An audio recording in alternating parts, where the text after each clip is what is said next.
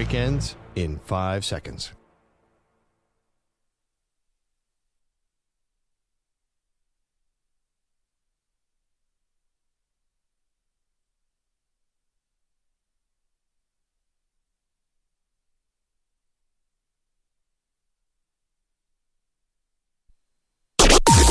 Maggie and Perloff on the Infinity Sports Network.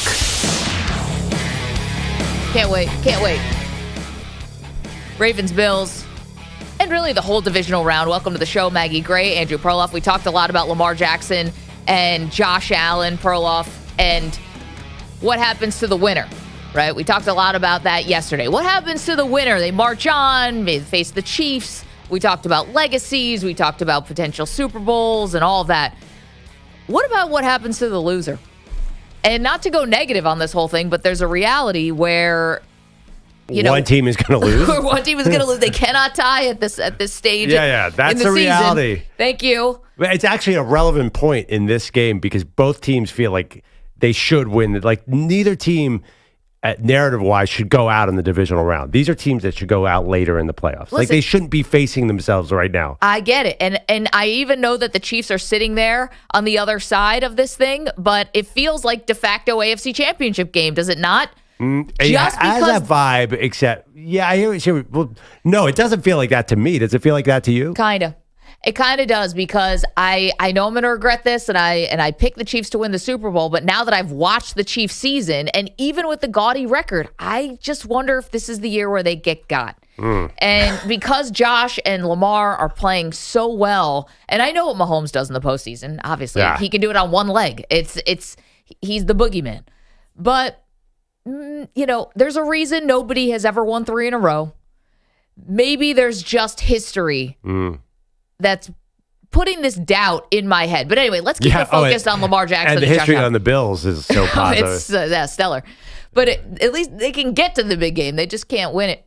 I guess, what happens to the loser of this game, it obviously depends a lot how it plays out. If Lamar has a game like last year's AFC Championship game, and he's about to win his 3rd MVP, it will be an avalanche of criticism on him. And I think people would say rightly so.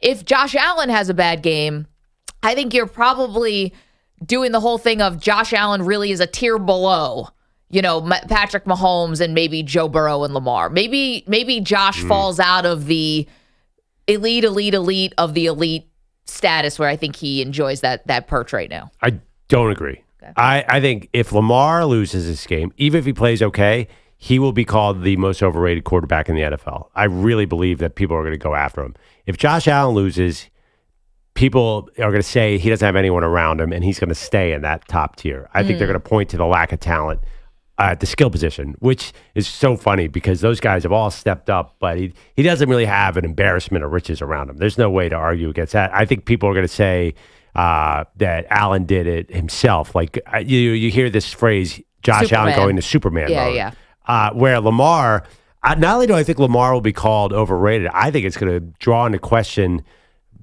can that kind of running quarterback win at the highest level? Because Mahomes runs, but not like that. I think they're going to say, well, come playoff, you can put the clamps down on a pure running quarterback. Now, Allen is also a running quarterback, ironically, but he's not running I think Lamar's running twice as much as Allen. So I think it's a huge game. If Lamar doesn't win this game, even if he plays okay, it is going to be an avalanche of criticism because he's put the bar so darn high. 3 MVPs. His numbers are insane in the regular season. I think he, because of his excellent play, is setting himself up for a much bigger fall. Well, and he's also had it's not just last year's AFC Championship game. There's been some bad playoff games, right? Like his playoff record sitting at 3-4 is just not, you can see the metrics, they all go down, everything about his playoff, and you'd expect it because you're playing these incredible defenses, like the competition steps up. It's funny. I also wonder if there's a thing about, we're talking about who loses this game and what happens sort of to the person who comes up short. I wonder if you start seeing a little of Josh Allen's frustrations with Buffalo. Like, say Josh Allen loses this game. Say Buffalo loses. Whoa. Do you start getting the frustrations? Because this is the thing about at least John Harbaugh and the Ravens. You have a proof of concept that this organization can win a title. You have a proof of concept that John Harbaugh can beat his brother, of all people, in a Super Bowl. You know that they're thought of as one of the best front offices, and how they draft. I don't know if maybe it's a little overrated sometimes because look at Lamar's weapons. You love a Mark Andrews and you love Zay Flowers, but, he hasn't exactly been he's never found his Jamar Chase. He's never had his Devontae Adams. He's never had his guy, right? Well, it was hard to get a Jamar Chase because they never drafted a 5. But I mean, but then the counter argument is like maybe Lamar doesn't throw downfield like that because he holds the ball. That's true. Maybe but regardless, I totally see what you're saying. But go back one step. Josh Allen, I feel like Josh Allen's a Bill for life. Is there any chance he starts to tire of the situation? Well, listen, you guys know me. I've got the whole Buffalo Bills corner behind me. I've been a fan my entire life of the franchise. I hope that he is. This is the guy we've been manifesting. While you're sitting there watching JP Lossman and wondering why me. I think nobody who's not a Bills fan has ever. You're sitting there wondering, JP Lossman, why me? Why did God do this to me? It's already dark and cold and gray. Yeah. And you also have to give me Trent Edwards. Like, why am I being punished? Yeah. No, there were years of my life where it was impossible for the Bills to cross the 50-yard line, let alone now this dude just falls from the sky and becomes one of the great quarterbacks of the generation. You're going back to that Superman model. It's like this guy comes from planet Krypton to Western New York. Planet Krypton, a.k.a. Wyoming. No, he's from California. But I think that I hear what you're saying. So what is if Josh Allen loses, what is he actually saying to the front office? Like, what are they missing? Like, what... we're advancing ahead if they lose. Does he say, get me more receivers? They have a good O-line? Oh, yeah, they do, and they pay up, and Deion Dawkins is there and all of that, not to get into like a Bills minutia, the depth chart. I think depending how the game plays out, if Sean McDermott chokes this one away, or if it, a bad decision, bad coaching decision, bad clock management, this game I think is going to be a one-score game. I hope it's a one-score game. If it's not, it probably means the Ravens blew them out like they did in Week 4. But I think Sean McDermott is probably the guy would take the most slings and arrows. Yeah, out of anybody. It's amazing. We figured it out that if the Bills lose, it's going to go on Sean McDermott. If the Ravens lose, it's going to go on Lamar Jackson. At least that's my opinion. Do you agree about the Ravens losing? Yeah, I mean, again, it's probably gonna. What does it look like, right? What does the game actually look like? But I think for the loser here, I think for the Bills, you have a lot more chances of some kind of upheaval, right? Like in terms of the coaching staff or something. Really, like that. No, we argue about this. I feel like this is an annual debate. Is Sean McDermott going to get fired? This dude won a ton of games. He's won the division 6 years in a row. They're not going to fire him. I'm watching Mike McCarthy win 12 games. Oh my God. They can't win. You don't understand the differences between those two situations? No, I do. I guess there's a question, though, where you have an all-time great player, at least I think so, and if you can't get over the hump, then maybe you need a different voice. I always find this so fascinating, right? That the Bills are in the postseason now with Josh Allen all the time, and they're contenders all the time. Sean McDermott got one Coach of the Year vote? No. And there's a stat where guys who have been coaching as a head coach, after they're in year 7, if they haven't won a Super Bowl by year 7 of being a head coach, it is so rare that it happens after that. Well, you're talking. That was about Matt LaFleur, not about that stat that was out there on social media. Apply it. People don't think Sean McDermott is a great coach. I think people think he's a good defensive coach. I think that Sean McDermott's national reputation is a little stronger than what I hear from you. I think his national reputation is irrelevant. But by the way, the Coach of the Year is set up so differently. It's not like once you get to 11 wins, you're not going to win the Coach of the Year ever again.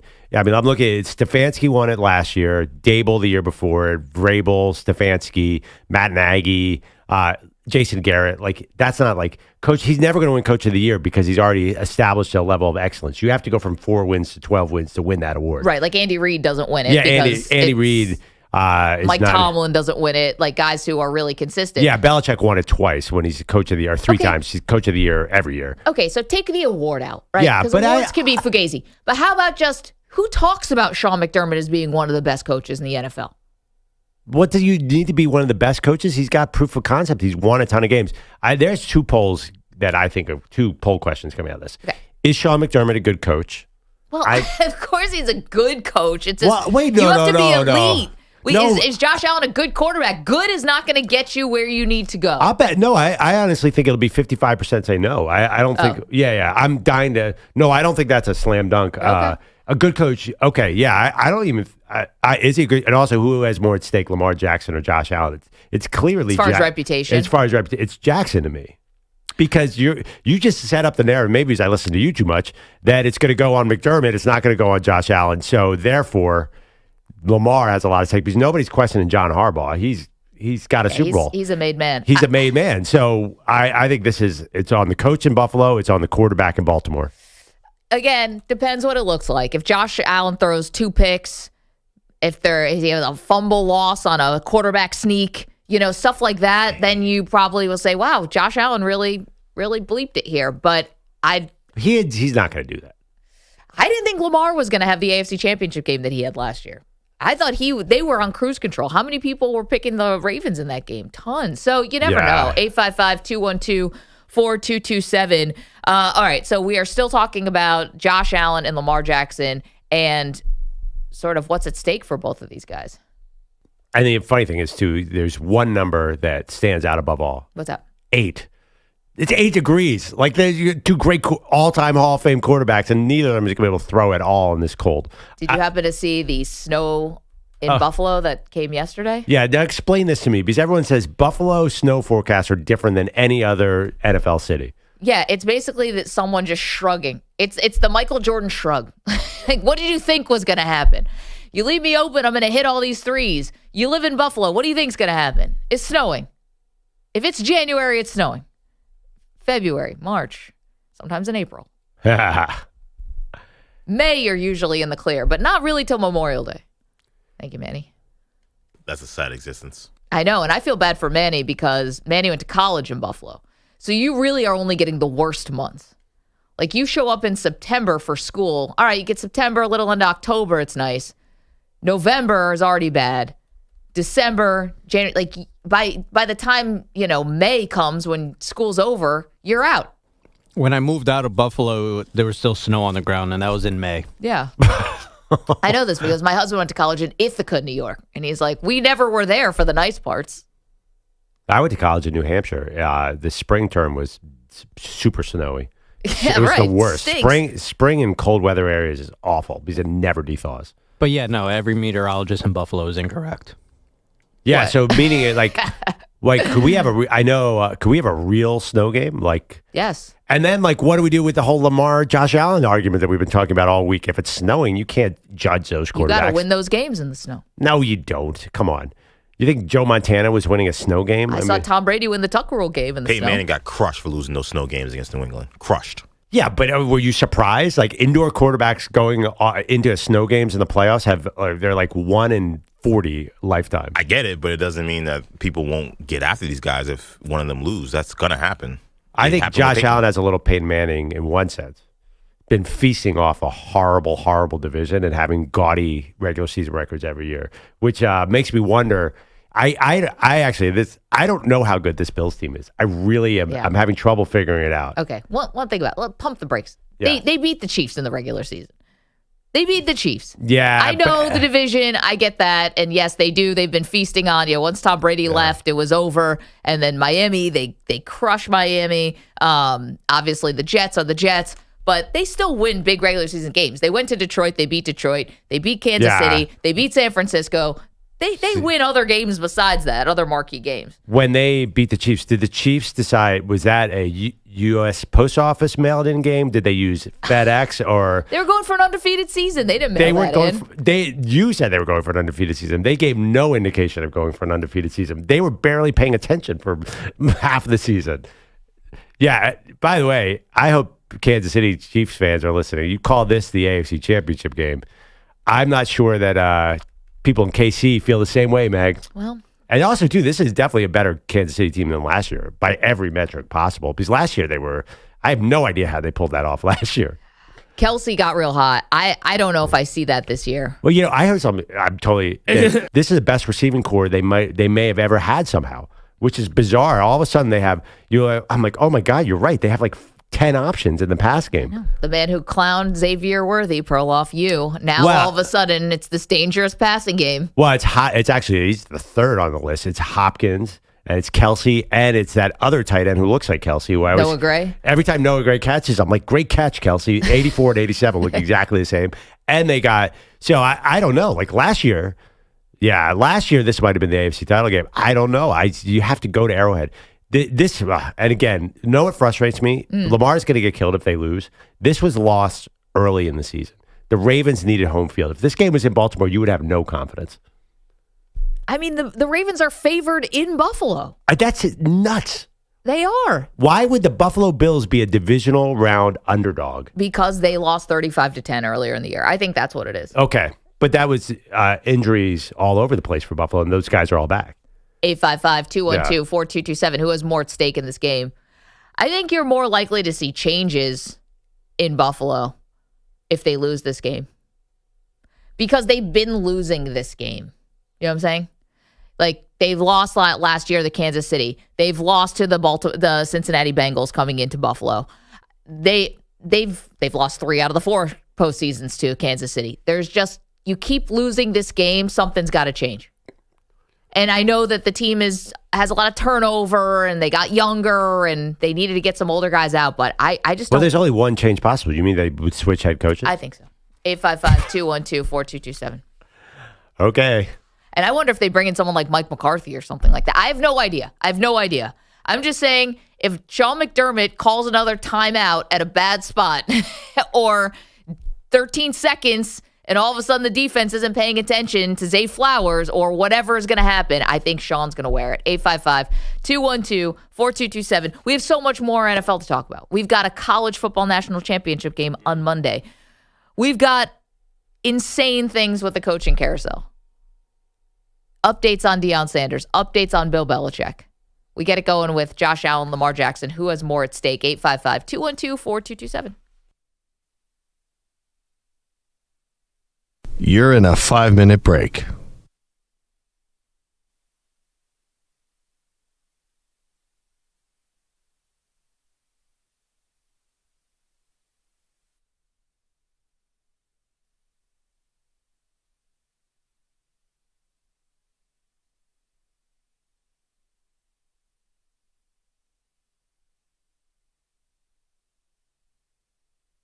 Four minutes, 30 seconds remaining.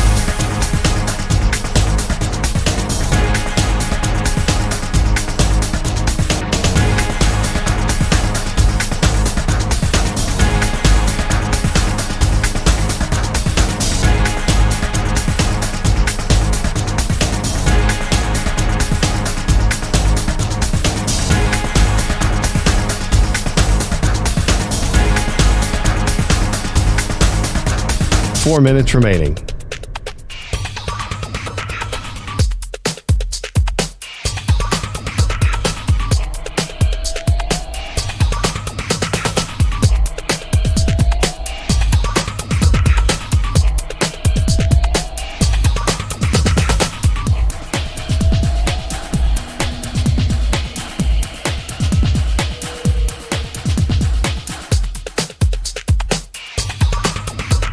Three minutes, 30 seconds remaining.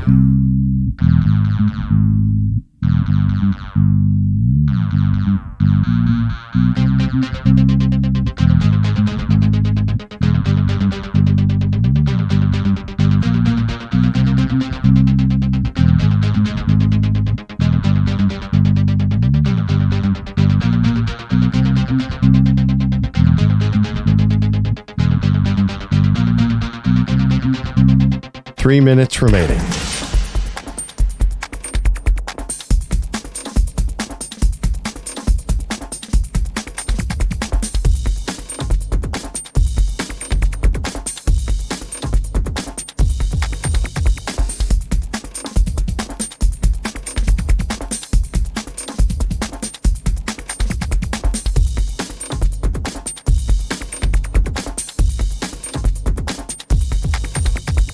Two minutes, 30 seconds remaining.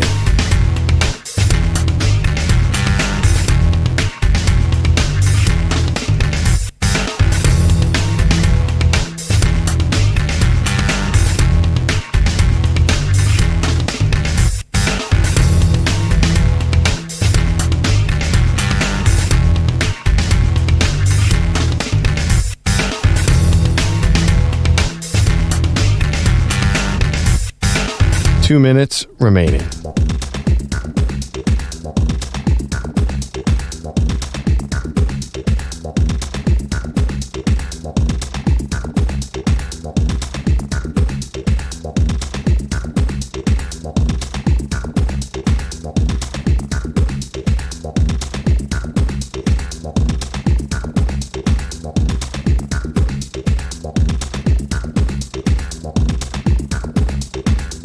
One minute, 30 seconds remaining.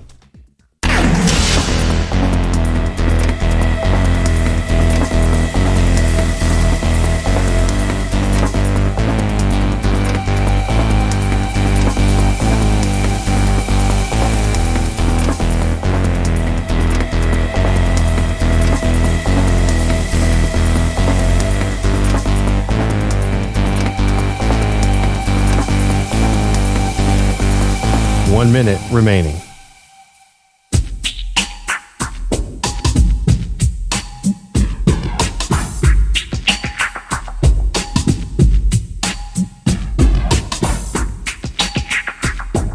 "45 seconds remaining.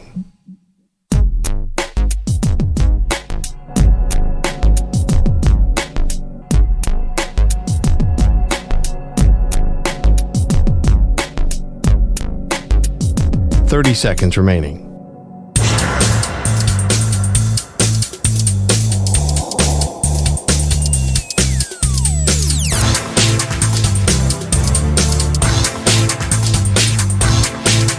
"15 seconds.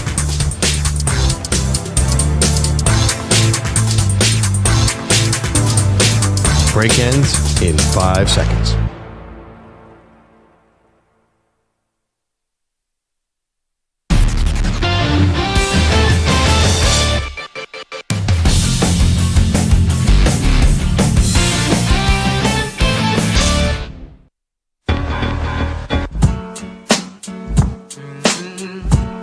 Welcome back, Maggie and Perloff Show. You know what's funny? What? We both are fans of teams that are alive in the next round. And even I am obsessed with your game. And I'm barely paying attention to my game. Yeah. That's how big this Bills-Ravens game is.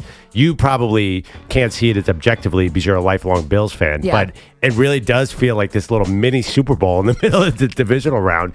I'm a little bummed. I am bummed because of the weather. And I know that's an excuse, and like, this is football, you're supposed to be tough, but it would be, I'd love to see these guys in an indoor setting and let Allen and Lamar cook. There's no way they can cook in this 8 degrees. Well, we're going to see, because again, they can both use their legs, so at least that keeps it Right. alive. It's not like this, we're watching Matt Ryan versus Eli Manning or something. But you're tying their one hand behind their back. What makes them so spectacular is not just the runs, the fact that they all of a sudden pull back and throw a 60-yard laser down the field. I think it might come down to one of those big explosive plays, even with the crappy weather. Now, if it's snowing, a little bit harder precipitation, it doesn't look like there's going to be a lot of wind. But again, it's Buffalo. Who the hell knows? But it's just going to be cold, really, really cold. I think it's way harder to catch that long pass in the cold. I don't even think it's the quarterback. I think it's that frozen rock, especially when Josh Allen throws it. And you always talk about Stephon Diggs being this great bad ball catcher. I don't know if the Bills receivers can step up and make that catch. I don't know that they need to. I mean, the key, how the Chiefs beat the Ravens was they just possessed the ball the entire first half and got a lead. So the Bills are going to want to do that. They are not going to throw it at all, right? They're going to run. Well, running, but then also I saw that, the way that the betting market is leaning is advising people to take under on a lot of James Cook props, and I was really surprised by that. I think the tight ends are going to be really important in this game too. Under Baltimore's run defense is awesome. Is right really now. good. Yeah. I think the tight ends are really going to come into play. Tight end and Khalil Shakir, if we're looking at it from the Bills' point of view, and then if you're looking at it from the Baltimore Ravens' point of view, I mean, the Bills have to prove they can stop Derrick Henry. That's first and foremost. That's number one. And then you've got to figure out how are you going to, make sure that if Zay Flowers is playing, how much attention are you giving to him? And then also Isaiah Likely, who has the potential. We all know about Mark Andrews. Isaiah Likely also has the potential to really go off. And so how do you cover these bigger tight ends when you're going to have your linebackers and safeties are probably going to have to help a little bit with Derrick Henry? Yeah, and I actually read that the Bills' strength is not covering tight ends. No. That you can take advantage of that level of the defense. The middle of the field is generally open. Yeah, that's not this a great other thing. issue is that the Ravens are the size of the Ravens O line could be a problem for the Bills defense, which is not a huge defense. So if the Ravens have their way, they'll just come out and they will road grade the Bills. That they are going to try and establish, and also too, you think of Derrick Henry, it's like this freight truck coming down down the lane at you. That they're just going to try and out physical Buffalo because Buffalo's not like how big? Like you're looking at Ed Oliver's not like Vita Vea. No, like they're not set up with those massive run stoppers. I get that, but this is a lot of high draft capital that they've invested on this defensive line. Yeah, to try to get to the quarterback. It's all pass rushers. Yeah, it's Von Miller's and stuff like that. Where they're because you've always said it. Who are they trying to beat? Mahomes. And this is not Mahomes. But that being said, I think it's whoever gets the lead in this game is just going to try and run it out. And that being said, I still would not go the under on this game because can't you see fourth quarter, like these two quarterbacks just finally finding the rhythm and say, forget it, I'm going to throw it, even though I've been running all game? Yes. And also, I think everything from 4th and 4 is in play. And I'm being serious.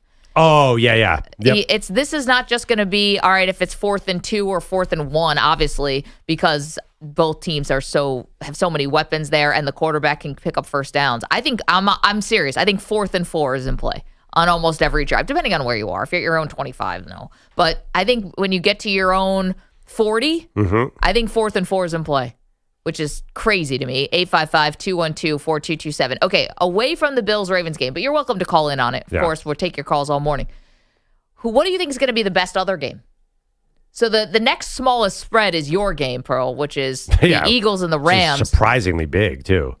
And then you got Houston, and you've got Kansas City, and then you've got Detroit and the Commanders. What do you think is going to be the next best game if we think that Ravens-Bills is going to take the weekend? Well, best like closest or best like the Lions game will be the most entertaining, but I think the closest game will be the Rams-Eagles because, I mean, if this game was in LA, I would pick the Rams 10 times out of 10. Since it's in Philly, I will pick the Eagles 10 times out of 10. It's hard for a West Coast indoor team to travel east. Stafford has struggled on the East Coast certain times. But I still think that the Rams and the Eagles are two other teams. They're going to try and slow the game down, get a lead, and establish their running backs. Kyron Williams is great for the Rams. Saquon is the superstar. So I think this game could be kind of a grind like the Eagles win over the Packers. So in that sense, I don't see this as a big blowout either way. 855-212-4227. I think the game with the most blowout potential is, you got to say, the Lions, right? I mean, but sure. I mean, it's a 9.5 point spread. That and also the way the Lions have been able to score. But oddly enough, this is going to be the game where I will be exposing myself to the most risk when we make our picks later on. Ooh. I'm gonna regret it. I'm already regretting it. We're not making the picks for another 3 hours. I got to be honest. 9.5 points? What is it's going a lot. on? What? But the Lions can drop 50 on anybody. We're going to have Nick Costos on from BetQL later.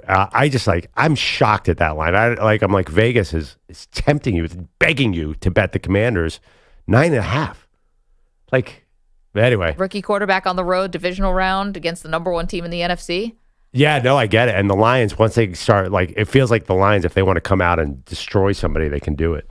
855-212-4227. Today's the day. Today's the big day. 375. Put it in your brain. Babe Ruth, John Elway, Reggie Bush at USC. That's how we're remembering our new Sirius XM channel. 375, Bogish. We're expecting a 375 tattoo somewhere. Bicep. I don't know, wherever you want to do it. Lower back. That's the cool place still, right? A little tramp stamp 375. Yeah. I So heard earlier Bogish. today that Bogish is not a tattoo guy. Yeah. I don't think, do any of us have tattoos on the show? Manny does. What do you got, pal? Fess up. I've got a tattoo of a lion on my thigh, and I have an anklet tattoo as well. What's the lion? What's that represent? I was The Lion King? I was a freshman in college. That's what it Spring represents. break and, Manny, Big Simba guy. Is it Simba being held up? Yes, but Jalen Brunson's head is superimposed over Simba, so that's Wow, that's a lot of foresight. You knew then when Jalen Brunson was a freshman in Villanova. that's right. Yes. Yeah. Was this spring break? No. Okay. It was just an impulsive. I want to get a tattoo. I don't have a great. Idea of anything. Yeah. Lion it is. Rare. What's right on your the ankle? thigh. What happened? Why On the upper thigh or on the lower? on the upper thigh, yes, because I wanted to hide it from my parents, but they found out anyway. Stop wearing those short shorts around the house, Manny. yeah, that was a mistake. I think we all have to do our own local 375 because mine is better than all of yours. I got a crazy good 375. You couldn't think of a 5 yesterday for Philadelphia. No, I got one. Yeah, we thought of one 2 minutes after. I couldn't think of. Yeah, then I had to like, oh yeah, that guy's number 5. But I didn't even like this guy. But yeah, but I got Allen Iverson into Donovan McNabb into Ron Jaworski. Beat that. Well, first of all, how come you couldn't think of Donovan McNabb yesterday? You said on the show, Philadelphia Fives. I couldn't think of I'm not great anybody. with jersey numbers. I'm not going to lie to you. It's not one of my strengths. The chat was very upset about this. Yeah. You're jersey number blind. Everybody in Philadelphia can't stand Donovan. They like him now as a personality, but like he was very polarizing for many, many years. No, I just thought you would remember him. Yeah. No. I'm terrible with numbers. I had to Google, like, I'm terrible to, and I was like, is Bryce Harper a 3 or a 5 or a 7? I feel like he is. He's a 3. Yeah, And I realized I had to Google But I mean, you got to yesterday. give it to Iverson. Yeah. I mean, the Yankees one is probably the one that most people shorthand would know 375. Right, but I feel this like is our we're new Sirius XM channel 375. We're cheating with the Yankees because by definition, they always use those numbers for the legends.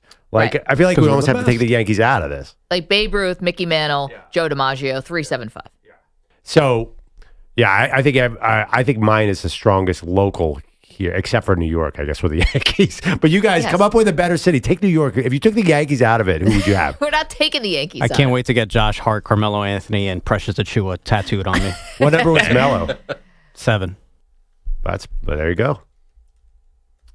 375. Big day for us. Sirius XM channel 375. Of course, you can watch the show youtube.com/Infinity Sports Net, twitch.tv/Infinity Sports Network, where the Twitch chat was on fire yesterday. EJ was telling us. On X at Maggie Gray. Come in, watch the show. Our amazing Infinity Sports Network affiliates, the free Odyssey app where you can listen to us. We have a podcast or broadcast in Mars. We will be the first correspondents to outer space. Outer space. Any Bills Heard that, Elon? Any Bills fans up there? Where someone's just like, Yeah. go Bills. Yeah. Ills. Someone's breaking a table up there as we speak. Bogus says headlines. Hi. Wait, I don't want to leave Manny's body yet. What's on your ankle, sweetheart? An anklet tattoo, a tribal anklet tattoo. You didn't want to go with the barbed wire? No, I did not want to go with What barbed wire. tribe? Yep, all of them. Okay. It's indigenous. It's all inclusive. Indigenous to All of them. to Westchester, New York is The Iroquois. the Iroquois. Those were the native Yeah. New Yorkers. It's actually everybody. the Algonquin Indians that first came up with the ankle tattoo. Manny trying to explain. Was that was also impulsive, or did you think that went out a little more? That was also impulsive, yes. All of my decisions are impulsive that I later regret. Hey, whoever said that you have to have no regrets in your life, that's false. I have some regrets. Your regrets. I've had a few. Frank Sinatra And I am going to make some more. tonight around 10. Probably, yes. Your headlines Did are... you get them both at the same time, the tattoos? No, I got them about 2 years apart, but I really want another tattoo. And I floated an idea around to Bogish, and he told me that I'm an idiot, so. No. I did not tell you you're an idiot. I don't disagree. It's a good idea. I just, you're 0 for 2 on tattoos. Do you want to do this again? What's the idea? Let's bring it to the class. I kind of want to get the outside of Madison Square Garden tattooed on me with the Empire State Building in the background. Ugh. Perloff. You also Don't have listen Penn to Perloff. Station in that mix. That's what actually I hate the little 3-block area around Madison Square Garden. It's How so about disgusting. The New well, Jersey Transit Yeah. train schedule. Yeah, Well, I yeah. don't live in New Jersey, so that'd be True. incredibly weird, and that would make no sense. I mean, Grand Central is nice. That's pretty. Oh, that's a great idea. Maybe I could get the How clock about tattooed the on me. top of Grand Central, the ceiling? Trying to, or I could do the ceiling of Madison Square Garden. I'm trying to get a sleeve going eventually. Well, then you should. Why listen to Bogish? He doesn't even have a tattoo. You have a resource right under your nose. Our old boss, Spike Eskin. Yeah. Spike basically had like neck tattoos. He's got 2 sleeves. I mean, we got a resource coming on at 8:20. Yeah. Oh, Costos. Yeah. Can I throw out a suggestion? There are a few people who have Andrew Perloff tattoos on their body. I've seen that guy. Yeah. No, there's What? another guy, too, I think, who put all the Dan Patrick Show staff on his body.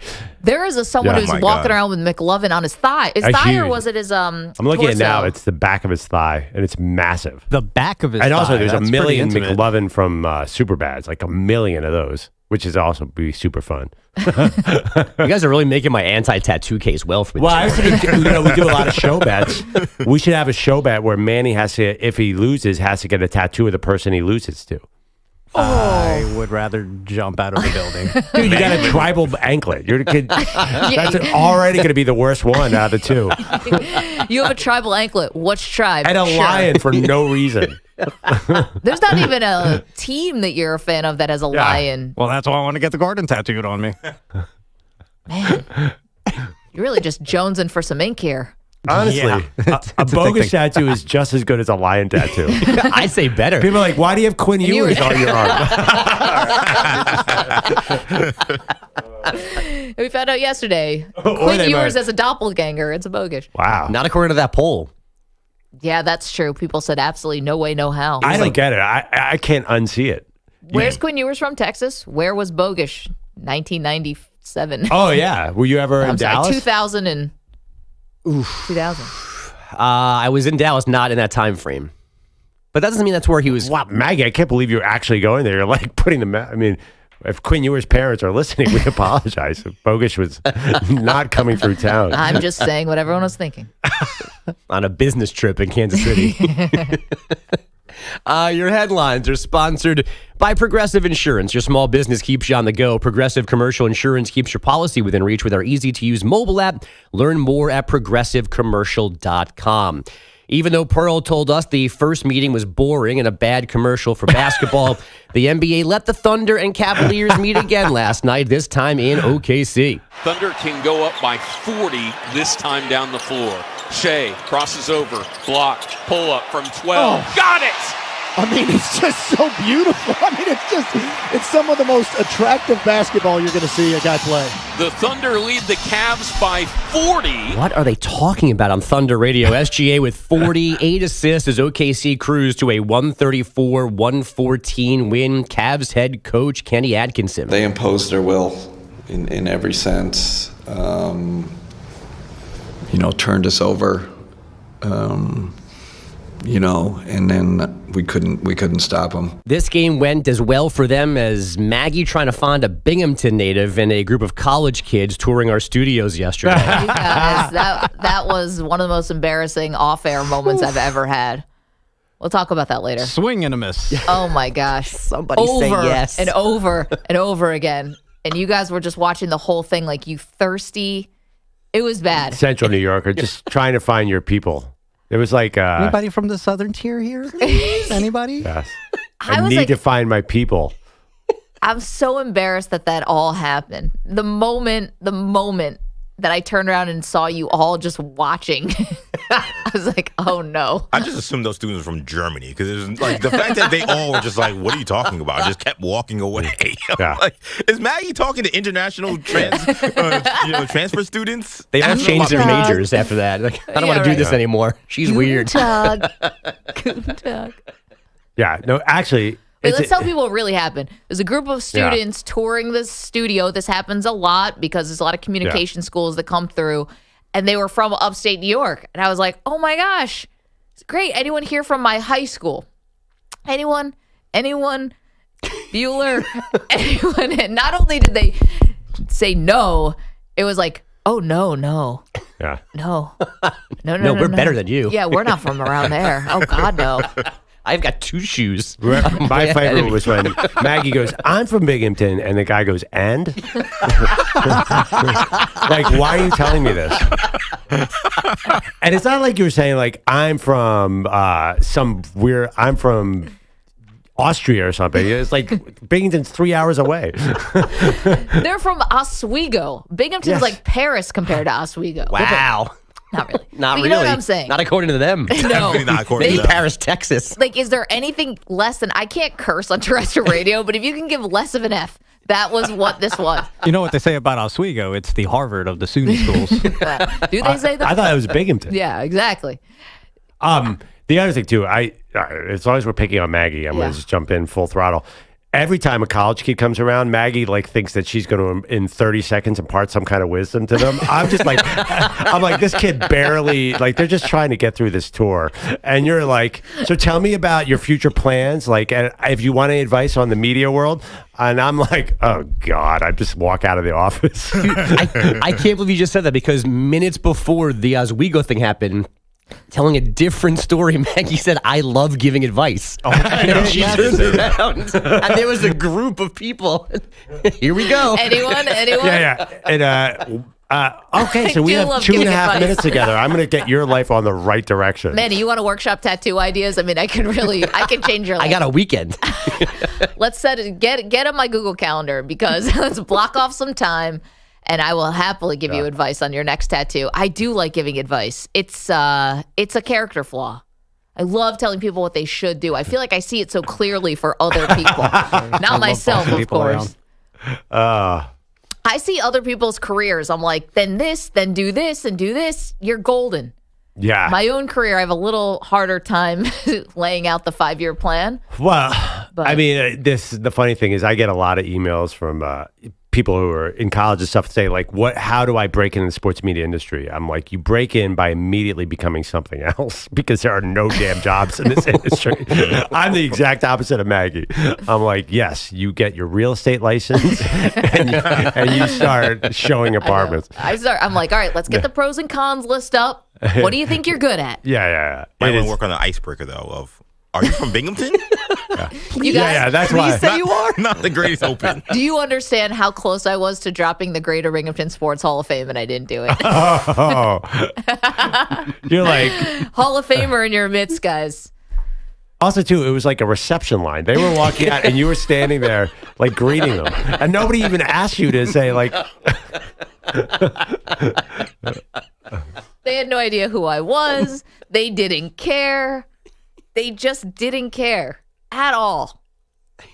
At all. And all of that happened in front of your colleagues. Yes. And I cared very much. And that was a bad combination. yeah. No, it is a admirable thing that you want to help out young people. Listen, it's called paying it forward, Pearl. Yeah. It felt like a 15-minute episode. How long did it happen?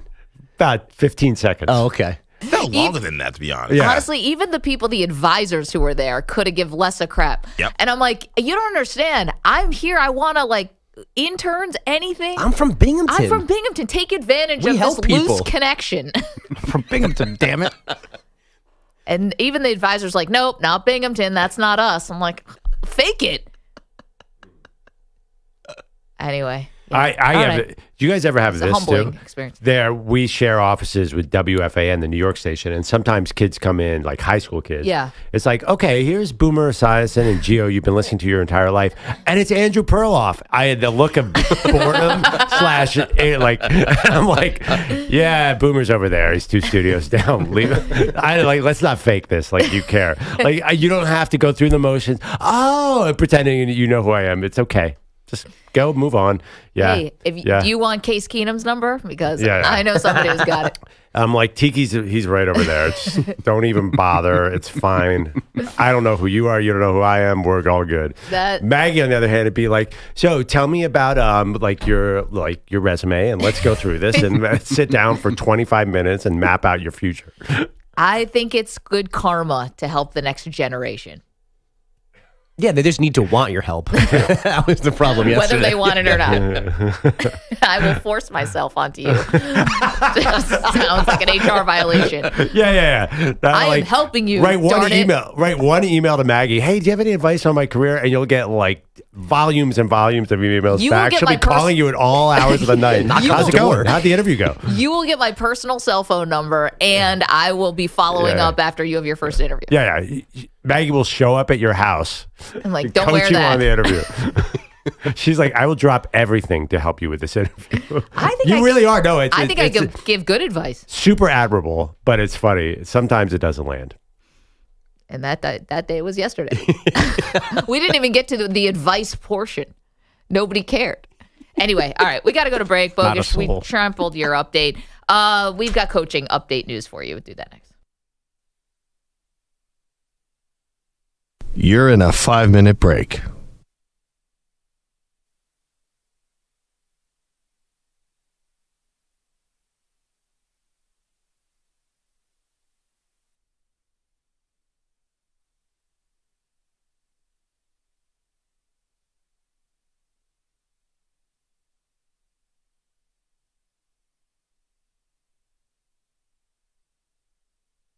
Four minutes, 30 seconds remaining.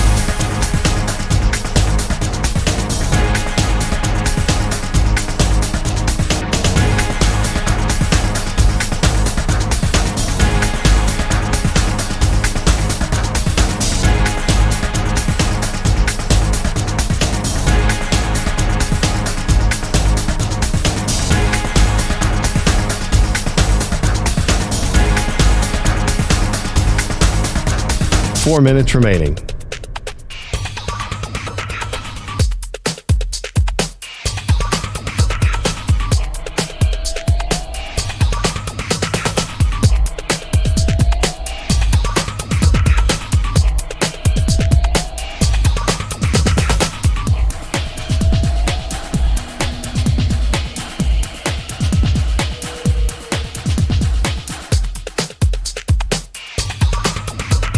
Three minutes, 30 seconds remaining.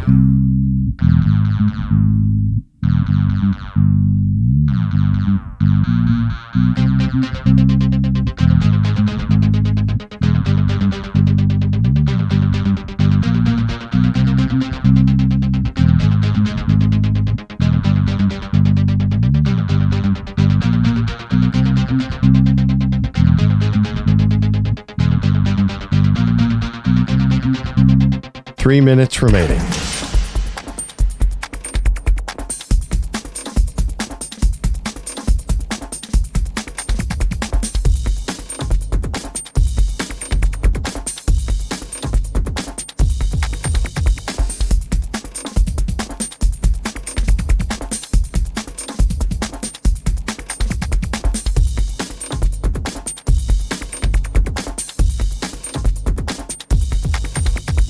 Two minutes, 30 seconds remaining.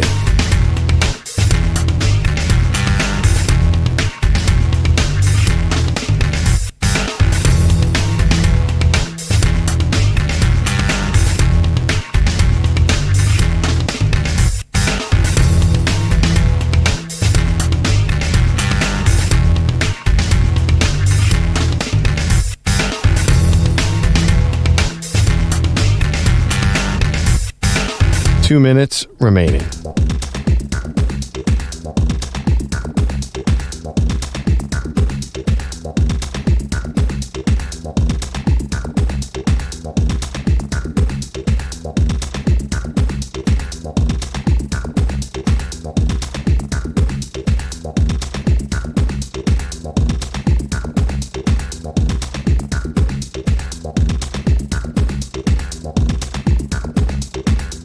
One minute, 30 seconds remaining.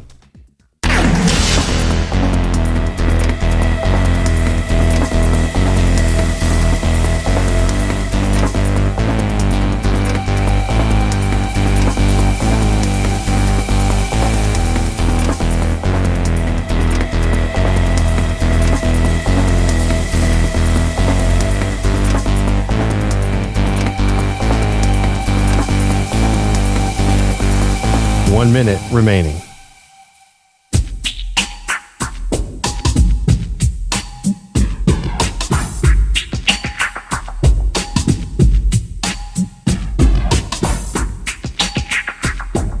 45 seconds remaining.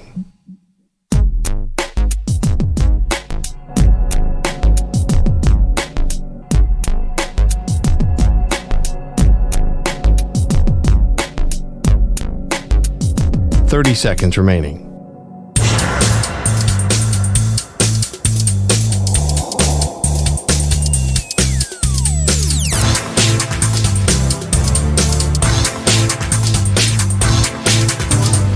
Seconds.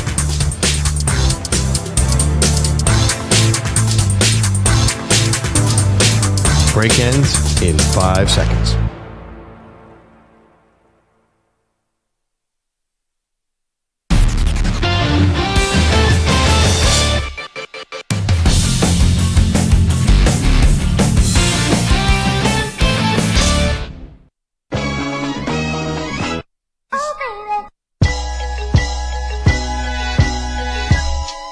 So much football this weekend. Amazing divisional round. I predict Perloff it's going to be 10 times better than the wild card round. Yeah. Although there are some really big spreads. Let's go to Barry, who's in New Jersey. Wants to talk about something that, Barry, you and Perloff are same book, same page about one of your concerns for the Philadelphia Eagles this weekend.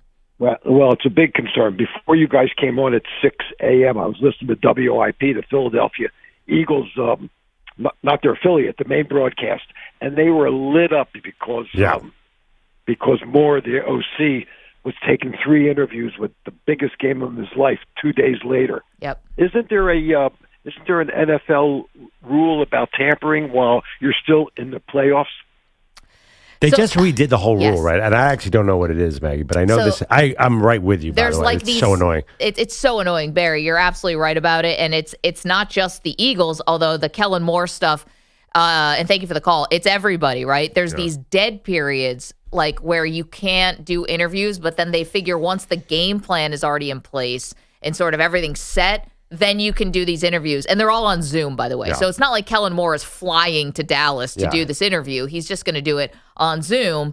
And it can't be more than 3 hours long. I just wonder when you're doing these interviews and say you are trying to sell yourself to the Dallas Cowboys, if you're Kellen Moore, how much time did you have to spend prepping to look at Dallas's roster and their cap situation and going back and watching some of their games? And, how much do the teams who are doing the interviews expect these coordinators to know about their team? I know. It's great. I assume, if you're Kellen Moore, what do you care about this upcoming? This is your life. This is your career. This is the biggest job interview of your life. Of course you're going to prep for it. And it's funny, there are 8 teams in this round. 2 of them have head coaches who are coordinators, McVay and Reed. All 6 other coordinators are all interviewing. Yep. Every single offensive coordinator. So it's not just the Eagles, but for some reason, the Kellen Moore one, for 2 reasons, is really hitting home because Nick Sirianni has no idea how to run an offense. And secondly, it's the Cowboys who are sabotaging their arch rival by making Kellen Moore interview. So all the Sloak is interviewing, Bobby Sloak of Houston's interviewing, Cliff Kingsbury Washington's interviewing, Ben Johnson is interviewing for Detroit, Todd Monken of Baltimore, and Joe Brady of Buffalo. They're all interviewing. And then the defensive coordinators on the 2 other teams, Spagnuolo. So this is happening all over. Oh, it's super Every annoying. game. This used to happen, and you're right. There's another part of this too, which is people have been pointing out the fact that Tom Brady is calling the Lions Commanders game for Fox, and he's interviewing both coordinators.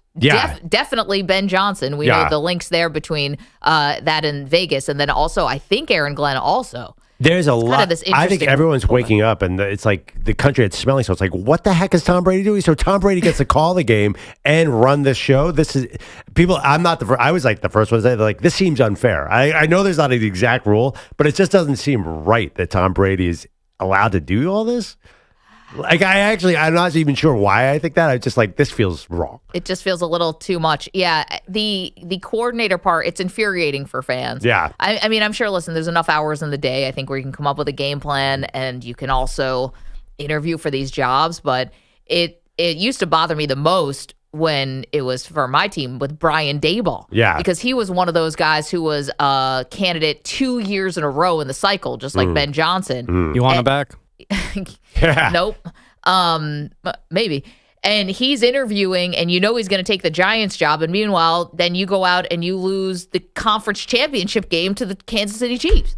Yeah. And it's like, what are we doing here? But that wasn't, that wasn't really on Dable, though. Well, there's some things that have come out after the fact about Dable being too chatty on the headset. It got interfered in everyone's way. What and then about, he just leaves. But nobody cares about Joe Brady interviewing, ironically, because everyone knows Joe Brady just wants to hand the ball off and run Josh Allen. Like, you don't need a game plan. Just, hey, Josh, here's the ball. Go win it for us. What is on the line for the Chiefs in this postseason run? Because it's either everything or nothing.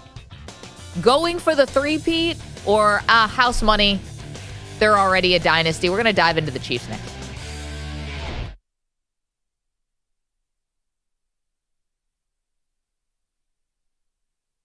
You're in a 5-minute break.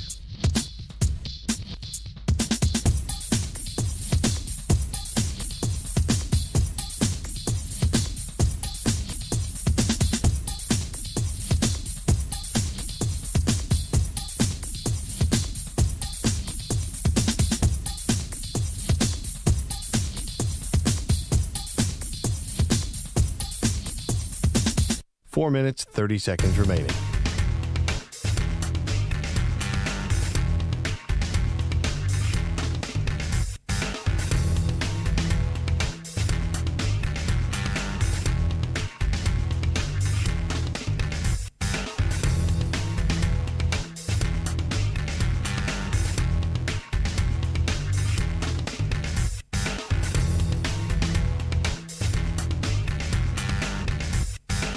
Four minutes remaining.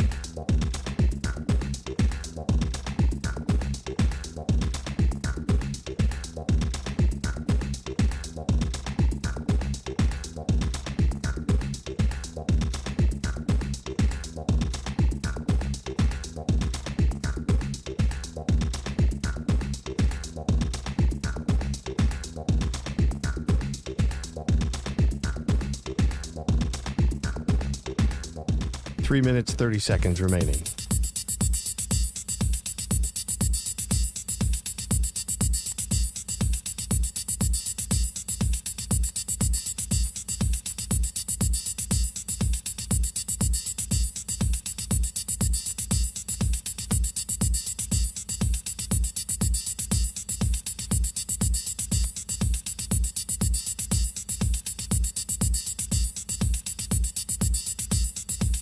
Three minutes remaining.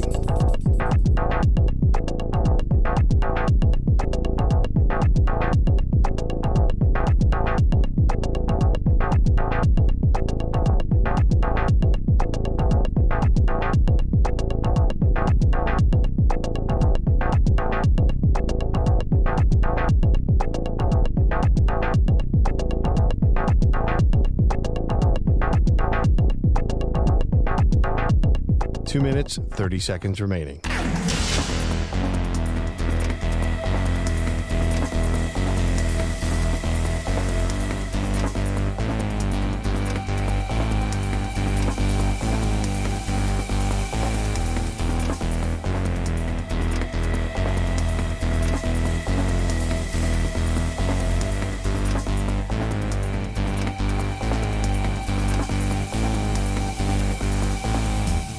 Two minutes remaining.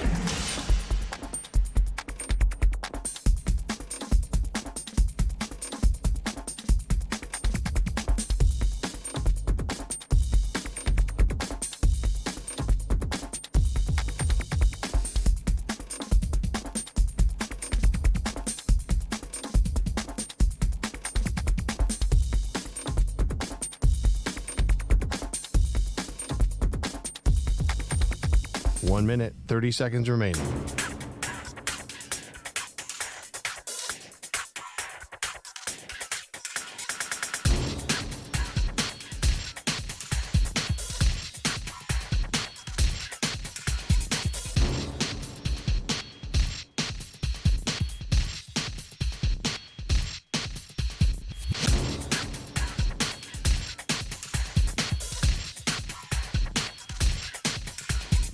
One minute remaining.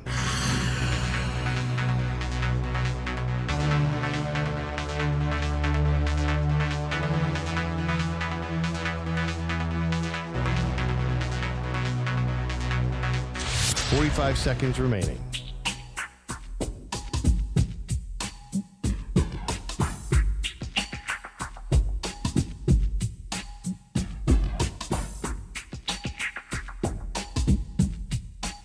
Seconds remaining.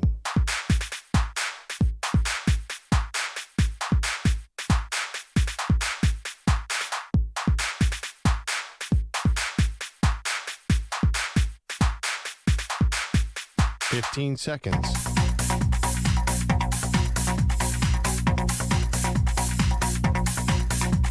Break ends in 5 seconds.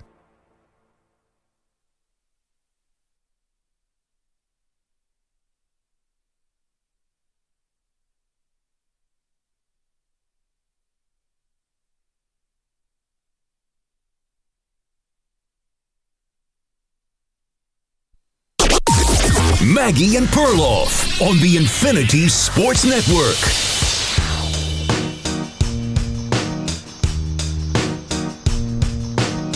All right, welcome back, Maggie and Perloff Show.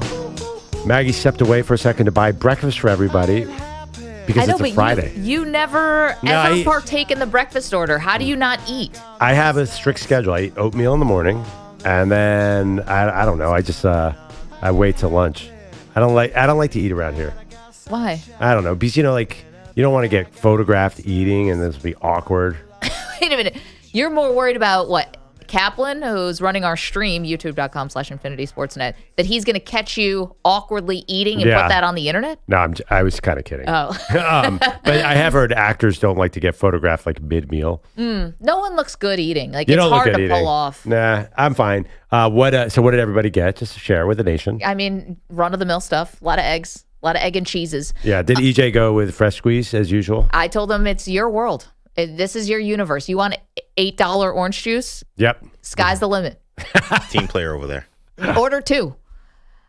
I haven't won a bet in 2.5 weeks. It's not like I've come into this big windfall of money, but just being the anti-Perloff here, order your bet, your fresh squeeze OJ. I had no choice. I lost a bet, and he got his fresh squeezed orange juice. You ordered $50 worth of orange juice one day. My favorite text of the thing was Andrew Bogus texted, who comes on later, and he said, I'm going to order breakfast for the crew, but no fresh squeezed orange juice. And EJ texts back to him, what's the point? Does breakfast even happen if it's not fresh squeeze OJ? We have a fairly champagne taste around here. Okay, divisional round. This is what's on the menu this weekend. Obviously, you got the Bills-Ravens is going to be the last game of the weekend, Pearl. The first game of the weekend is going to be that Chiefs-Texans game. And I think, listen, the Chiefs deserve every Lifetime Achievement Award, bet against them at your own risk, all of that. But I ask you, what's on the line for them really? Because they're on the precipice of this really historic run. They could become the first team ever to win 3 Super Bowls in a row. We all know that. But if they lose this game, no one's losing their job. Nobody's talking about changes. Nobody's going to say, oh gosh, Mahomes is gone. He can't win the big one. He's not going to fall a tier. There's there's nothing bad is going to happen to the Chiefs because they've been so successful. I can't tell if everything's on the line for them or nothing's on the line for them in this playoff run. Huh. Yeah, I mean, it's just a funny thing. It's like, well, Andy Reid's not going to get fired. Yeah, no duh. But I don't know. I don't think that they think like that. It just seems like great teams are always finding motivation, kind of like Tom Brady and the Patriots. Like nothing was at stake for any of those games, and Brady was still 100% in. I think they're just wired to treat every game like it's a life or death situation. So here's the part where it means everything, which is I don't know if anyone's catching Tom Brady with 7 Super Bowls. It's going to be really, really hard. Mahomes would be the one guy. He's already got 3. But if you can get 3 in a row, yeah, but does he already become, in some ways, I want to say better than Brady, but does he already surpass Brady? Because it's at least one thing Brady could never do. You know, it's like in order to be on the same level as someone who's considered the greatest of all time in a sport, you've got to take a different angle towards it, right? If you're going to chase him down, you need a different angle to try to get in that conversation. 7 might just be way too hard, but to do 3 in a row, now that is something that Brady could never do. It sets you apart, makes you different, all of that. Well, if he gets 3 in a row, that'll be 4. Yeah, that's amazing. Definitely getting. He's 29 years old. He's getting to 7 in his sleep. You don't think that between 30 and 40, Patrick Mahomes can get 3 Super Bowls? I don't. I mean, the cast around him keeps changing, and it doesn't seem to matter. Maybe if Reed retires, but even so, like he'll get 7. But regardless, okay, your what point, if they don't? But that's not your point. Wait, but here's the thing. What if they don't win this year? Do you still think they're getting to 7? To do 4? If they don't win this year, it's still going to be harder. But yeah, I mean, here's the thing: Brady played till he was 43 years old. That's not normal. But I'm not sure Mahomes is a mobile quarterback, especially when he needs to be. I don't see any reason he can't play to 42. That's a long time. So I think he has a really good shot. I don't think it's out of the realm of possibility. But to your original point, yeah, I do think that's a great point. If you get 3 in a row, Brady never did that. It did take Brady a long time to get 7. Oh, there was a 10-year drought at one point in between Super Bowls thanks to Manny's New York Giants. Mahomes, first of all, the GOAT, you know how GOAT debates work. Like, you don't even have to be as good as Brady because young people are ignorant and don't care about history, and they'll say Mahomes is the best anyway. Damn right. Looking at you, LeBron people out there. But I think Mahomes is fast on Brady's tail. Like, it's getting close. And I think you're already going to hear it big time if they win this. I do too. And I actually, I kind of see where people would be coming from. And here's the other thing that Mahomes has going for him. Talent-wise, we're just talking about athleticism and arm strength and all that stuff. Like Mahomes has got Brady already. Mahomes can throw left-handed. He could throw no look. He could throw sideways. He can sit back in the pocket all game. Then he can run for 45 yards. There's no 45-yard runs for Tom Brady. No, 855-212-4227. So it's kind of weird. Is everything or nothing on the line? I guess you just say for Mahomes in this playoff run, because I'm going to say everything, because I'm not with you in the automatically penciling in 7 Super Bowls. I get it looks really great. But again, it did take Brady playing to an unprecedented age, and a nearly unprecedented age, and it took him to, having to stay together with a coach for that amount of time.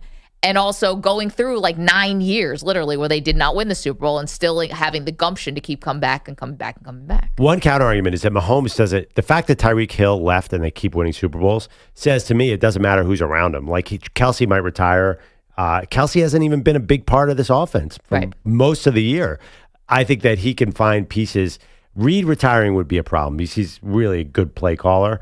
But I think that like the Patriots, they can find different ways to win as long as he's their quarterback. And also, too, one thing, we talked about this yesterday, like leadership. I think when Patrick Mahomes is there, like you don't slack off in practice because you're like the new goats over there. I got to play my best. I think that sort of rallies the whole team. Yeah, I think people gave their best for Tom Brady. They give their best for Patrick Mahomes. I do agree with you on that. It's funny. There was some news. Apparently, Travis Kelce was talking about how Taylor Swift is encouraging him to play as long as humanly possible. No, I didn't see that. Yeah. So she's not saying, hey, you got to hang up your career for me. She's saying go out there, play as long as possible. Yeah. I mean, is Chris Jones, when he eventually gets old and retires, would that be a big problem? Because he's sort of he's the Mahomes of that defense. He's unstoppable, and he single-handedly makes them a dangerous. I mean, they won with defense last year. That was not Mahomes at all. They shut down Lamar Jackson. That was impossible. And Chris Jones is a monster. Wait till they see what they do to that poor C.J. Stroud with that offensive line going against those guys. Yeah. I think that's the biggest mismatch in this divisional round is the Chiefs defense against the Texans O-line. Yeah, the O-line has just been a problem all year. It's led to some really, really disjointed offensive outputs for the Texans. I don't worry so much about the personnel side. I think the coaching side is what you hit on. So you have Spagnuolo, who's actually got some head coaching interviews this cycle, although we'll see. And then you have Matt Nagy, who also got some coaching interviews this cycle.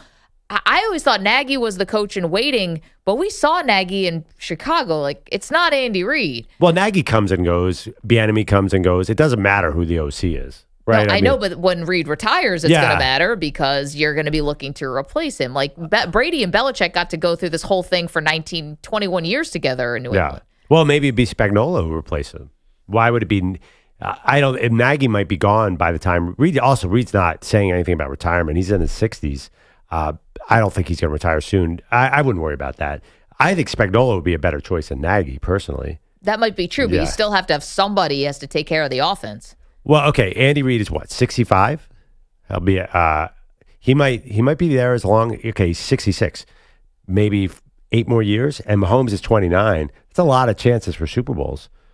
I think there's so much on the line for them in this run because that 3 in a row separates. And yeah, you might say, well, of course Mahomes is going to get 3 more. I mean, you still have Lamar out there. You still have Josh Allen. You still have Joe Burrow. You still have now Justin Herbert with Jim Harbaugh. You have who knows what's going to happen in Jacksonville. Maybe Trevor Lawrence finally finds something. You have no idea what's going to happen with C.J. Stroud. They fixed the offensive line. They're a thing again. Like the AFC is just so crazy stacked with quarterback talent. Get out of here. The AFC is so wildly overrated. Give me a break. No, I said quarterback talent. Yeah, I know. But I'm not. I think it doesn't really matter because Mahomes seems oblivious to who's on the other side of the ball. He's just going to do whatever he has to do to win.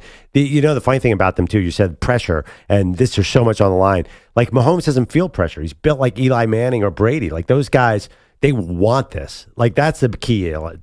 They want to be like everything on the line, and he seems to play his best in that situation, which is the opposite of me. I totally shrink like a violet anytime the spotlight's on me. But it just seems the bigger the stakes, the better he plays. So that's why I wouldn't count out 7 at all. 855-212-4227. Obviously, if he gets 3 in a row and 7, then Brady's toast. I think I've seen some headlines. Patrick Mahomes has already caught Brady. I've seen, and you know how these GOAT debates works. Like it's going to be, if they win this one, it's going to come fast and furious. It's going to be Patrick Mahomes is the new GOAT. Well, I'm going to be honest. I think that he probably would deserve it too, because I know that Brady always had Peyton Manning that he had to go, and Ben Roethlisberger, and there were good quarterbacks who he had to go up against. But to me, it's not like this. What? Be Peyton Manning and Phillip Rivers. It's exactly like this. I don't think Peyton so. Manning. I think these guys are better than I think this current. Yeah, I get it. Peyton Manning, Ben Roethlisberger. We're talking about Hall of Famers, and Phillip Rivers is probably going to the Hall of Fame too. But I mean, you're talking about Joe Burrow and Lamar and Josh Allen. Well, he's got Manning. I don't know. Weirdly, Eli was the one who really thwarted him. Yeah, and Nick Foles. Yeah, that was silly. I mean, he had Peyton, so I see what you're saying. But the other thing, too, is... You poke holes in Peyton Manning's resume, though, like you're on Tom Brady's payroll. But he beat, Mahomes beat Lamar Jackson. Lamar Jackson had one of the worst games of the year. So it's not like that was some great accomplishment. And you're right, he's out-dueled Josh Allen. But then again, I think the Chiefs are a better team than the Bills. That's not on Josh versus Mahomes. That's true. 855-212-4227. Are we being prisoner of the moment on that? Is Mahomes facing better quarterbacks than Tom Brady did? I'm not being prisoner of the moment. You are being prisoner of the moment. Who else was Yeah, but I mean, is Lamar Jackson? What is Lamar Jackson? What has he won? I know, but all the MVPs, like Peyton Manning has 5 MVPs. Does Ben Roethlisberger have a regular season MVP? No. But I mean, Phillip Rivers does not have a regular season MVP. Big Ben is clearly as good as any of these quarterbacks. I mean, at his peak, he was awesome. And also Rivers was like a big star. But again, it didn't even matter because every time any of those quarterbacks came in, they were outcoached by, remember, Phillip Rivers and Marty Schottenheimer had no chance against Belichick. Yeah, that's so it is a lot going on. I hear what you're saying. But you should put that out there because I don't see it that way. You could argue, though, that Brady played way better defenses because Pittsburgh and Baltimore were serious. Well, and they could really hit guys. Right, yeah. And they could also pummel but the rules. Defenses got gutted around 2005, and it was just like, then things went bananas with offense. Remember when they changed the rule and Brady threw 51 touchdowns and Manning threw 55? Right, that's not the year where he was winning titles. Yeah, he had trouble during that era. You're right. You know, he was playing, and even the Chargers with Sean Merriman, these teams had real defenses. Like, your Jets. Yeah, took them out. Right. Jets beat them. They just showed Bart Scott on TV. Like, who are the great defenses Mahomes beating in the AFC? Yeah. But in his Super Bowl matchups have been Jimmy G, Jalen Hurts, and Brock Purdy. Yeah. I mean, to be fair, up until this year, the Bengals defense was the one defense they thought could really flummox Mahomes. Yeah, I know. It was Lou Anarumo's world, but that's just crumbled. Anyway, 855-212-4227. Who was playing against harder competition, Tom Brady or now Patrick Mahomes? It's an interesting one. Let's go to Kim. Kim's in Canandaigua, New York, which I know well. We told a story last hour, an embarrassing one for me, about a bunch of college kids who were touring our office and studios from a college in upstate New York called Oswego. And I was so hoping and praying someone from my high school may have been in that group. Spoiler, they were not. and my whole crew here on the Maggie and Perloff show watched as I, like a thirsty person, tried to find someone from my hometown. Kim, thanks for calling in. How you doing? Hey, great, Maggie. Go Bills. There you go. Yeah, a fun fact. Someone else you might have heard of went to Oswego, where I went to college also. Al Roker, communications grad from Oswego. I mean, let's That go. is a fun let's fact. go to your neck of the woods. I love it. I'm telling you, the Harvard of the SUNY schools. Kim, you I had a thought good that experience? was UB, honestly, but I'll take Oswego. But we used to be the Great Lakers when I went to school. Now they're just the Lakers. Not sure why they were demoted. Never really know. I grew up in New Paltz, Hudson Valley area, for all you slightly upstaters. We love New Paltz. So charming. Beautiful place to go. From there that I never hear on your show that I think we should. Charles Davis. Oh, we love Charles Davis. He went to our Charles high comes school. on. Charles comes on once in a while. Charles Davis, the CBS. Yeah. We love Charles Davis, upstater, through and through, New Paltz. Charles Davis is from here. I thought he went to Tennessee. Well, he did. That's where he went to college, but he grew up in New Paltz. He went from Valley. New Paltz to Knoxville. That's a crazy transition. Well, he was born in Tennessee, and he moved to New Paltz when he was little. Wow. Kim, I love it. And so Kim can back me up here. You have a group of students from Oswego, from SUNY Oswego, and I'm from Binghamton, New York. I would think somebody from my high school could have been in that group, right? I'm not crazy. No, not at all crazy. Although I would say half our student body when I went there was from Long Island. You had a better shot of seeing if someone was from, Hicksville. I know. Kim, honestly, half the world's from Long Island. I don't know how. It's not a big place, but they get out. It's like they're everywhere now. Kim, thank you so much for the call. And indeed, let's hope it's a fun afternoon for the Bills on Sunday. So Maggie was just trying to find the next Al Roker when she was talking to those kids. Man, the life of being a weatherman, a meteorologist. You have a friend who's a meteorologist. Oh, yeah. Nick Allery is the best. Nick He texts me all the time. He's like the funniest texter on my entire phone. Yeah. He's a great guy. He let me do a fake weather update for him and gave me a grade. That was back when we were doing afternoons. Wouldn't meteorologist be an awesome job? Well, yeah. I mean, Al Roker is taking. I think you don't even think of him as a meteorologist anymore. Now he's just a television personality. Right. He's a And correspondent. Big time Oswego grad. As a TV producer, there's a part of me I love meteorologists. They're all great. The ones I worked with, the bad snowstorm or the bad hurricane, or like those days feel like the worst days of anybody's work job possible. You got to go out and stand out there. Stand out there, or even if you're the guy in the studio, or the woman in the studio, you're just standing at that monitor for 18 hours. But it's your Super Bowl. So if you're really into weather, like you live for these moments. Perloff's talking about Patrick Mahomes living for the big game. If you're really worth your weight as a meteorologist, you're hoping for the next bomb cyclone. I don't know if you're really into weather. You're not rooting for like people to be, hurt or anything like that. You just love weather. I just know when I would go to our weather person and be like, "Hey, I need you to get up in another 2 minutes." The look I got in my face being like, I literally was just up. I just went to the restroom for a second, and I'm gonna do 5 more hours of live nonstop coverage, and I'm like, yes, that's exactly what's gonna happen. 4 episodes of Thunder Snow. All right, Nick gave me, I'm looking at my text, he gave me, I think, 1,400 words on what the Seahawks should do at quarterback. He's also weathermen are also obsessed with sports. Yeah, 1,400 word email is what you would get from Maggie as she tries to give you unsolicited advice. I love giving unsolicited advice. Yes, we got it, baby. We got it. We got it. I was about to say they're so chill until I heard that guy. The weathermen I know have been always super chill.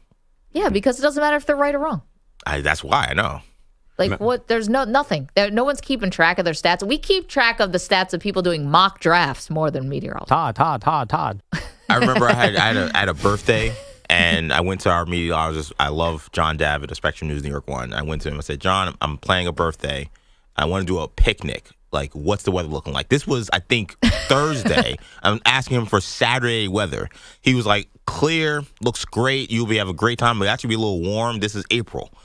It rained all day. 50 degrees, raining all day, no chance at the picnic. And I just come back on Monday, I'm like, "John, what happened?" He's like, "That's the weather." Yeah, right. That's the way the clouds form. What can you do? Yep. Hitting a baseball and being a meteorologist where you can bat 300 and you'll be A-OK. Hall of Fame. Or a single man in New York City, as I That was. You bet 300? Oh, yeah, it was great. Sure. We're going to need a second source. No, that's not. You don't think I could get numbers 3 out of 10 times I approach a woman? Maggie's laugh says it all. I got to think about that. How late was it? What was the lighting like? Yeah. What neighborhood were you in? 855 Body part anyone wanted to see. 212-4227. What did we learn there? I think there's lots of pressure on Patrick Mahomes to win 3 in a row, and Al Roker went to Oswego. Fun fact. Let's head out to your neck of the woods. Such a great line. Coming up, we've got all the latest on the coaching search for the Dallas Cowboys. We got news on Deion Sanders, news on Bill Belichick, and of course, more football coming your way in just moments. You're in a 5-minute break.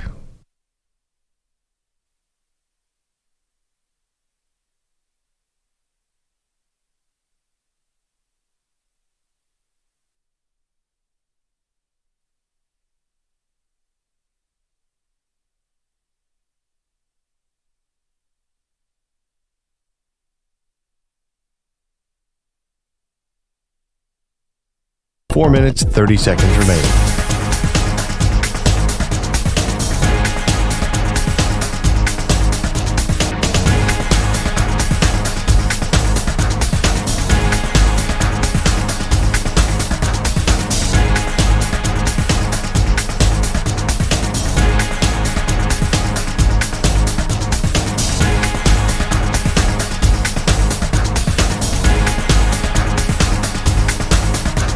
Four minutes remaining.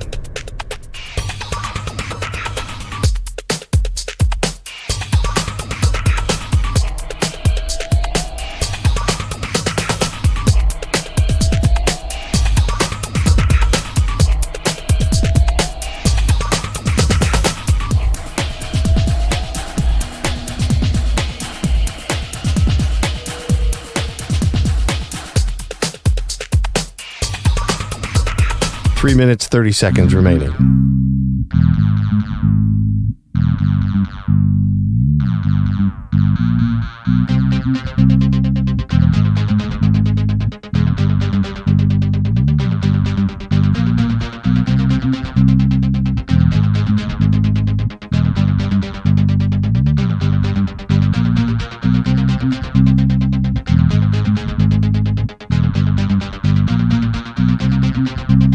Three minutes remaining.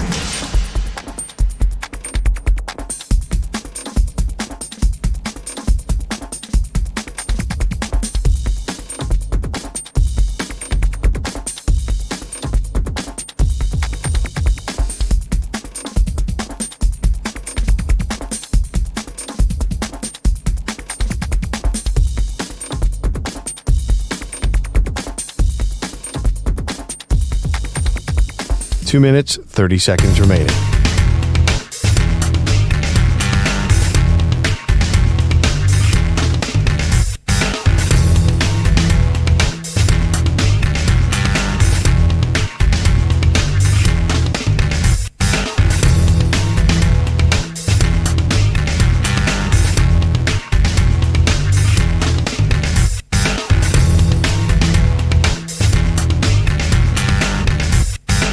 Two minutes remaining.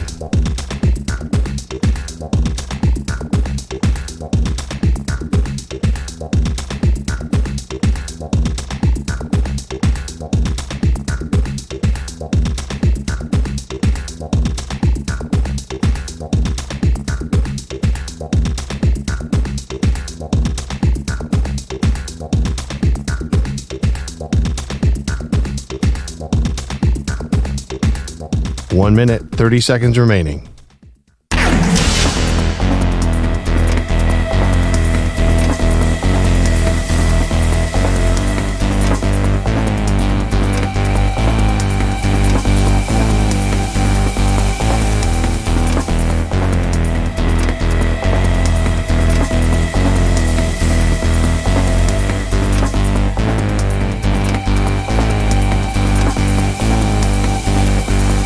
One minute remaining.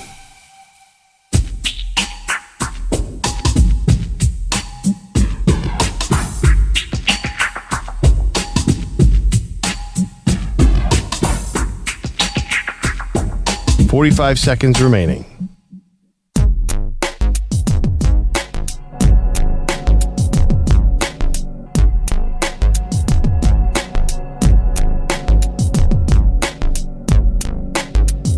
Thirty seconds remaining.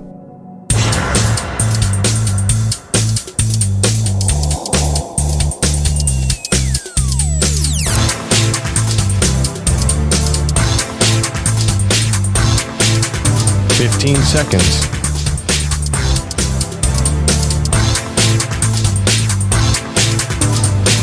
Break ends in 5 seconds.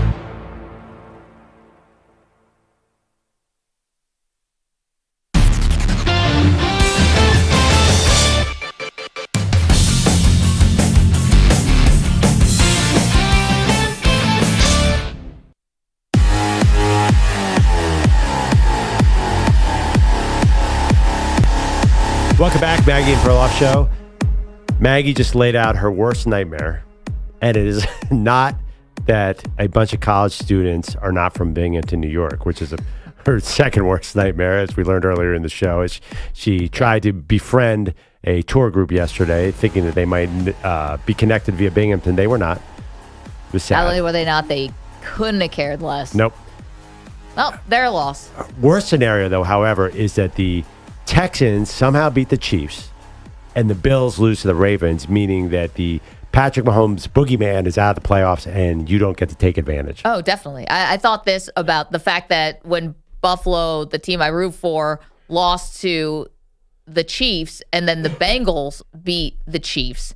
I think the Bills would have beaten the Bengals that year if things could have played out a round earlier, and I think they would have beaten the Rams in the Super Bowl. But and what happened when the Bengals got a hold of the Bills and playoff? They blew them out. Yeah. So long season. That was a long season. That was the DeMar Hamlin season. People were on fumes. But that so we would don't be know. my worst By the nightmare. way, it's funny. Like if the Texans find a way to beat the Chiefs, then the Texans can find a way to beat anybody. So they would also be dangerous. Like Texans also beat the Bills earlier this year in Texas. Well, the Texans to beat the Chiefs, that means their defensive line just goes bananas crazy, and that could be a formula to win to upset anybody. But I don't think that's happening. By the way, the Texans going to a cold Arrowhead. That seems like a tough assignment. You think it's more likely that the Commanders would pull off an upset over the Lions than the Texans pull off an upset over the Chiefs? Yes, and that is based on the last two Super Bowl victories. Yeah, I do think so, but I think both are tough assignments. But don't you guys feel like, I think most people would think that, like the Commanders are a little more dangerous. Nobody's picking the Texans. Which is weird because a rookie quarterback going on a run, like we saw C.J. Stroud last year get to the divisional round and then they completely fell apart. Well, I think Jaden Daniels is older than C.J. Stroud, but yeah, I get your point. The fact that, even I'm having some confidence, not that they're going to win, but at least that they would cover the Commanders against the Detroit Lions. Commanders. In the meantime, we got a lot of coaching news for you. There was a lot of competing. Did you guys notice this? Some competing sort of reports yesterday, particularly around Bill Belichick and a little bit about Deion Sanders. And I think we're getting a little bit of clarity here on what's actually going on with the Dallas Cowboys and with Deion. So Ed Werder put this out.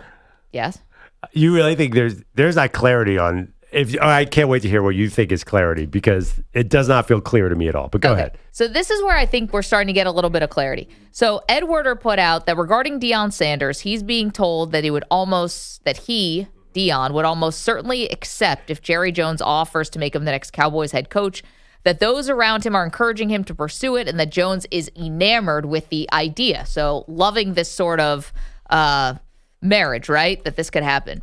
But then I see Jane Slater, who also covers the Cowboys, put this out on social media. She said, one thing to watch following Jerry Jones and his initial discussions with Deion Sanders. Two people with knowledge of the situation tell me Sanders approached Colorado Athletic Director Rick George Tuesday about additional NIL money for the football program, for NIL and for Deion's staff, and he was met with resistance. The University of Colorado would neither confirm or deny the information when I reached out. Deion didn't respond when reached out multiple times for comment. No. I think there's a world here where Deion's playing Jerry Jones. I don't know if Deion from the very beginning said he didn't want to coach in the NFL, then said he would if he could coach his sons, but gave you a million reasons why he didn't want to coach in the NFL. You can use the Dallas Cowboys if you feel like you actually want to stay in college, Perloff, and you are trying to get more money for NIL for your assistant coaches. You use this as leverage, and I think Jerry might be helping Deion, or Deion's getting one over on Jerry, depending how this works, of just trying to get a better deal from Colorado. And he still is just true to what the first thing he said. I'm not coaching the NFL because I don't want to have to motivate those professional players. I don't want to coach professionals. Yeah, I mean, try and poke a couple holes in what you're saying. I do think not coaching his son is a major issue. But he's not likely going to be able to coach him in Dallas either unless they can pull off a miracle. Why say Colorado if Shador's not there? I think that has got to be, if he leaves, that's got to be like the number one reason. The other thing, too, I totally agree with you. Deion could be using Jerry, but Jerry, I don't think, where there's no clarity, I don't think people understand what Jerry's thinking because they never understand what Jerry's thinking. No one thought that they was going to keep Mike McCarthy after they got blown out by the Packers. No one thought they were going to keep Jason Garrett the last 2 years of Jason Garrett. Jerry hires whoever he wants and keeps whoever he wants. And everyone thought, like, do you think there's rhyme or reason on Jerry Jones's coaching search is not paying attention to Jerry Jones? Like, even when back in the day when he would hire these like lame assistants, I don't think that he ever listens to like the logic. I think he gets the guy that he wants, and it's totally Jerry logic. Listen, and I don't think the reports that I don't think Jerry's honing in on Deion quite as much as the media makes it sound like. I'd be surprised. Yeah, the word was enamored. He's enamored, but I think he's also enamored with Kellen Moore. Because I think he's enamored whoever walked in last. I think he's probably after 5 minutes with Robert Saleh, he's like, that is one handsome man. You don't think Jerry's in love with Robert Saleh? He might in be. love. That maybe sounds the wrong way. No, but I bet you Jerry's charmed by everybody who comes in there. He's probably, there was some guy is filming a Landman. He was like, wow, that guy, like the cut of his jib. Maybe he could be a coach. Leadership qualities that he sees. Maybe Jerry falls in love too quickly. There's a third read on this, which is Jerry wants Deion, and others are trying to talk him out of it. But for Deion, I think why stay at Colorado even if Shador is not there is because you're picked to win 6.5 games this year. And by the way, if you win 7 and you're bowl eligible, you win 6 or 7, you go to a bowl. That's considered a good season. People aren't breathing down your neck. You miss the playoffs if you're with the Dallas Cowboys. I mean, forget it. You're getting skewered left and right. 6.5, that's getting you back to Colorado. Honestly, I would hope you could do a little better because they won 9. But that's where the win total is for Colorado. Yeah, no, I'm saying that might be a reason to leave because without Shador, then maybe the ceiling's not high enough for him. I think he could probably top that. They have Caden Salters coming in from Liberty. He seems like a really good quarterback. They seem to get better every year. I don't know. I understand. I think that Deion was a better fit at Colorado than the Cowboys for exactly what you're saying. I think it's going to be really, really hard to win there. Really hard. Next year's schedule is brutal. Totally brutal. They have the NFC North and they have the AFC West. Like, it ain't going to be 12-5. There is just no way. And you got Jaden Daniels coming up, and you got probably the best coach in the conference, Nick Sirianni in Philly. Yeah. So, no, I just think that this is a tough assignment for the Cowboys. You're dead right. Like, if Deion goes 5-12, he's going to get slaughtered as the Cowboys coach. Because you have Dak and you have Micah Parsons and you have CeeDee Lamb. Let's look at the non-conference schedule for the Colorado Buffaloes. Georgia Tech. Tough. Delaware Blue Hens. And then Wyoming. Yeah, no, that's a good thing, right? Georgia Tech's going to be a tough game. These are all at home, by the way. They're all in Colorado. So Georgia Tech, Delaware, you're going to beat. Wyoming. Certainly love that non-conference schedule. That's one reason to be excited about next year. And the conference schedule, by the way, go back and forth. It's not impossible. Like he could get out of the Big 12 again or come close to it. I mean, they didn't win it this year. Yep. Big 12 is a hard to predict conference. Remember, we all had Utah penciled in this year. Yeah, so many injuries though. Yeah. Is Deion using Jerry just to get a little more moolah from Colorado? Isn't it funny, by the way, we're talking about NIL money and it goes to the AD. I'm like, aren't the AD is not supposed to be in charge of NIL. Well, they have general managers now. I know. It's just like, my point is like, who are we kidding? Like, you're supposed to go to the boosters for NIL, but NIL is basically salaries. Like, give me a bigger payroll. Anyway, that's just a side note. I like Buffalo. I think they're going to be good. The Buffaloes, yeah. Where do you, if you had to put a percentage on it right now, should we go around the room? Percentage chance that you think Deion Sanders is going to be the next head coach of the Dallas Cowboys? 30. Bogus? 51. 65. 52. I'm more along the lines of EJ, more like a 58 to 60, like 60%. Besides Kellen Moore, Robert Sala's not getting the job. Well, Pete Carroll. I don't think Pete Carroll's getting the job. Cliff. What are the three? And they keep saying Kellen. The three other candidates. I think it's between Kellen Moore and Deion Sanders. Kellen, Cliff, and Sark are the three. The Texas-based offensive coordinator. With way to think outside the box. 855-212-4227. Bogus has updates for us. I hope it's Jason Witten, by the way. That would just make me laugh so much. That would be great. When Jason Witten gets thrown into new opportunities that he doesn't seem qualified for, how did that go the last time? He'll be the Cowboys tight end again in 2027. Right. Yeah. I'm going to play again. The NFL playoffs are back tomorrow. You might have heard that, starting with the Chiefs hosting the Texans. Houston listing running back Joe Mixon as questionable with an ankle issue. He finished their win last weekend running for 106 yards and a score. KC's expected to activate starting corner Jalen Watson off IR for this game. Watson broke his ankle back in Week 7. Today's coaching interviews include Ravens OC Todd Monken with the Bears, and Brian Flores will meet with the Jaguars and the Jets. And now we're told that the Dolphins will host the NFL's first game in Madrid this fall. It wasn't 59 points, but it was another easy win for the Clippers. Norm on the right wing. Drives by Sharp. Muscles to the rim. Kicks it done. Left wing Harden. Open for three. Cha-ching! James Harden gives the Clippers a 25-point lead and a timeout. Billups in Portland. That's from Clippers Radio. James Harden, 19.6 assists and a 118-89 win in Portland the night after shaming those Nets by those 59 points. Damn. The Thunder rolled through their showdown with the Cavs, 134-114 in OKC. That's the largest loss this season for Cleveland. And the Suns held off the Wizards, 130-123. Devin Booker, Kevin Durant combining for 60. Men's college hoops.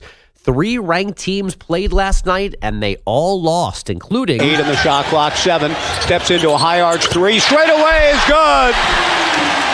Michael Ratai, his second 3 of overtime. The Beavers lead it 89-87. That's from Learfield, Oregon State, taking down number 16 Gonzaga, 97-89 in OT, behind 29 from Michael Ratai. Number 18 Memphis took an 88-81 loss at Temple, and Minnesota fought off number 20 Michigan, 84-81 in overtime.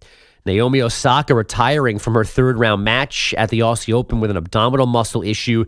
She had lost the first set to Belinda Bencic, and just moments ago, Jess Pegula, an upset loser as well. Maybe a bad omen for her Bills this weekend. No, I'm glad you brought that up because I'm choosing to ignore that.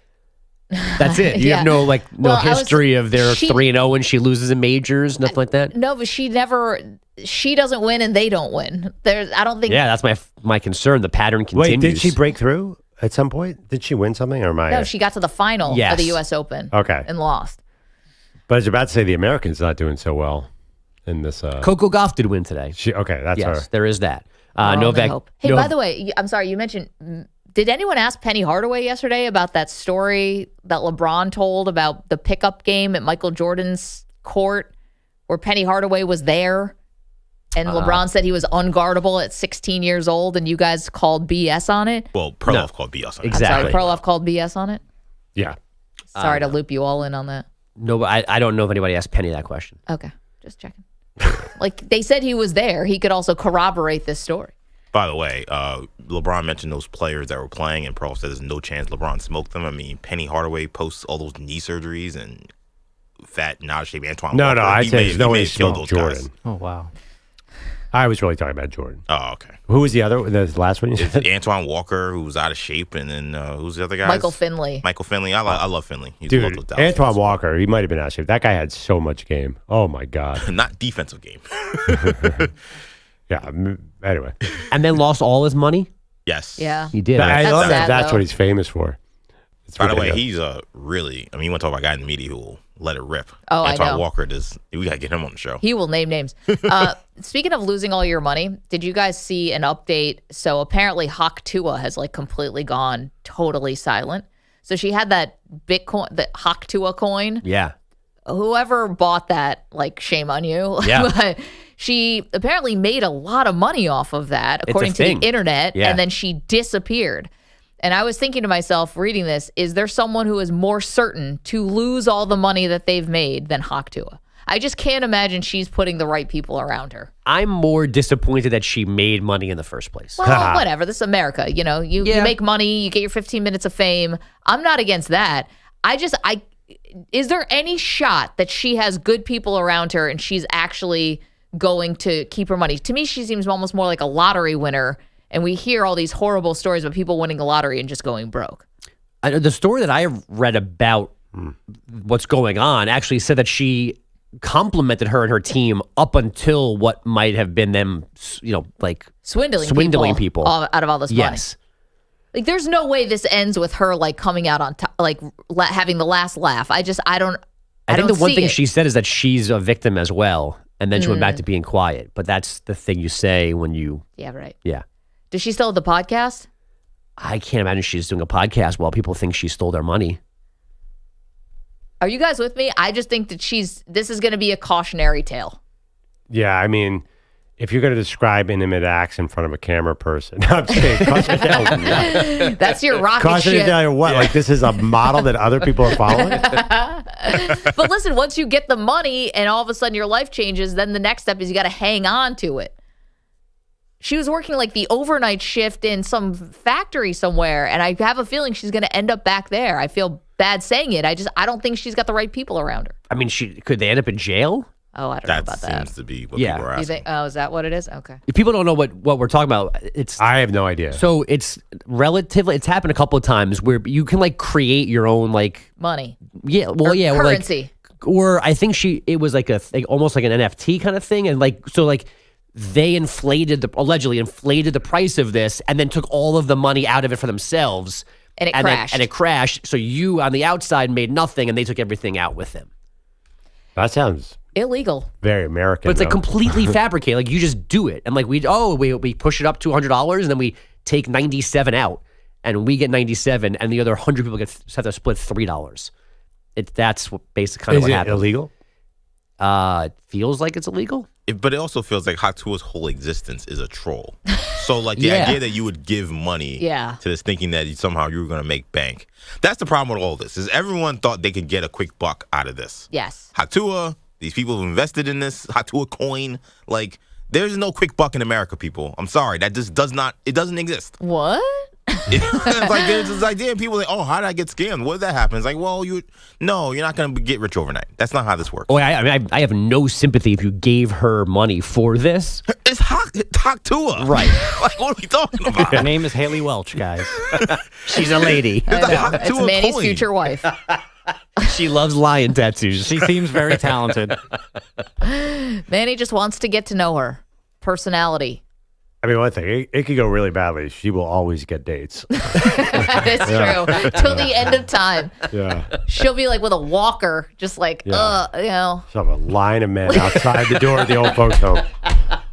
Somebody will pay for her dinner. Yes. I was gonna say like those stories of those women who are like in the slammer and they have like 5 like husbands who's waiting for them. Waiting for them. That would be Hak Tua. They're all waiting the moment she gets out of the clink. I'll drive you home. I'll drive you home. They're all named Clint. Well, there we go. We're going to leave it at that. Bogush, thank you so much. My pleasure. Coming up, we are going to do some forecasting, some predicting. You don't want to miss it. You're in a 5-minute break.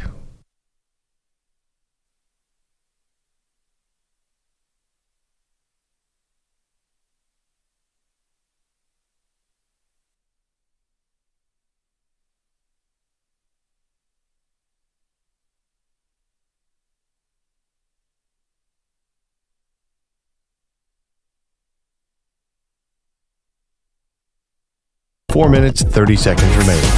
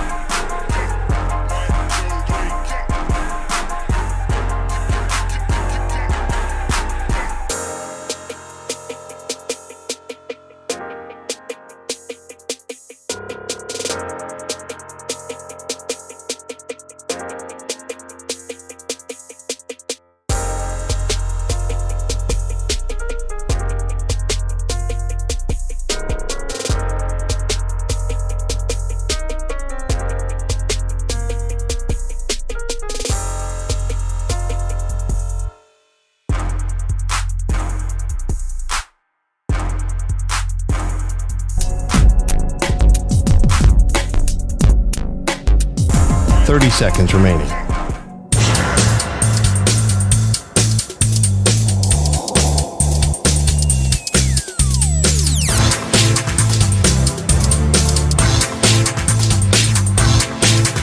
Fifteen seconds.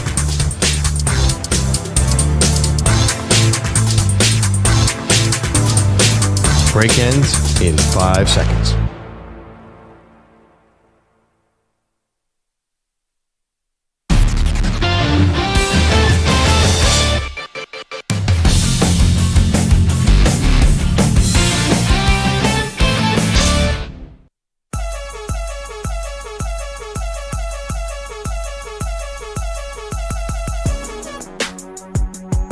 Welcome back. Okay, divisional round right here.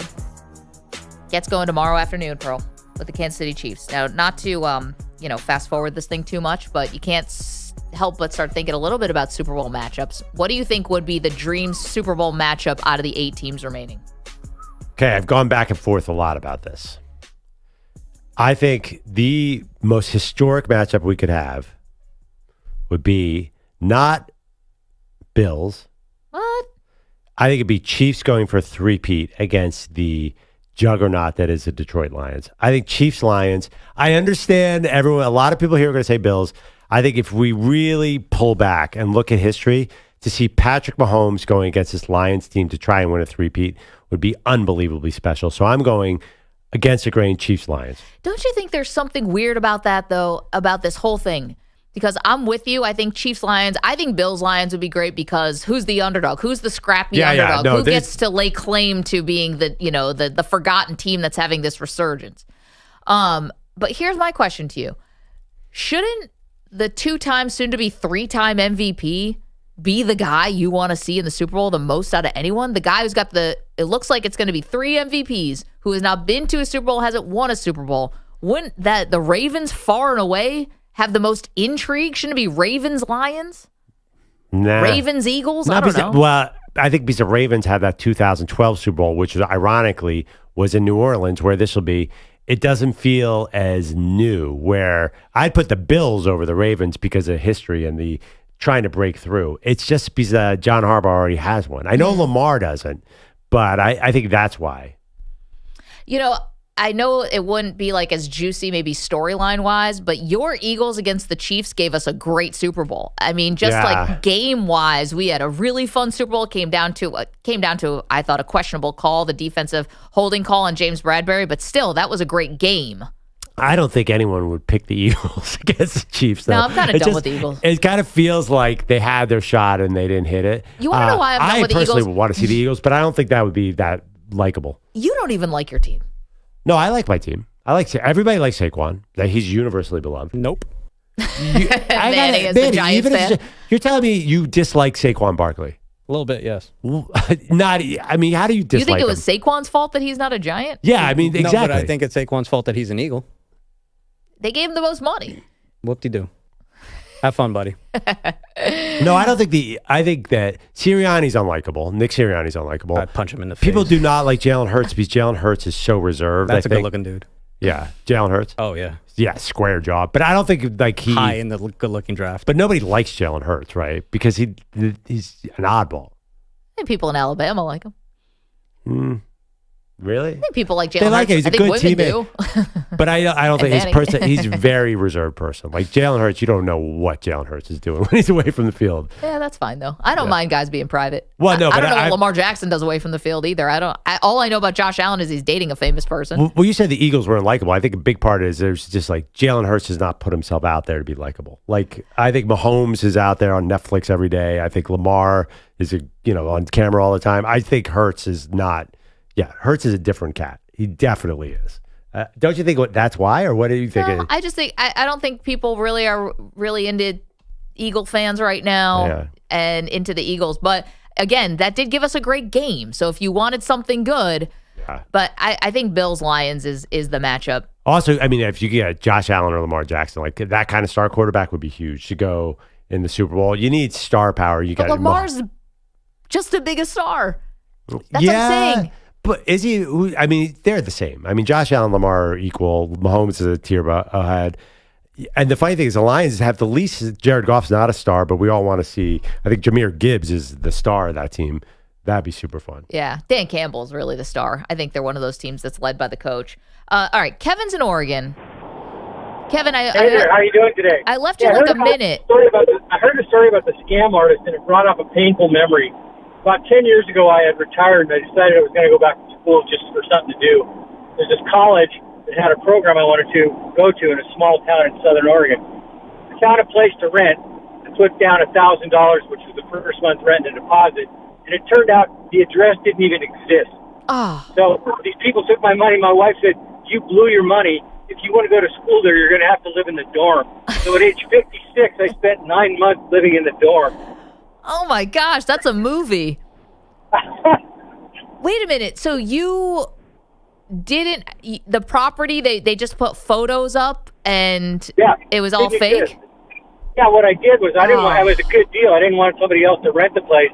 So I sent them the money, and when I drove down there with all my stuff to move in, the place, the address didn't even exist. Oh my goodness, I'm so sorry. Like a complete idiot. But anyway, And then you lived in the dorm? Was that a good experience? Well, at age 56, no, it wasn't that great. But it was fun. I didn't join a fraternity or anything like that. Yeah, like old school. Kevin, thank you. I'm sorry, we're up against it. I can't imagine at age 56. That stinks too. I'm sorry that he got scammed like that. That's not cool. But having to like go back to like shower shoes and like a little shower caddy, like dorm life, mini fridge, brutal. Not at that age. My freshman dorm, by the end, it had bed bugs all in it. Like, it was just rough. Way to go, GW. All right, lots to do, including who has the best chance of dethroning the Chiefs.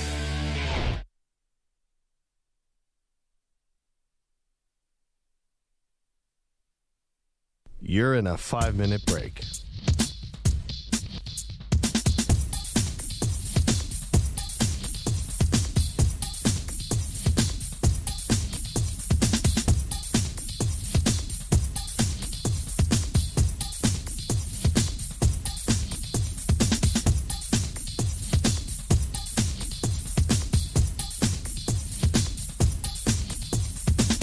Four minutes, 30 seconds remaining.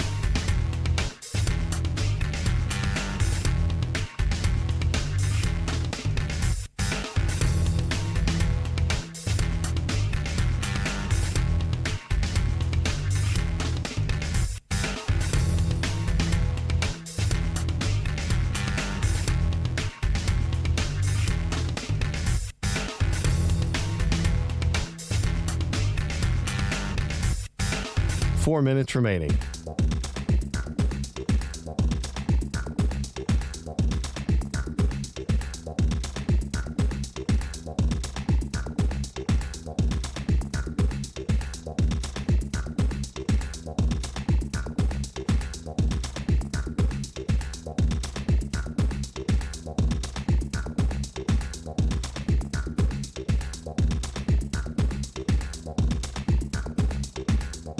Three minutes, 30 seconds remaining.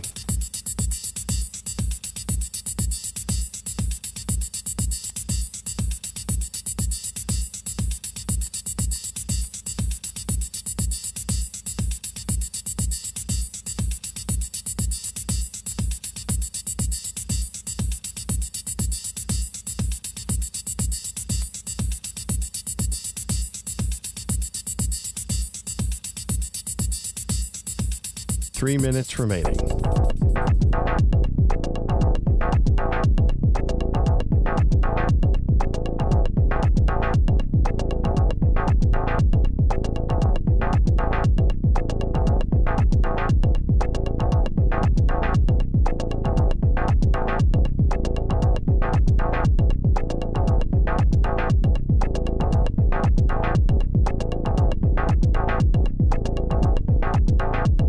Two minutes, 30 seconds remaining.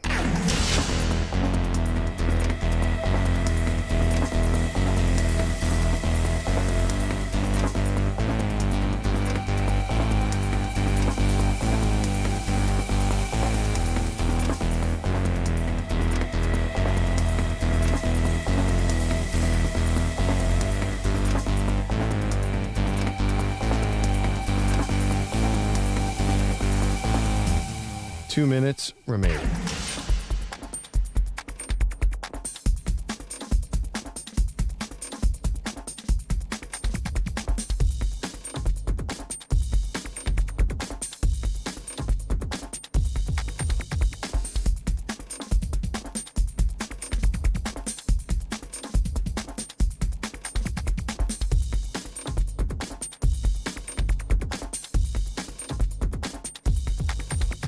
One minute, 30 seconds remaining.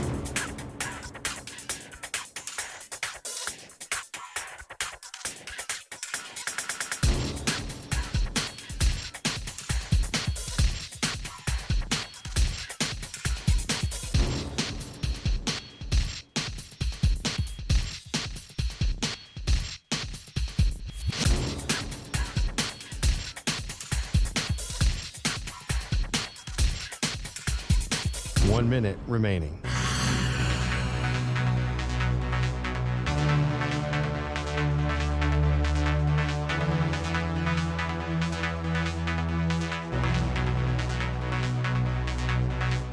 Forty-five seconds remaining.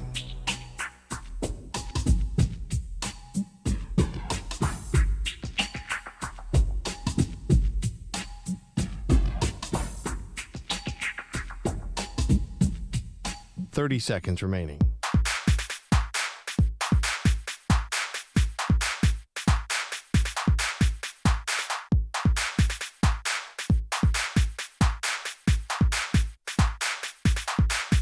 Fifteen seconds.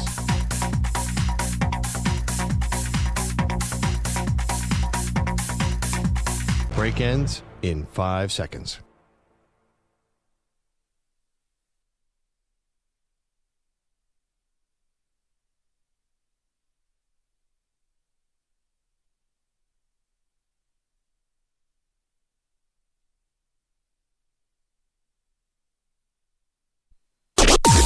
Maggie and Perloff on the Infinity Sports Network.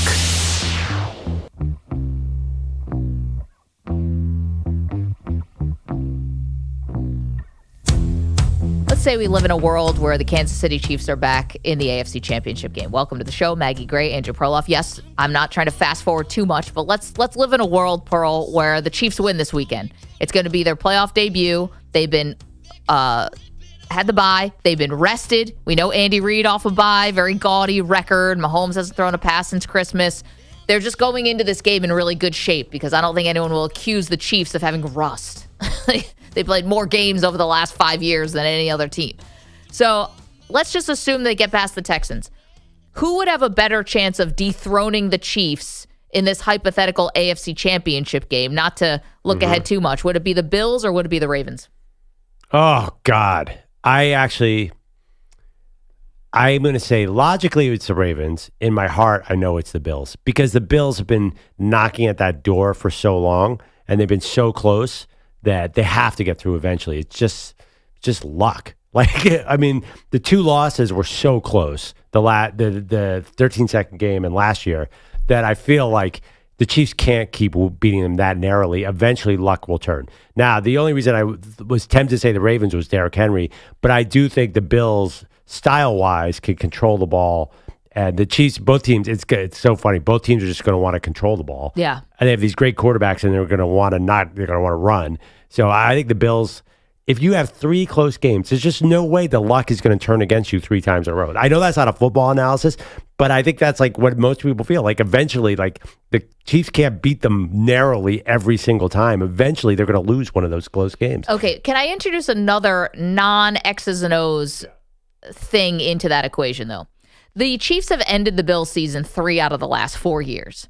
Is there a mental aspect of this where you just don't feel like you're going to beat them? Now, they beat them in the regular season, but that doesn't really mean jack. I don't think that the Ravens feel that way about the Chiefs. They don't have, last year's AFC Championship game, that's painful. You lose a home game to the Chiefs when you were the number 1 seed. Yeah, it stinks. But there's not that eventuality. I think for some Bills fans, and I don't know if this is the players, I'm sure it's probably not, but for fans, there's an idea that you just can't beat them.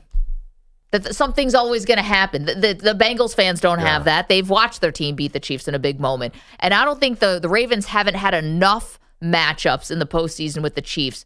The Bills have had, again, 3 out of the last 4 years. You have to feel like you're banging your head against the wall, and it may never happen. Like, they have your number. And again, that's a cliche. It's not a football statistic. You want to X's and O's this thing and talk about gap schemes, we'll do that too. But I'm just talking about the mental aspect of it. Do you feel like, we just can never beat them? I think it's the opposite. I think the Bills feel like, hey, we weren't even that good last year, and we took them. The Bills were not. It wasn't a year they were supposed to do anything last year. For some reason, I can't even remember why. People didn't think the Chiefs were that great last year. Remember that? But that actually silly. nobody gave the Bills a chance in that game. Was it injuries? I can't even remember why we were down on the Bills last year. Because Diggs had been de-emphasized. Because they started off there. It was an up and down year. No, they had to win 5 in a row just to make the playoffs. Right, and then they were right there with the Chiefs in that game. I think at least they know they can get into the final minute of a game with it still being a game. The Ravens, it's funny, their star player, Lamar Jackson, he's got by far the biggest mental hurdle of this playoffs because he has not played up to his level in the postseason. Josh Allen has. Lamar has actually been way below what we expect of Lamar. So I think there's a mental hurdle. I think it's Lamar Jackson. I think the Bills feel like, okay, we know the Chiefs. We're kind of comfortable in this. 855-212-4227. Who would have a better shot of dethroning the Chiefs if we fast forward here a little to the AFC Championship? Also, let me ask you one question because you follow the Bills so closely. Yeah. Who's a better road team? The Buffalo's been really good at home this year. How do either of those teams travel to Arrowhead? If the game was in, it was in Baltimore last year and it didn't seem to help the Ravens at all. So I don't know what it means exactly.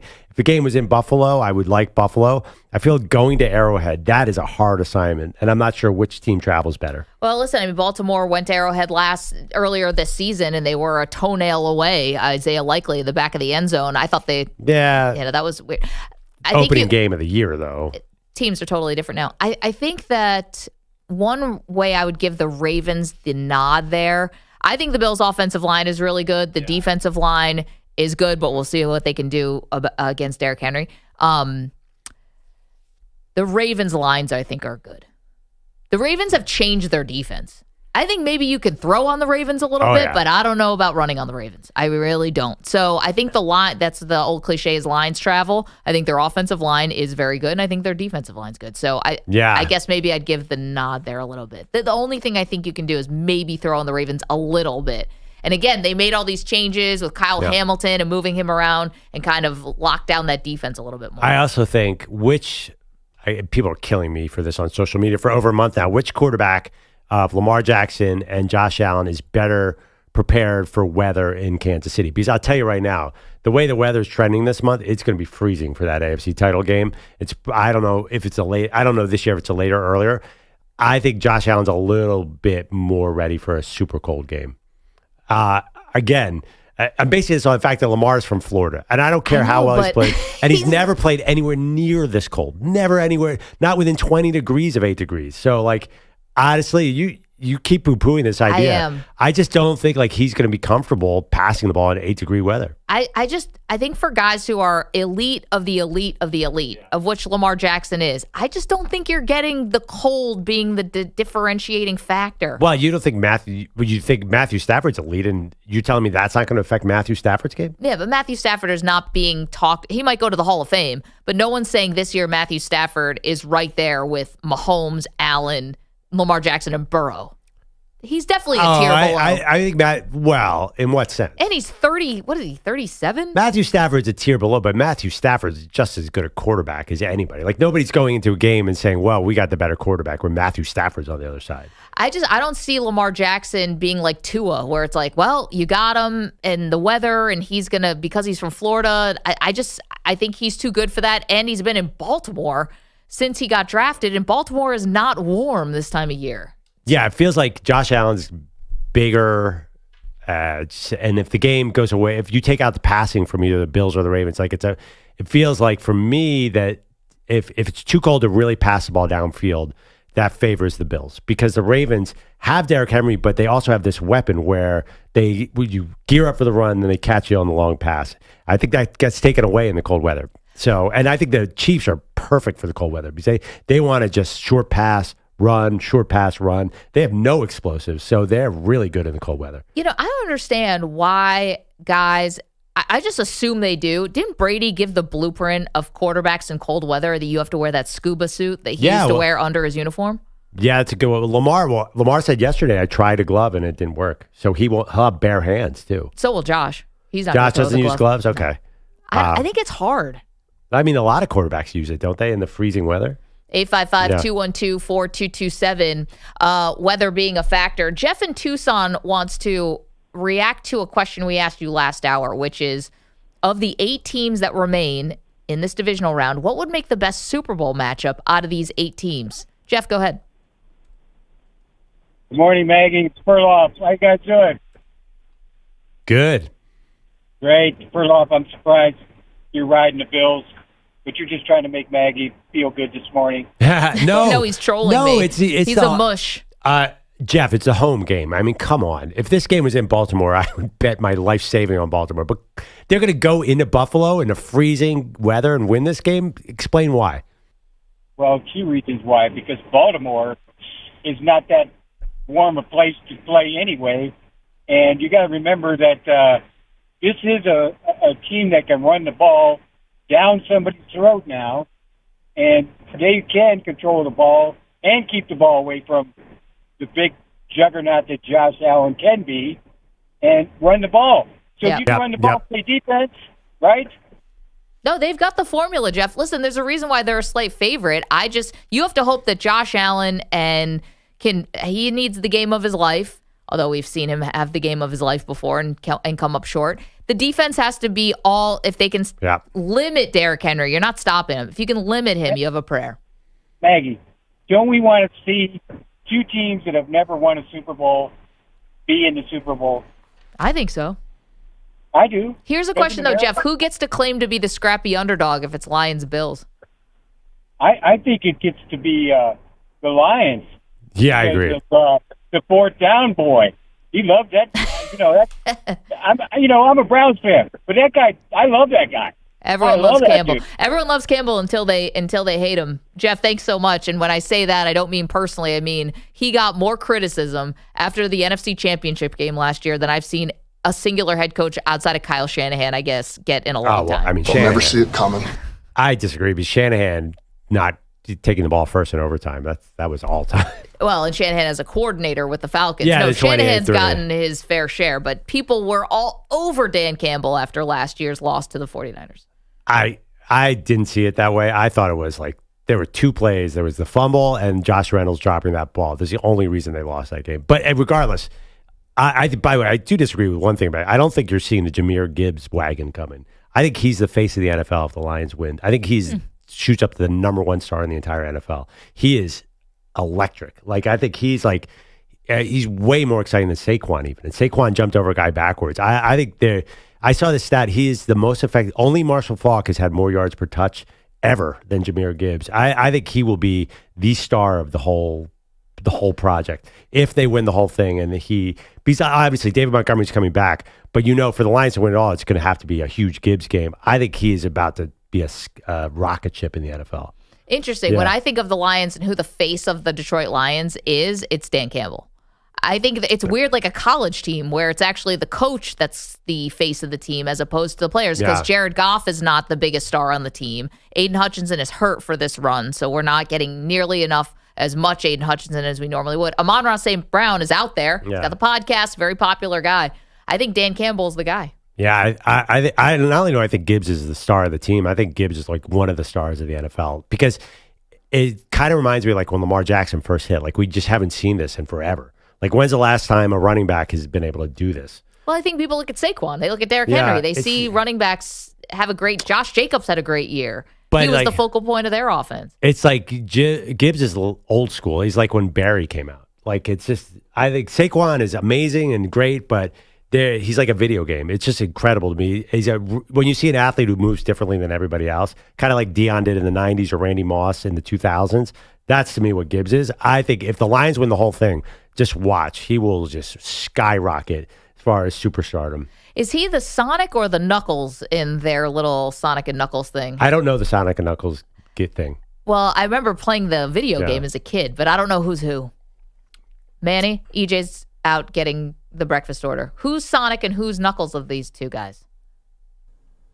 I think David Montgomery is Son. We'll get the You research. don't know. We'll get the You're research team. guessing. Listen, you're asking a kid born in '97 about Sonic and Knuckles. I'm sorry, I didn't play much Sonic when I was growing up. Oh, this is too old of a reference for you. I think so. I mean, all the Sonic I played sports video games growing up, so I mean, yeah. Okay. You know the other thing about Dan Campbell, like, who's going to get credit if they win this thing? Campbell. Oh, Ben Johnson? Ben Johnson by a mile. It's going to be like, and then he leaves. And I think this is sort of like Buddy Ryan and Mike Ditka. Ditka was obviously a huge star, but I think Ben Johnson's set up to get a lot of the credit for this, especially when he gets hired for $25 million a year or something crazy. That's going to be nuts. 855-212-4227. Okay, you're welcome to weigh in on what you see for this weekend's games. Who you got? Ravens, Bills? Is anyone going to pull the upset this weekend? Jahmyr Gibbs is Sonic. Gibbs is Sonic. Okay. Well, that makes sense because he's kind of the lead back. Hey, we'd be remiss if we didn't mention one of our absolute favorites passed away yesterday. Bob Uecker was 90 years old. Bob Uecker, I mean, you can't have like a bigger crossover, you know, a guy who parlayed a 6-season Major League Baseball career into a Hall of Fame broadcasting career, one of the more and most entertaining voices and personalities that we had in baseball. And he was such a big part of my childhood, Perloff, because Major League and Mr. Belvedere were hitting in times when I was definitely watching all that stuff. Him being on the Miller Lite commercials. It's such a big loss. But when someone is 90 years old, luckily we get to reflect and celebrate their life because we got to be a part of it for so long. Yeah, he came on the Dan Patrick Show all the time and he batted. I know he batted famously like 200 as a Major League Baseball player. He batted 1,000 as a radio guest. I mean, he never.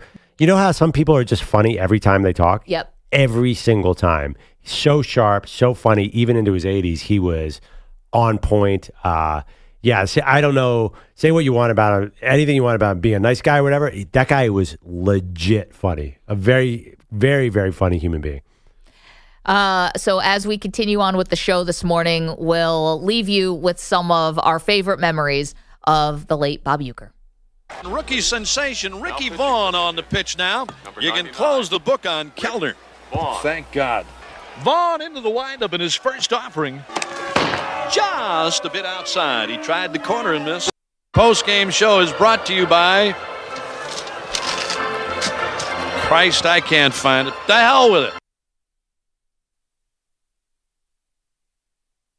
You're in a 5-minute break.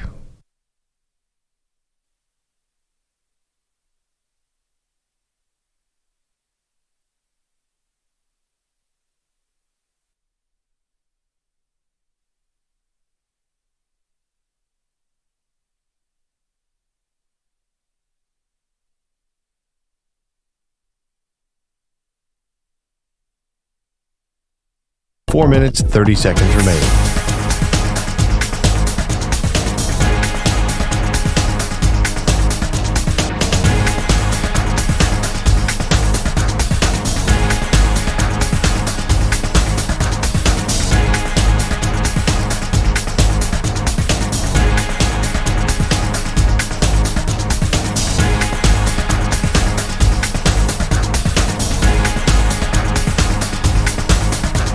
Four minutes remaining.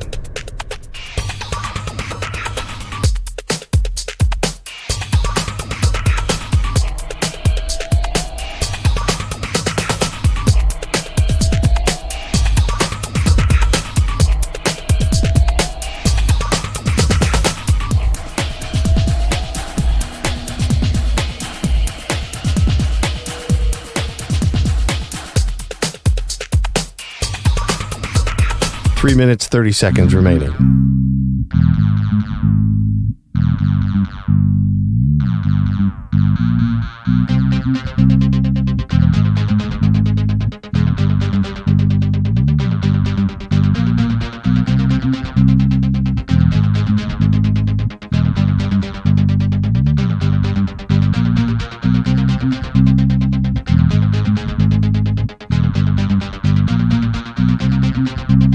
3 minutes remaining.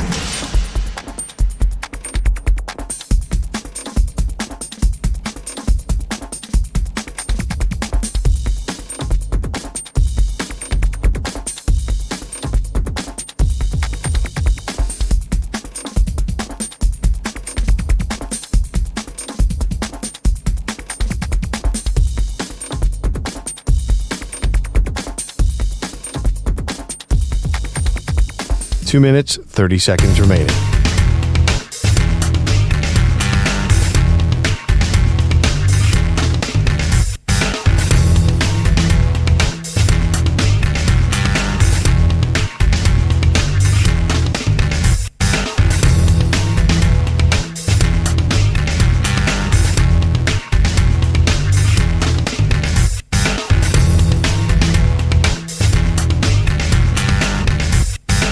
Two minutes remaining.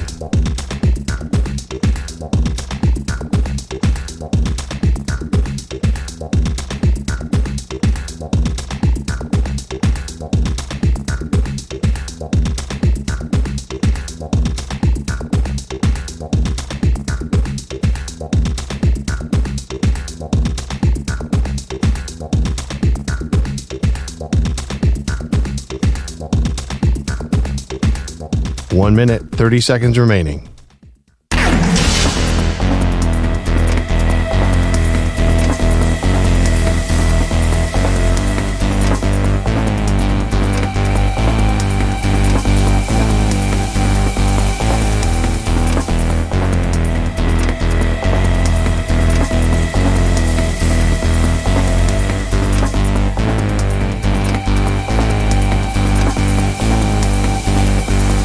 One minute remaining.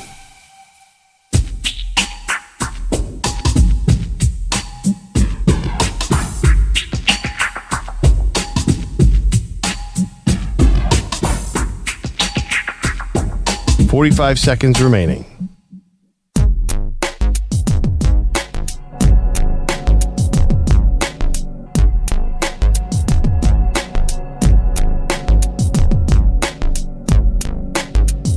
Thirty seconds remaining.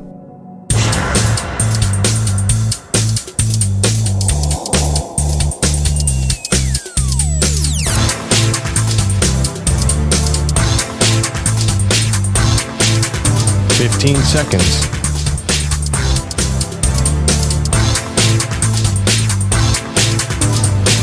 Break ends in 5 seconds.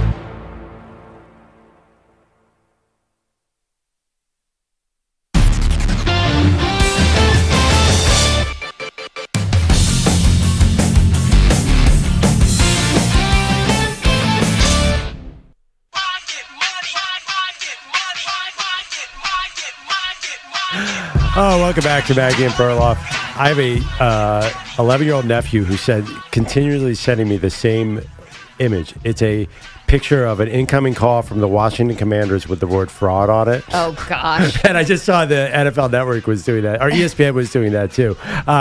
Yeah. Parker, he's hysterical. He hates the Commanders more than I'm like, dude, you're supposed to hate the Cowboys, not the Commanders. This is like the mini Eagles fans in training. So Parker's betting against the Commanders this weekend, which is fun. I don't think he's a big fantasy football player. I don't think he's in the betting market yet, but he would definitely. Wait, I'm sorry. How old is he? 11.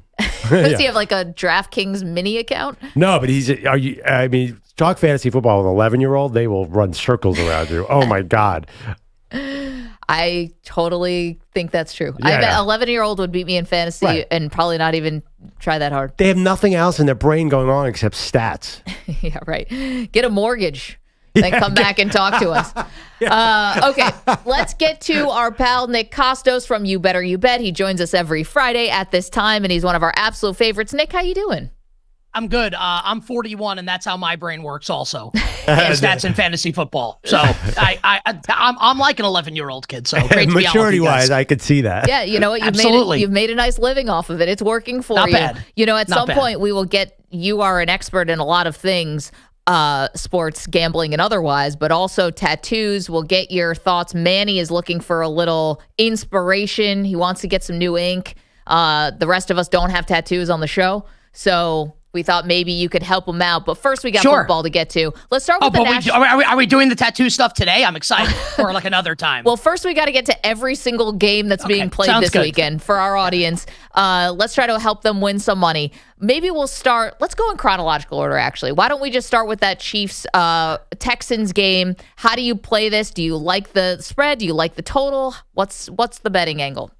Yeah, so I very much, Maggie, I think the Chiefs are going to win. I actually think I'm in the, we'll talk about this when we get to Ravens Bills at the end. I think I'm in the minority here, where most people now that I deal with, who I think are really smart, it doesn't mean they have to be right, but I think a lot of people think that Kansas City's not going to win the Super Bowl this year. And instead of saying who I think is going to, and we could save that for the end when we do Ravens and Bills. But I'm still on the Kansas City's the best team train. Have the best quarterback, have the best coach, best defensive coordinator. Did I mention they have the best quarterback? Mm-hmm.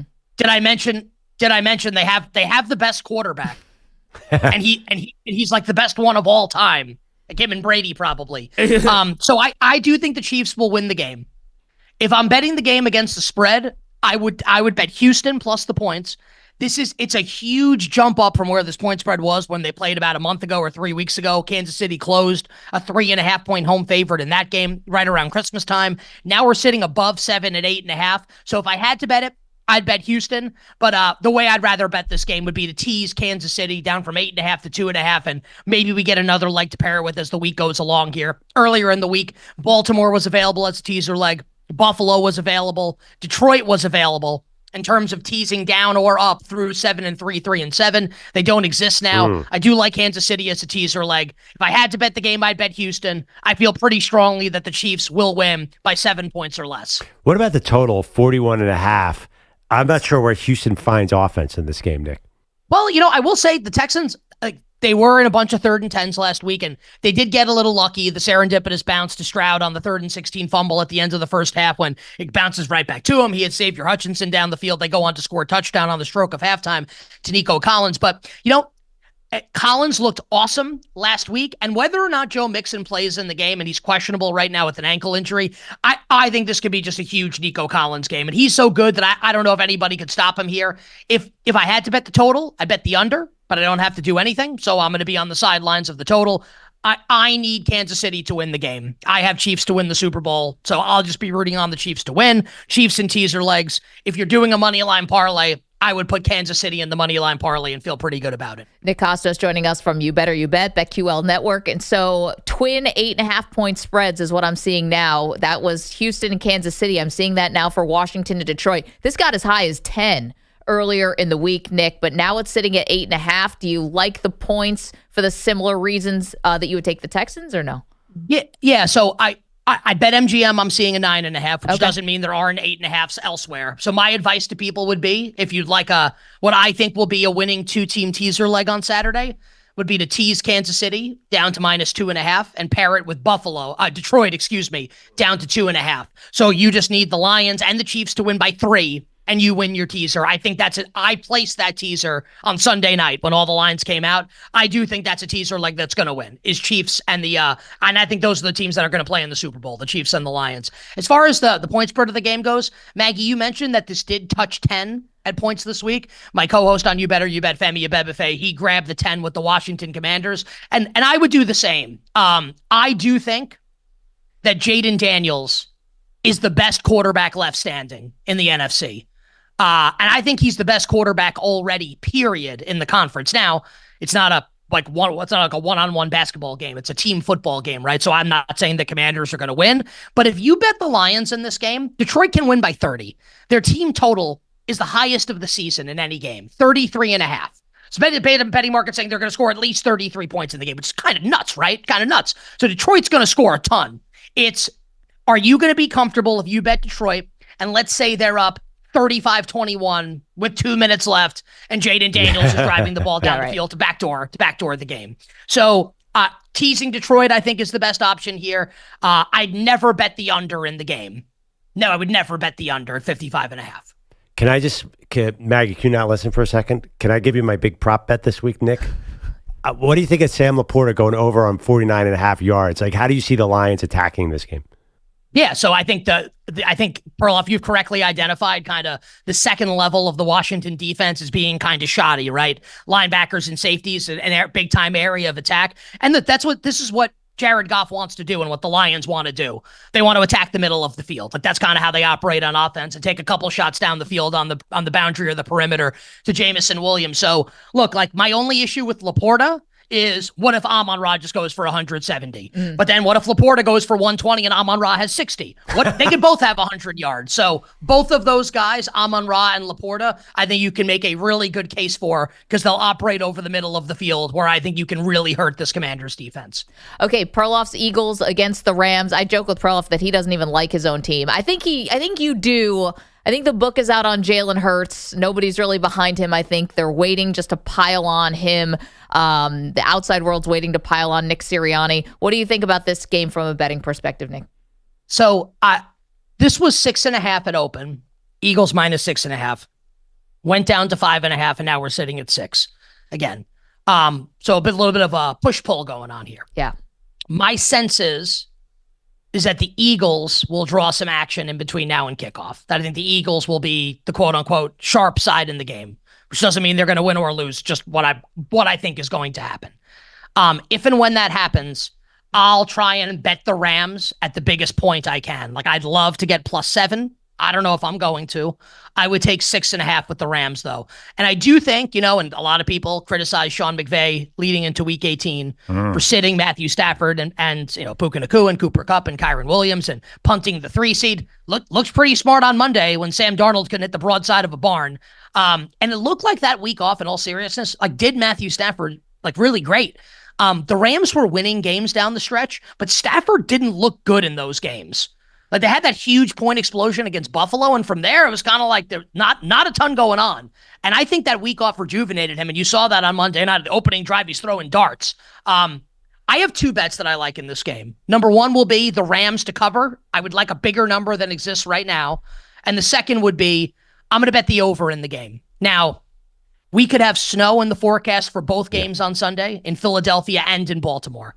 So I think you'll probably see the total come down a little bit if people turn their TVs on Sunday and see there's inclement weather and see there's snow. Yep. At 43.5, I think that this is going to be a big Puka Nacua game. I love the Eagles defense, best defense left standing. I don't think they can stop him.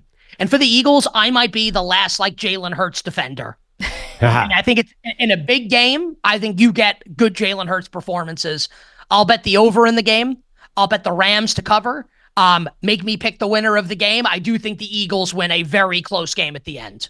It's so funny, Nick. I completely disagree with what you just said. Okay. Reasonable minds can disagree. Are you reasonable? No, the Rams, no. The Rams sitting Week 18. The Rams are going into a snow game. I mean, this is a disaster. They should have gone to Detroit because why is it a disaster? Because I saw them. They got to play the Vikings in the first round. Would you rather have played the Commanders? They could have beaten either team, but you're going to have to beat a team at that level. Remember, you would rather have played the Commanders than the Vikings, dude? No. Did But they could have the Rams would have beaten the Commanders in LA. I think maybe. I definitely think so. But regardless, I don't know. They beat the Vikings by 20. I mean, that's a pretty good outcome. You saw them when they went to your Giants, who were the worst team in the league 2 years ago and almost lost on the East Coast. This year they looked awful against the Jets on the East Coast. They're not going to play up to that. We're going back to 2022 to They're not good when they go to 2025. cold games on the East Coast. This is not a fair fight. Okay, so look, you might be right. I would strongly advise you to bet the Eagles. If your handicap is the Rams can't play outdoors. I love the Rams. I thought they were good. I've been saying that's a Super Bowl team. I think they're so talented. So you're a Philly guy, right? I'll do the Colangelo line here. Yeah. You got to choose your slant, buddy. What is it here? I'm just Rams saying or Eagles? Maggie knows I'm a bandwagon jumper. The Rams, I think, blew their chance by getting this outdoor game in the playoff schedule. I think they could be right there with the Lions. They could beat the Eagles in LA. They could beat anybody in a warm weather game. So what happens? So let me ask you something. I think that the Rams cover and they lose this game. So you actually agree with everything I said then? No, I think the Rams screwed up Week 18. I think that this is a super talented team that's really, really good. That just is but let's say they went to Detroit this weekend and won. What are they doing next weekend? Coming to Philly. Well, that's if. Yeah, that's a good point. They're going to have to play outside at some point. Well, let me ask you, go like, outside at some point. betting question though. In real reality, how are you looking at the weather? And you'll get into the next game. Like, if you're betting on the Rams, aren't you nervous about this weather? Because that is actually what I was thinking about. So it's really, I think, and I'll just, this is all publicly available information on this thing called like Google. We could Google everybody, Philadelphia weather. So let's see for Sunday. And obviously, I say all the time, the only people that are wrong more often than sports betting prognosticators to get to keep their jobs are weathermen. So we're looking right now on Sunday, winds of 11 miles per hour. So I say this all the time, and it's really important for people. It's not snow unless you're talking Noah's Ark. Well, I guess Noah's Ark is rain. Unless you're talking like, I don't know, some like gigantic blizzard, like North Pole level, Antarctica level stuff.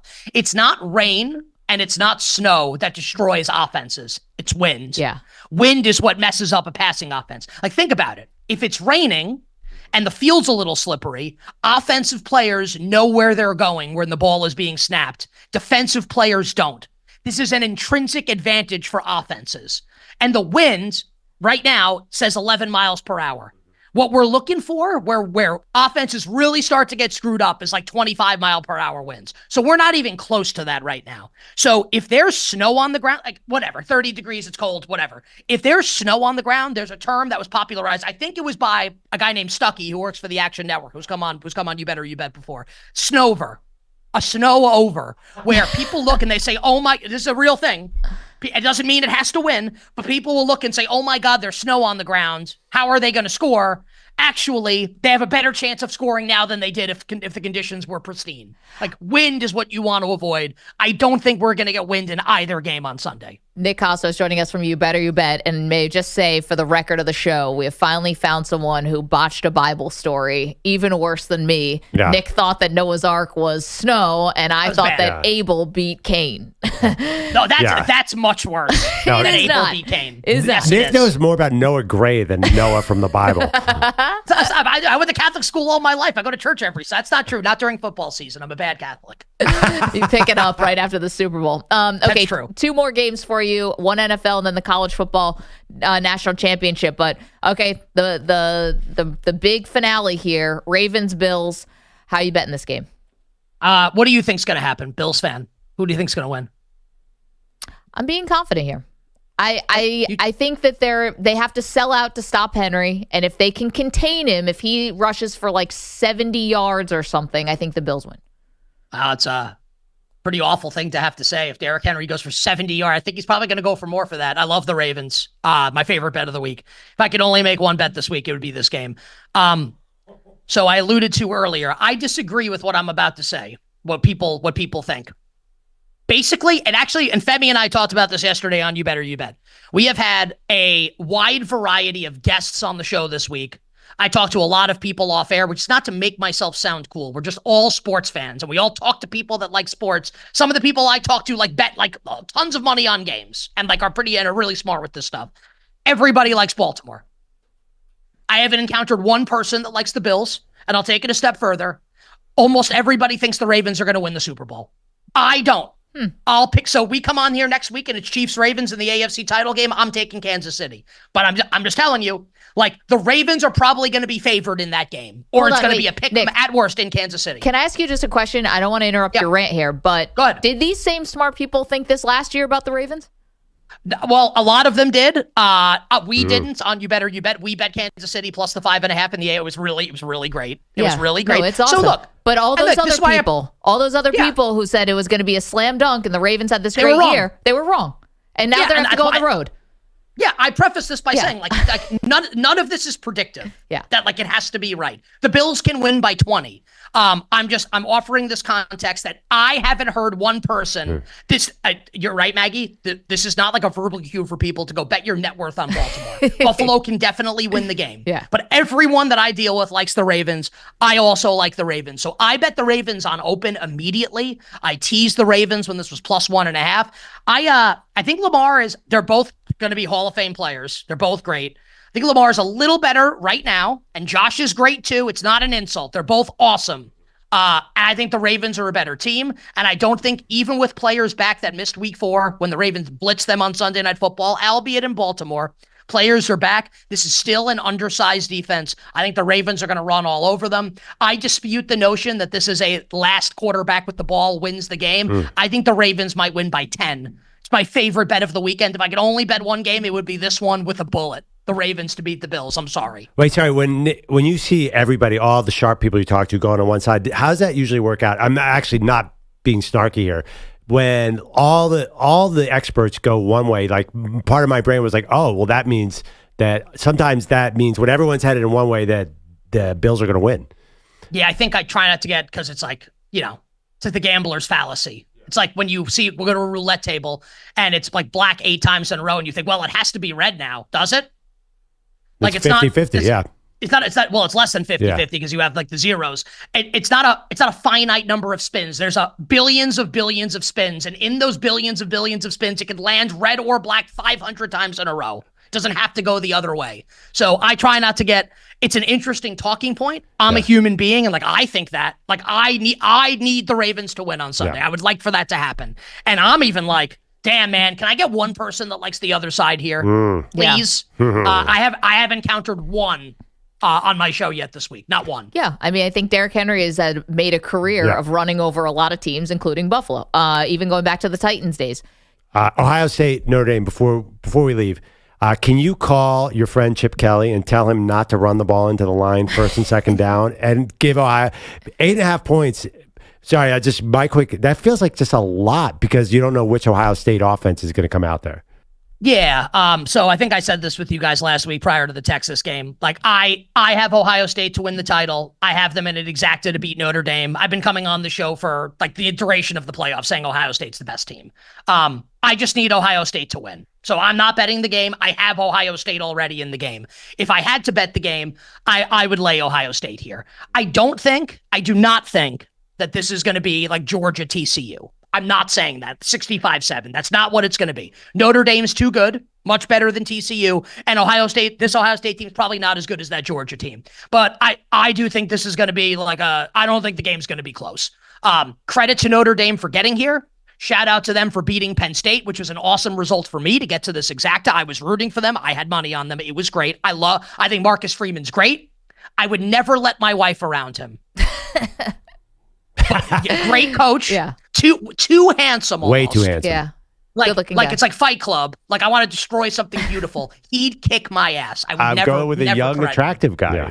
I totally agree. I mean, it is what it is. Great coach. Ohio State's 50 times better than Notre Dame. I think final score. We had a pro bettor come on the show yesterday who said 38-7 for the final score. I'll go with that. I think Ohio State wrecks them on Monday night.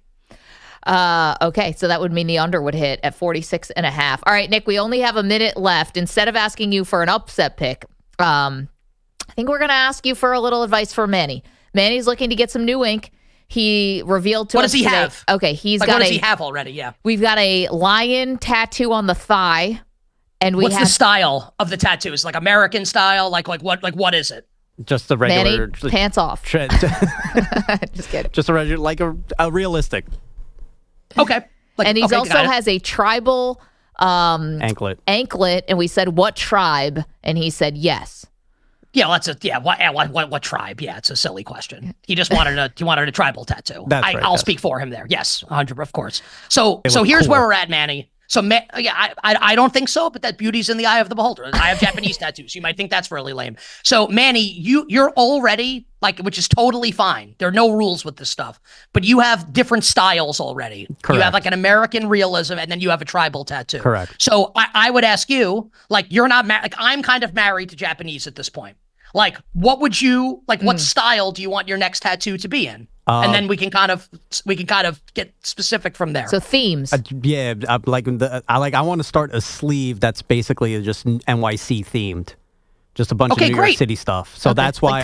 So why are you asking us? You know what you want. Because here's the thing. I asked them if getting Madison Square Garden with the Empire State Building in the back was a good idea, and I was met with some backlash from both my colleagues and my personal friends. But why do you? But you want it. It's on your body. Why do you care what they think? I have a dragon and a koi fish on my arm. You think everybody likes that? My mom wanted to disown me. Who cares? Wait, Nick, have you even been to Japan?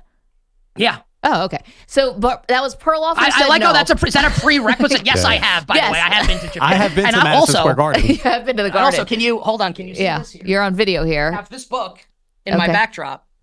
The book is Japanese tattoos. Love it. Because I love them. No, and they look I'd great. like to get more of them. I like the amount of flowers you have. But I was against Madison Square Garden because you also have Penn Station in there, which is the worst place on earth. But no, and like so look, this is the honest answer. Like, things don't have to be good for everybody. I have 2 Japanese tattoos, right? People can hate them. That's cool. They're not on your body. So Perloff, like, you can hate Madison Square Garden, and Penn Station is the chariot to the 6th level of Dante's Inferno. And when you walk into the bathroom, it's like someone's pissed on your face. It's the worst place on the planet.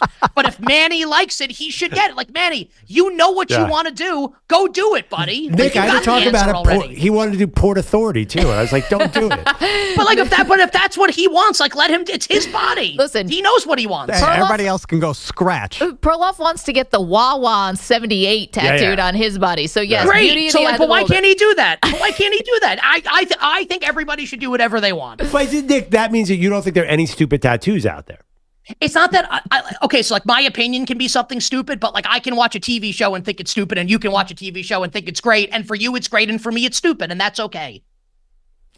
Man, Nick, I think Can we all agree on tramp stamps though? Well, for men, yeah, it's bad. I would say for women, I don't mind them for women. I'm not a fan of my wife having it if my wife had it. You want your daughter to have a tramp stamp? No. My daughter's not getting any tattoos. Sure. Hey, listen, it's too early for this, okay?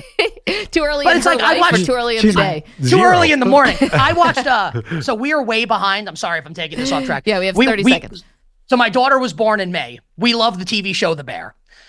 Because of that happened, we got completely derailed, so now we're watching it. I watched episode 8 of season 3 last night, and I thought it was one of the best episodes of TV I ever watched. I texted one of my friends who loves TV. I was like, what'd you think of this episode? He said it sucks. And in that moment, I hated him with the fire of 1,000 suns, but also I respect the right for him to have his incorrect opinion, and that's okay. All right. There you go, Manny. Nick, thank you so much. You can catch Nick Costos, the host of You Better You Bet, BetQL, Peacock, everything. Nick, thank you. Yeah, these are pretty badass tattoos. Wishing everyone Minimal Sweats winning bets the absolute very best of luck. There you go, Nick Costos. All right, we got to take a quick break. Got your bets there from Nick. We have a lot more to do, including an update just moments ago on the coaching cycle. We get to it next. You're in a 5-minute break.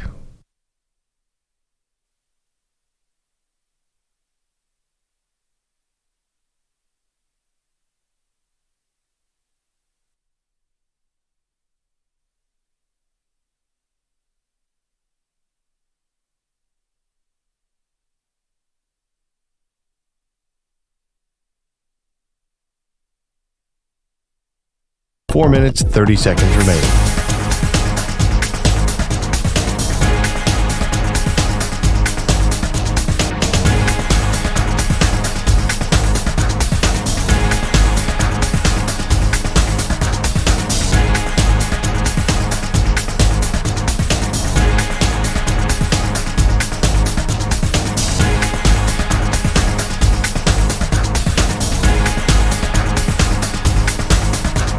Four minutes remaining.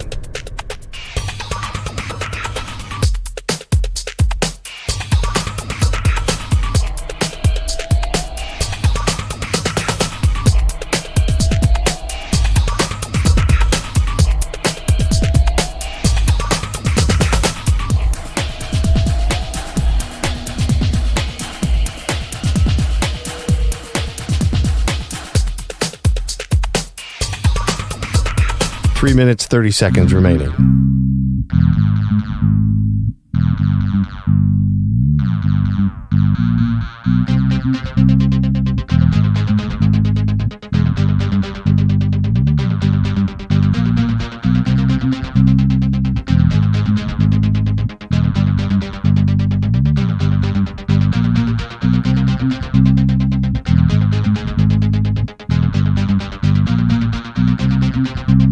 Three minutes remaining.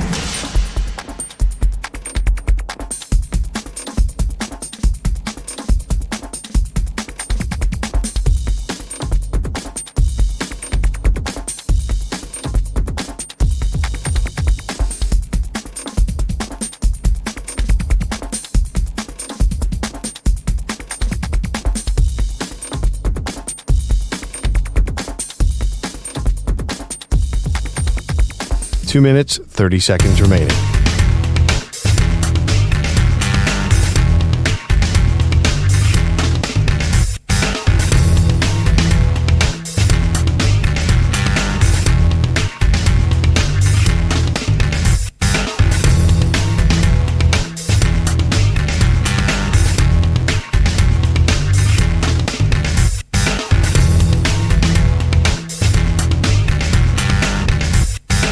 Two minutes remaining.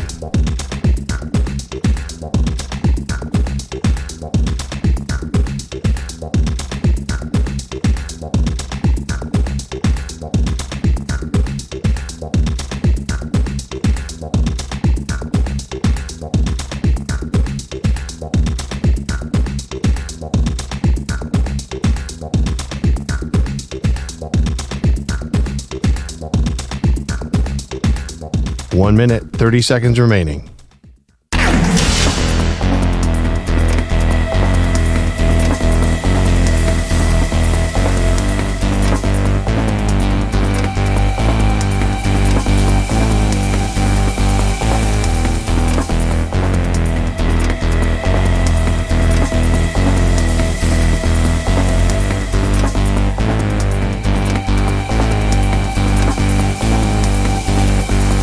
One minute remaining.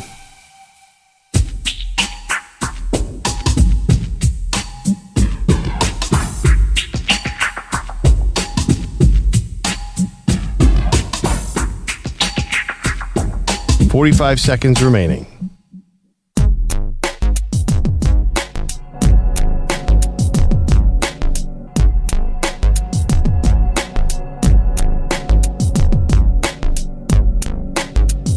Thirty seconds remaining.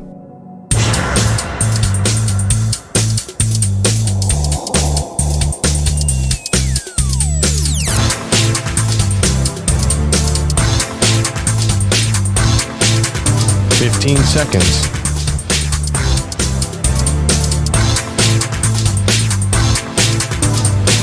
Break ends in 5 seconds.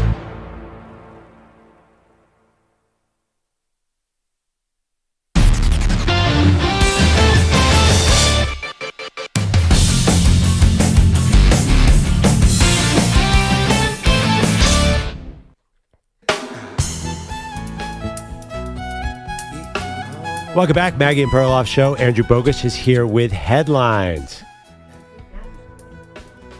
Oh, that's Dave Matthews. Oh, you turned my mic off? No, you turned it off. You turned your mic off. I didn't touch it. Are you afraid that Bogus was going to start singing? This isn't Crash, so I didn't know it was Dave Matthews. Yeah, it doesn't sound like Crash. Yeah, you might be right, but actually, I don't know it. Does everyone know this? Did you know this song? I don't know. I don't know No, much. she knew once the voice started, I'm sure. Yeah. But we were starting, and I thought it was just lame, like Muzak, like light rock elevator music. Wow. Walked into that one. Okay, it's almost time for Maggie to say yes to the black hole dress. Dressing like a crazed Raiders fan is the punishment if Tom Brady continues in the Fox booth. And TB12's agent, Don Yee, told Sports Business Journal yesterday Brady remains fully committed to that TV gig no matter how he's helping the Raiders get better at football. Yee said this season, the first year of a long relationship. This is not a story. No, like you saying it is fine. I know that. Someone's agent who negotiated this deal coming out to say they're going to do the whole deal is not a story. And I think he even like overshot this by saying he's going to do the whole 10 years. He did, yeah. That's insane. No, he's not. And I still think I have a shot to win this bet where Brady, I think he could say goodbye to broadcasting and then Perloff would have to dress up like a member of the Black Hole. You know, the harder you work to prove this, doesn't matter one way or the other. This is up to Tom Brady. It's not up to you proving anything. This is the bet is out there. There's nothing you could do now, Maggie. The die has been cast. This bet is happening. We don't even have to debate it anymore. It will be determined by week 1 of next season. It's going to be 4:00 on Sunday. Tom Brady's going to walk out. And by the way, Tom Brady's voice does not match this music at all. He's going to be calling the Welcome to Dallas. Welcome to Dallas. Now, Dallas is going up against some lame team right now that Fox is like, we know Cowboys are going to get ratings, so we don't even have to use a good one. You guys are wrong for that on Brady. That is wrong.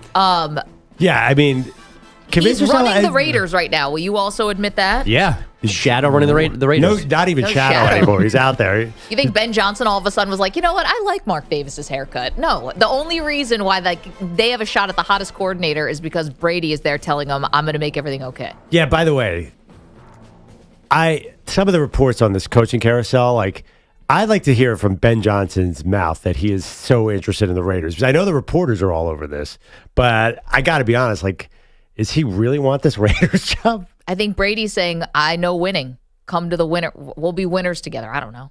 I don't know. I feel like if he takes his job, I feel very bad for Ben Johnson. Oh, yes. He'll be very rich. I won't feel bad for him. I don't feel bad. True. Do you think the NFL has made this decision permanently that they're okay with whatever Brady does, or is there still a line where the league goes, Tom, this is too much. We gotta pick one here in terms of being involved with the team Big and time. staying on TV? It's a gigantic. Maggie and I were just talking about it. This is getting weird.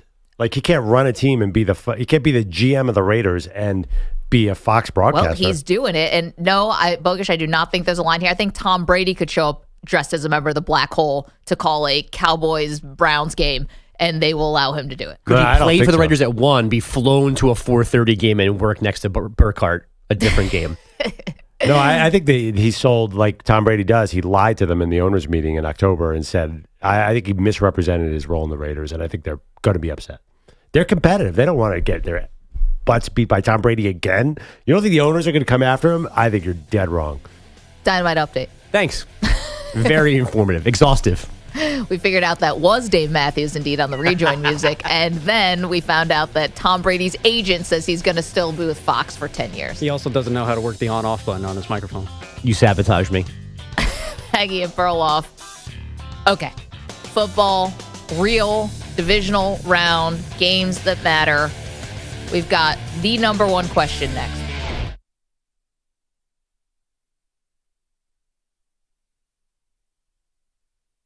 You're in a 5-minute break.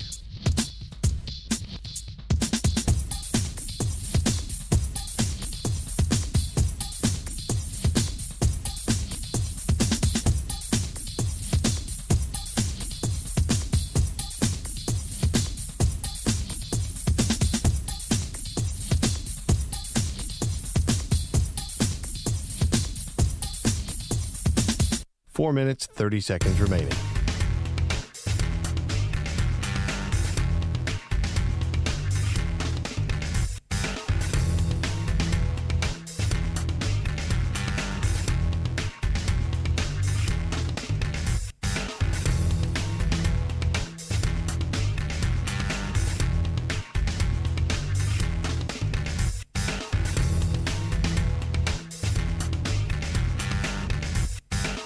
Four minutes remaining.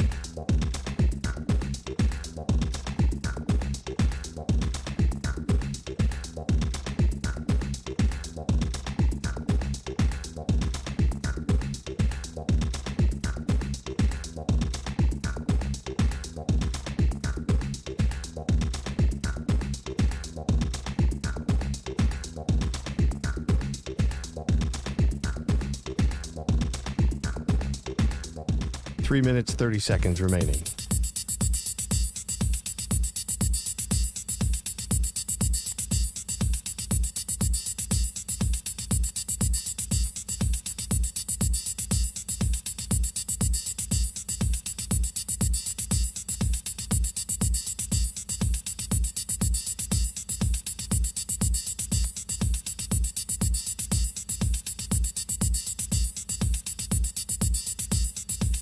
Three minutes remaining.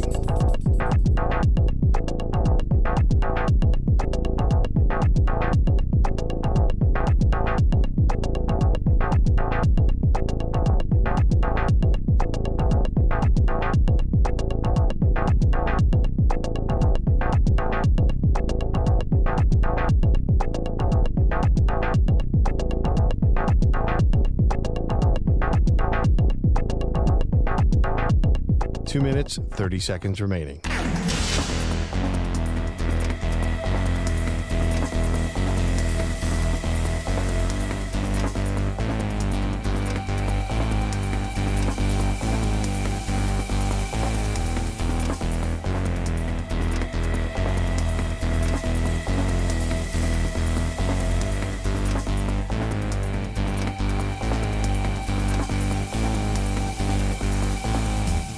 2 minutes remaining.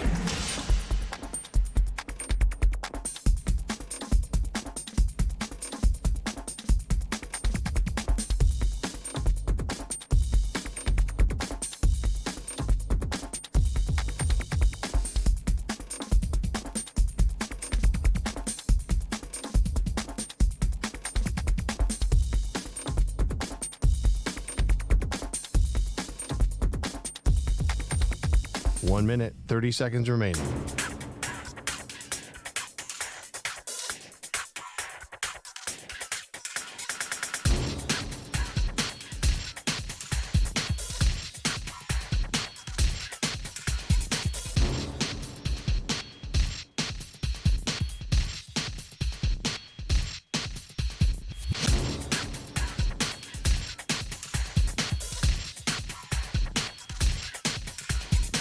One minute remaining.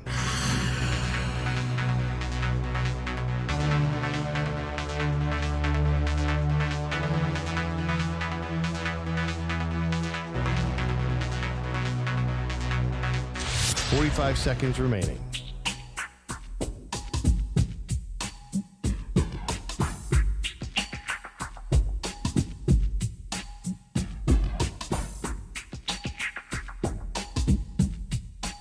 Seconds remaining.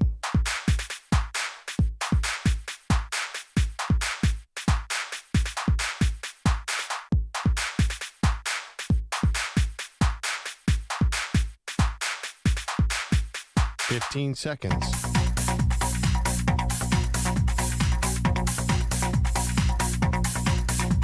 Break ends in 5 seconds.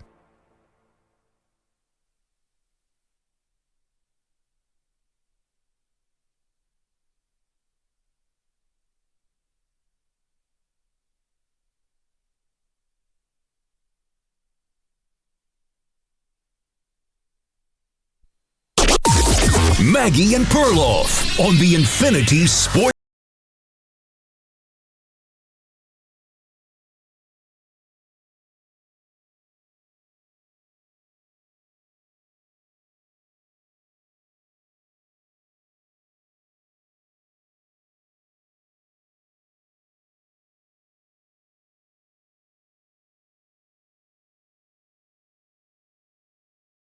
About that. Well, Not this weekend. Right. Oh, I'm just talking big picture in this playoffs. Okay. Like, there's a lot at stake for a lot of teams here. Yes, sorry. Everything is riding on this season for the Detroit Lions. They cannot, not only can they have to get to the Super Bowl, if they got upset by a Washington team that it probably is a year or two away, that would just be the ultimate devastation. I'm honestly, like, if they lose to the Chiefs in the Super Bowl, okay. But if they lost this round, it'd be like, God, everything was setting up for this team. You know, they're going through their home field throughout the playoffs. I feel like people would be A, incredibly surprised, and B, incredibly disappointed. So I think the most is at stake for Detroit. I think most is at stake for Detroit. Overall, you're right about that, but I don't think they have to win the Super Bowl necessarily. It would be disappointing if they didn't win the Super Bowl, but if they lose to the Chiefs, I don't think that there's any shame in it. Yes, you lose to the Commanders, who are a 10-point favorite at one point during the week. Now it's down to 8.5, and you have the home field advantage. But I don't see, I guess, is the most riding on it for them? They've got a young team, youngish. Their defense got decimated by injuries this year. You'd be able to find excuses for why they didn't win. That's true. And there's another part of this. If, let's just say, in some alternate universe where the Lions do lose this game to the Commanders, this is going to be like the Jaden Daniels magic carpet ride that he'd be going to the NFC Championship game as a rookie. Right. That the story would switch so much to be like, all right, bye Lions, and now it's Jaden Daniels' world, and we're all living in it. Nick Costos joined us last hour from You Better You Bet. He and I see this the same way. I think Jaden Daniels is the best quarterback left in the NFC.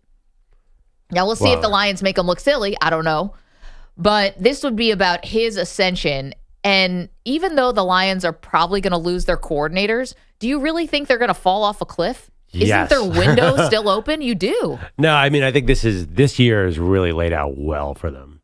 I think that I know Hutchinson's not there, and that's a huge deal. But, yeah, I don't think it's going to be as easy a path through the NFC next year.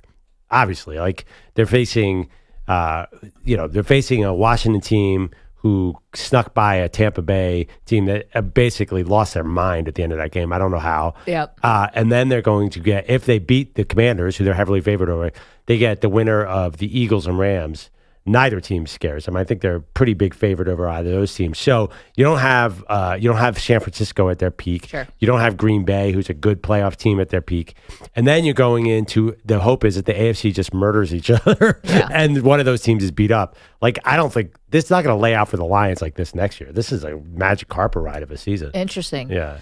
We're asking who's got the most at stake, and whose loss would be the most heartbreaking. I mean, for me as a fan, I would say it'd be the Bills, but I also think the Bills have the most at stake here, and here's why. Lamar has his MVPs, right? Like, he is agreed upon as the second to Mahomes. If you have 3 MVPs, you have to be considered the second to Mahomes. I mean, then Josh Allen and Joe Burrow have to take a backseat. Not in anybody's quarterback rankings. Like, find me a quarterback ranking consistency as Lamar number 2. It's not there. Okay, well then maybe the award's screwed up. The award is definitely screwed up because I think if you look at preseason quarterback rankings, Lamar and Allen flip-flop and Burrow flip-flop, they're all about the same. They're all below Mahomes. Yes, but somehow Lamar has 3 of them. And okay. But anyway, no, you know that the Lamar and Josh Allen are similar in status. So here's why I think the most is at stake for Buffalo. They are a home team, just like Detroit. Now, the spread's not nearly as big. In fact, Baltimore's favored, actually, in Buffalo. But I think this is what would be the shame of it for Buffalo and why this would be most heartbreaking. Number one, they've actually put together different types of teams. They've tried in different types of ways. Allen has been the focal point, of course, but they've had different types of defenses in terms of personnel. They're building that defense. They've had different types of offenses. It used to be this big play, explosive play offense that didn't really work outside in the cold weather. Now they became more of a run, spread the ball around, everybody eats offense. And if you try multiple different ways to win and you can't win, I think that is demoralizing in a way that becomes coupling that with the Bills' history of not winning a Super Bowl, of being just good enough but never great enough. I think that's the part of it that would make this more devastating for Buffalo. It's like you retooled the roster. You really tried to do this differently, and you still come up short. Yeah, but could you argue that they're young, whereas the Chiefs and the Ravens are old? Like, look at Josh Allen's young, Dalton Kincaid's young, James Cook is young, Keon Coleman's young. Like, they're all on the rise. The Ravens have Derrick Henry's at the end. The Chiefs have Travis Kelce's at the end. Everyone else on the Ravens is young, though. Well, maybe not Mark Andrews, but Zay Flowers is young. Marlon Bateman Humphrey's is young. not young. Like, they're definitely not. They're Kyle not. Hamilton is young. Yeah, They've got young guys. But generally, I think the Bills, like, everybody on offense is on the youngest side. Like, and I say that because everyone's like, oh, this came into this year saying like, oh, Buffalo, they might not threaten this year because they're building after the post Stephon Diggs. Yep. I felt like this wasn't the year. It was supposed to be like a little further down the road, right? I think every year when you have your healthy quarterback and they're this good, it's always a year. But did anybody pick the Bills to Super Bowl preseason like they did last year and the year before that? I think that fell off because, you have to admit, this was a bit risky to go into the season with these weapons. Khalil Shakir's your number one receiver. I think it was more of a wait and see. I think they throughout the season got the bar a lot higher, but I don't think coming into this year, they were building towards something. Right. I think they were building in the post Stephon. Is that fair to say? I mean, look, they have a rookie receiver and a second-year tight end now. They're very young. Yeah, I think that they looked at the Kansas City model and said, you can get rid of your best wide receiver, and as long as you have your quarterback and you have, capable weapons, the element of surprise for the defense and not knowing where the ball is going is going to end up being more valuable to you than having one awesome $30 million receiver. I think the Bills' Super Bowl odds next year are going to be really good. Depends how it looks in this game. Yeah, like if they lose 35-10 like they did in week 4 to Baltimore, then no, it's not going to look good. And they won't. They shouldn't. They wouldn't deserve to have high Super Bowl odds. Yeah, I mean, I do think the Ravens are consistently good, but I'm not sure for them. Like this year, they should have taken more seriously. I don't know why they mailed in the first half of the season. They really should have fought. I think last year they were like, their defense was super inconsistent. Yeah, early. I think. Well, they thought we got home field last year and didn't do anything for us. Like, what do we care? It did feel like they were not as serious a team in the first half of the. I mean, they lost to the Raiders for God's sake. A weird game. It does, and they are just a different team. I didn't feel like they were all there, especially, you're right, defensively. How many times, and I still think their back four can get totally picked on. I just haven't seen the right team to do it yet, and I don't think it's going to happen on Sunday, right? Because it's going to be 0 degrees out. Yeah, it's going to be really cold. Major chance of snow. What else is new? It's Buffalo. And we're going to see how the elements play into this. EJ, do you think we're right about this? I say Bills. Perloff says Detroit Lions about who's got the most at stake this weekend. The most to lose. I think it's the Ravens. Because of Lamar. I think it's Lamar. I know the Ravens have won a championship, but it just feels like that Flacco, Ray Lewis is there. Like, that's a whole different organization to me than the guys now. Yeah. Like, the Ravens, I think, have been looked at for the last 2 years as an absolute juggernaut that is so much more talented than so many of these other teams, right? They have so many Pro Bowlers, so many stars, so many names. If they lose again after they thought they got the trump card and Derrick Henry to combine with Lamar Jackson's run game, it's going to be like, it's never going to happen for these guys. I really think the Ravens, the Bills, I think we could kind of squint and say, okay, it's McDermott's fault, or okay, they're kind of young, they kind of overachieved maybe from what Perloff was saying, like their expectations were. I think the Ravens, the expectations were still sky high. If they don't get to the conference finals, or rather the championship game, that'd be a disaster. Wait, who are these Ravens stars other than Lamar? Lamar, Derrick Henry. Well, I know, and now Henry, but I'm just saying, we haven't looked at them as a star. Kyle Hamilton is a star. I think people think Mark Andrews is a star. I mean, come on. Are you serious? Well, he's not Travis But those Kelce, are not. He's not Travis Kelce. Kyle Hamilton. I'm talking about he talent. stays on the field about nine snaps in a row. Yes, they're very talented, but I think that they, the thing with the Ravens for the last 25 years, they lose all their talented players, and then they somehow find all these new guys to rise up. I think the Ravens, the one thing is they've never gotten the receiving core figured out, and it seems like they finally have it figured out this year, right? That's what's Zay Flowers has gotten a lot better. Again, Roquan Smith is one of the best linebackers. I don't think that when we look at the Bills, I don't look at them and say they have a bunch of the best players at their position. Maybe Dion and Josh. That's it. Everyone with the Ravens, I think they have the best safety. They may have the best middle linebacker. They have one of the best quarterbacks. They have one of the best interior guys in Matabike. They have one of the best. Now you're pushing running. It. Now you're pushing it. No, it's true. And look at all the Pro Bowls. Look at Chris Jones and Travis Kelce. I'm comparing to the Bills. Yeah, I'm just saying there's a lot of teams with a lot more stars. The Eagles have 8 stars. I mean, I'm saying they are not a star-laden team to me, the Ravens. Yeah, they are. But they got more Pro Bowlers than any other team this season. They got 8 guys in the Pro Bowl. And by the way, I know we don't talk about it enough, and he has had a pretty bad season by his account. They did have the best kicker maybe in the history of the NFL on their side, also the Ravens. Their second string tight end would start for 85% of the league. Yeah, I don't see the Ravens like that. I think the Ravens are more of a system team. And there's just Lamar takes up all the wattage because he either carries the ball or throws the ball at every play. Until Derrick Henry got there, then it was this is a new Ravens format. It was just like Lamar, and the Bills are the same way. I feel like Josh Allen is so top heavy on this team. Where you look at the Eagles have 6 stars. The Rams have Puka Nacua and Cooper Kupp. I don't see the Ravens as so overwhelmingly star-laden that they got to get there. It's all about Lamar. They have the MVP quarterback. They should win. But we know that that's just not how it works in the AFC. There's a guy named Mahomes sitting there. Well, we know that. 855-212-4227. Who's got the most at stake in this divisional round? Perloff says the Lions. I think the Bills. EJ thinks the Ravens. Manny, you want to weigh in on the Texans or something?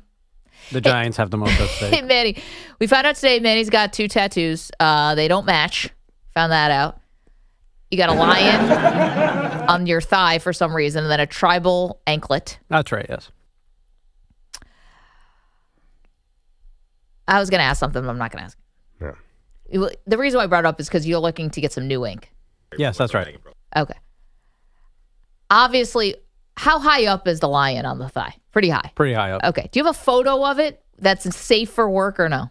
I'm sure I do somewhere, yeah.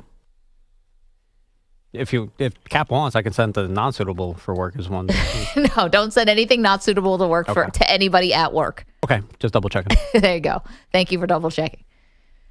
I feel like maybe we could solicit some ideas from the crowd because we don't have tattoos. Me, Perloff, and EJ don't. Bogusch doesn't. I don't know about Kaplan. But the rest of the world does. Maybe we can get a little crowdsourcing going on. Why does another tattoo have to happen? Can you got 2. Yeah. Can you just live with that? Like, why does that? I think it's like eating potato chips, no, you know? It's like you want more and more. Yeah, it's potato chips. It's like championships. Once you get one, you want another one, you want another one, you want another one. It's kind of like a drug. Was the first one the hardest? Also, they say that about titles. No, the anklet was a little bit more painful because it was closer to the bone. Got it. Jerry is in South Carolina. Jerry, your thoughts on the divisional round or what? Hey, Maggie, how's it going? Going great. Good. Thanks for taking my phone call and talk about the AFC divisional playoff games this weekend. I know the Ravens-Bills games technically is the AFC championship game, but it's a crying shame that the winner will have to go to KC. I know Jackson and Allen need to get over that hump, but it should be a really good game Sunday night, prime time, 6:30. Yes. That was a good promo. But yeah, it all goes through Kansas City. You're right about that. We were asking before, let's just say Kansas City does beat the Texans, say they do beat the Texans. Who has a better shot of upsetting these Chiefs? Would it be the Bills or the Ravens? The Ravens, they're a more complete team. Having Derrick Henry definitely gives them the edge, unlike last year when Jackson didn't have that security blanket in the running game. But this time he has Derrick Henry. Hopefully that will be the deciding factor. Jerry, it's a great call. The one thing about Henry, though, and this is really if we're talking about keys to the game and we look at it from the Buffalo side of things, if Buffalo, you can't have the start you had against Denver. And quite frankly, some other home games that they've had this year, Perloff, they've started slow. Your Philadelphia Eagles dealt with this for a while during the season where they were a terrible first quarter team. And even when they picked it up, they weren't that great. But yeah. Bills need to score, I think, on the first two drives. Wait, both drives? Both drives. Very important. Touchdowns. Very important. Because that's how you neutralize Henry. The only way that you can try to make sure that he's not the X factor that beats you is to have the Ravens be trailing and forcing Lamar to try to throw. Someone hired this lady, scored. You have to go out there and score touchdowns on your first. Yeah, I mean, of course you want to score touchdowns on your first few drives. Do you realize, like you say it like that's a strategy? That's very, very hard to do in the NFL. I get it, and I know that's always the goal is to get into the end zone. But there was a halftime score where it was Buffalo and Denver, and it was 10-7, and everyone knew that Buffalo had the game at that point. Like, they outpossessed them 22-8, and Bo Nix couldn't hit the side of a barn. I'm just saying, no one thought the Bills had to score on the first two possessions, touchdowns to win that game. This one is a completely different animal because of Henry. So I know. Am I being Captain Obvious here? Yeah. I get it, but this one. No, but it's not just Captain Obvious. That seems like a very tall order to me. What you're asking them to do. So the last time the Bills and the Ravens played, on the first offensive possession of the game for the Ravens, Derrick Henry took a 78-yard touchdown to the house. Right. It's a very tall order for the Bills to score the first two touchdowns. They shouldn't be. Everyone says the Ravens are a great starting team and the Bills are a come from behind, cover the spread team. So I've heard a lot of bettors say, bet the Ravens in the first half, bet the Bills in the second half because Allen goes crazy. John is in Rochester. John, how nervous are people upstate? We're feeling really good about it. I'm got to give the Bills some credit here. They're so loose. They're ready to go. They're focused. We're ready to go. They're coming to our house as well. 72,000 fans are ready to go with this weather, and hopefully Josh Allen is going to be the superstar that he always is. We're looking forward to this win this Sunday. John, love the confidence. John sounds exactly like Rob Gronkowski. Did anyone else pick up on that? Sounds just like Gronk, who's from Buffalo. It's funny about being loose. We talked about Lamar Jackson, Perloff, feeling very loose. The other day, he's given a press conference talking about Derrick Henry, who looks like Lightning McQueen from Cars, and he's joking around with the media. I think the Bills players might be loose. The Bills head coach is never loose in a big game. Sean McDermott gets very tight, and the closer the game, the tighter he gets. He is not able to maintain that looseness or whatever you want to call it in a close game. He gets tight, he makes bad decisions. Did he do anything bad in last year's playoff loss? Actually, as I recall that playoff, that was kind of like that. The Chiefs won that fair and square, right? They just kind of outplayed them a little bit. Yeah, I didn't love this was not McDermott. I didn't love the offensive play calling at the end in that final drive where Josh Allen all of a sudden started going for everything when they had been so methodical. But no, McDermott doesn't have a great reputation for being the guy in a tight game that gives you an edge. And John Harbaugh does? I mean, he's won a Super Bowl, so Do you always give that him was the more edge? of a, I actually don't have no thoughts about John Harbaugh as an X and O guy. Like, ask the average football fan, is John Harbaugh good in 2-minute situations? I don't even think of him like that. I think the Ravens have a good reputation for being really good at the end of half. And I can't think of major screw ups, but I'm sure there are Ravens fans out there who would probably say there's been a couple. The Ravens got outcoached so badly in the AFC title game last year. It was dramatic. Well, there you go. Yeah. There's that, one. That was but Lamar very, took very the brunt. bad. No, I mean, but people did say, like, what the heck? What plays were you calling? Why is Lamar dropping back to throw the ball 40 times in this game? It was insane.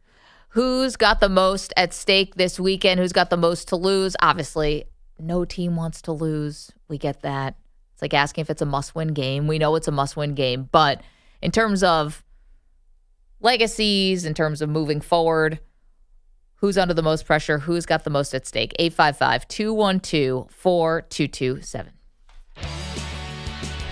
All right, Maggie, it's playoff time. We have been talking about the spreads on all these games, but there's another way to really enjoy this football weekend, and that's Prize Picks, the best place to win cash while watching the playoff games. 10 million members, billions of dollars in award winnings.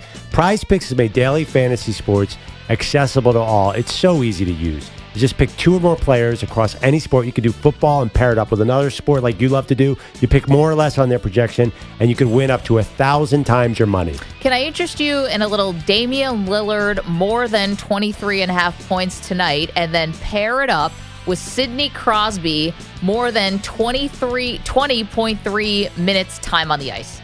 Oh, my God. You kidding me? You can absolutely do that. Yesterday, I had a bet on goalie saves. Yeah. On Philip Gustavsson, went over 26.5. Until I did that, I had no concept of how many saves a goalie actually gets. This is Perloff, just, this Learning so much. freewheeling attitude. Yeah, no, to tune into the game, it's such a fun way to enjoy this action. And, of course, Prize Picks, it's America's #1 daily fantasy sports app. It's available to play in more than 40 states, including for our friends in California and Texas. Just download the Prize Picks app today. We are obsessed. Use the code MNP. Get a $50 credit instantly when you play $5. That's code MNP on Prize Picks to get a $50 credit instantly when you play $5. You don't even need to win to receive the $50 bonus. It's guaranteed. Prize Picks, run your game. Must be present in certain states. Visit prizepicks.com for restrictions and details. Mand P.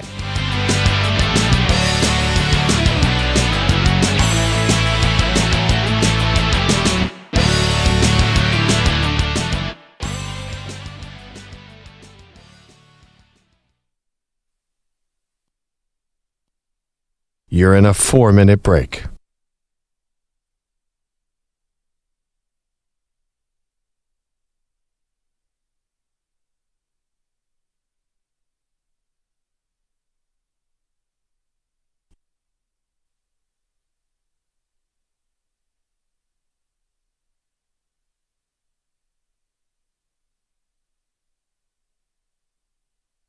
Three minutes, 30 seconds remaining.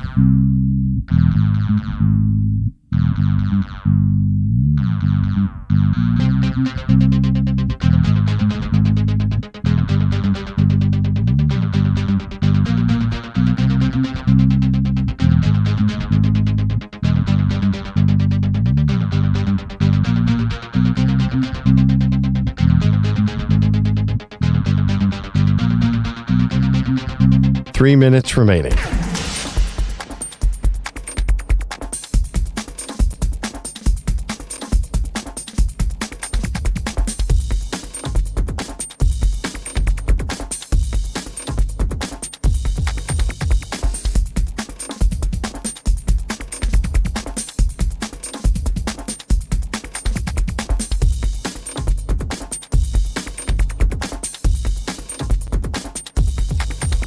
Two minutes, 30 seconds remaining.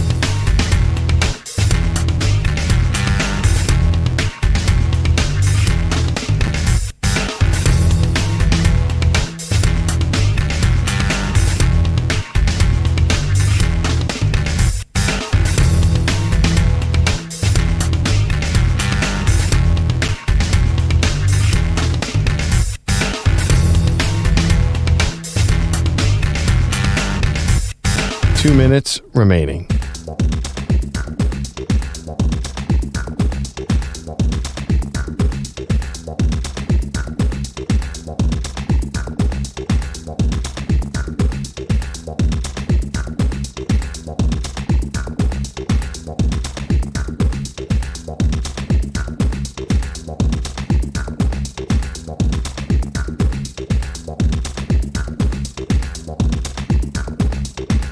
1 minute, 30 seconds remaining.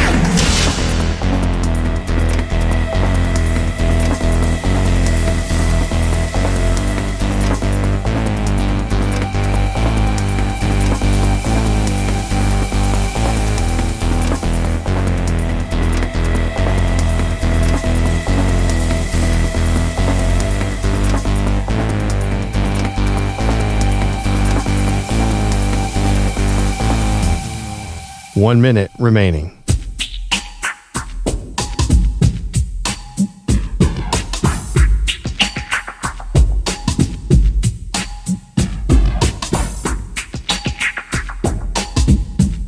"45 seconds remaining.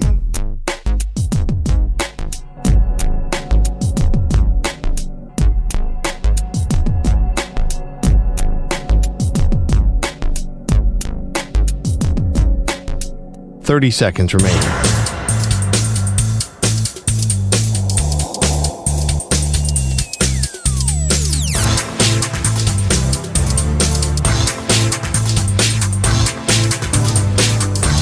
"15 seconds.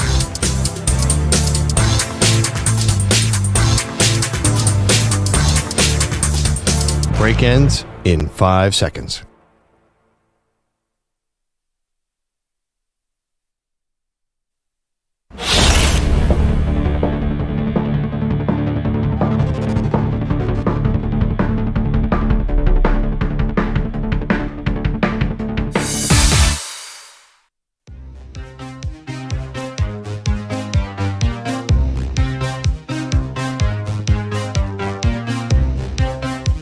Welcome back. Maggie Gray, Andrew Perloff.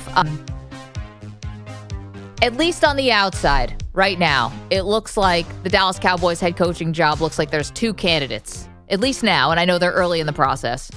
Deion Sanders and Kellen Moore appear to be the two kind of guys, and maybe that's just it for now. I know Robert Saleh also did an interview.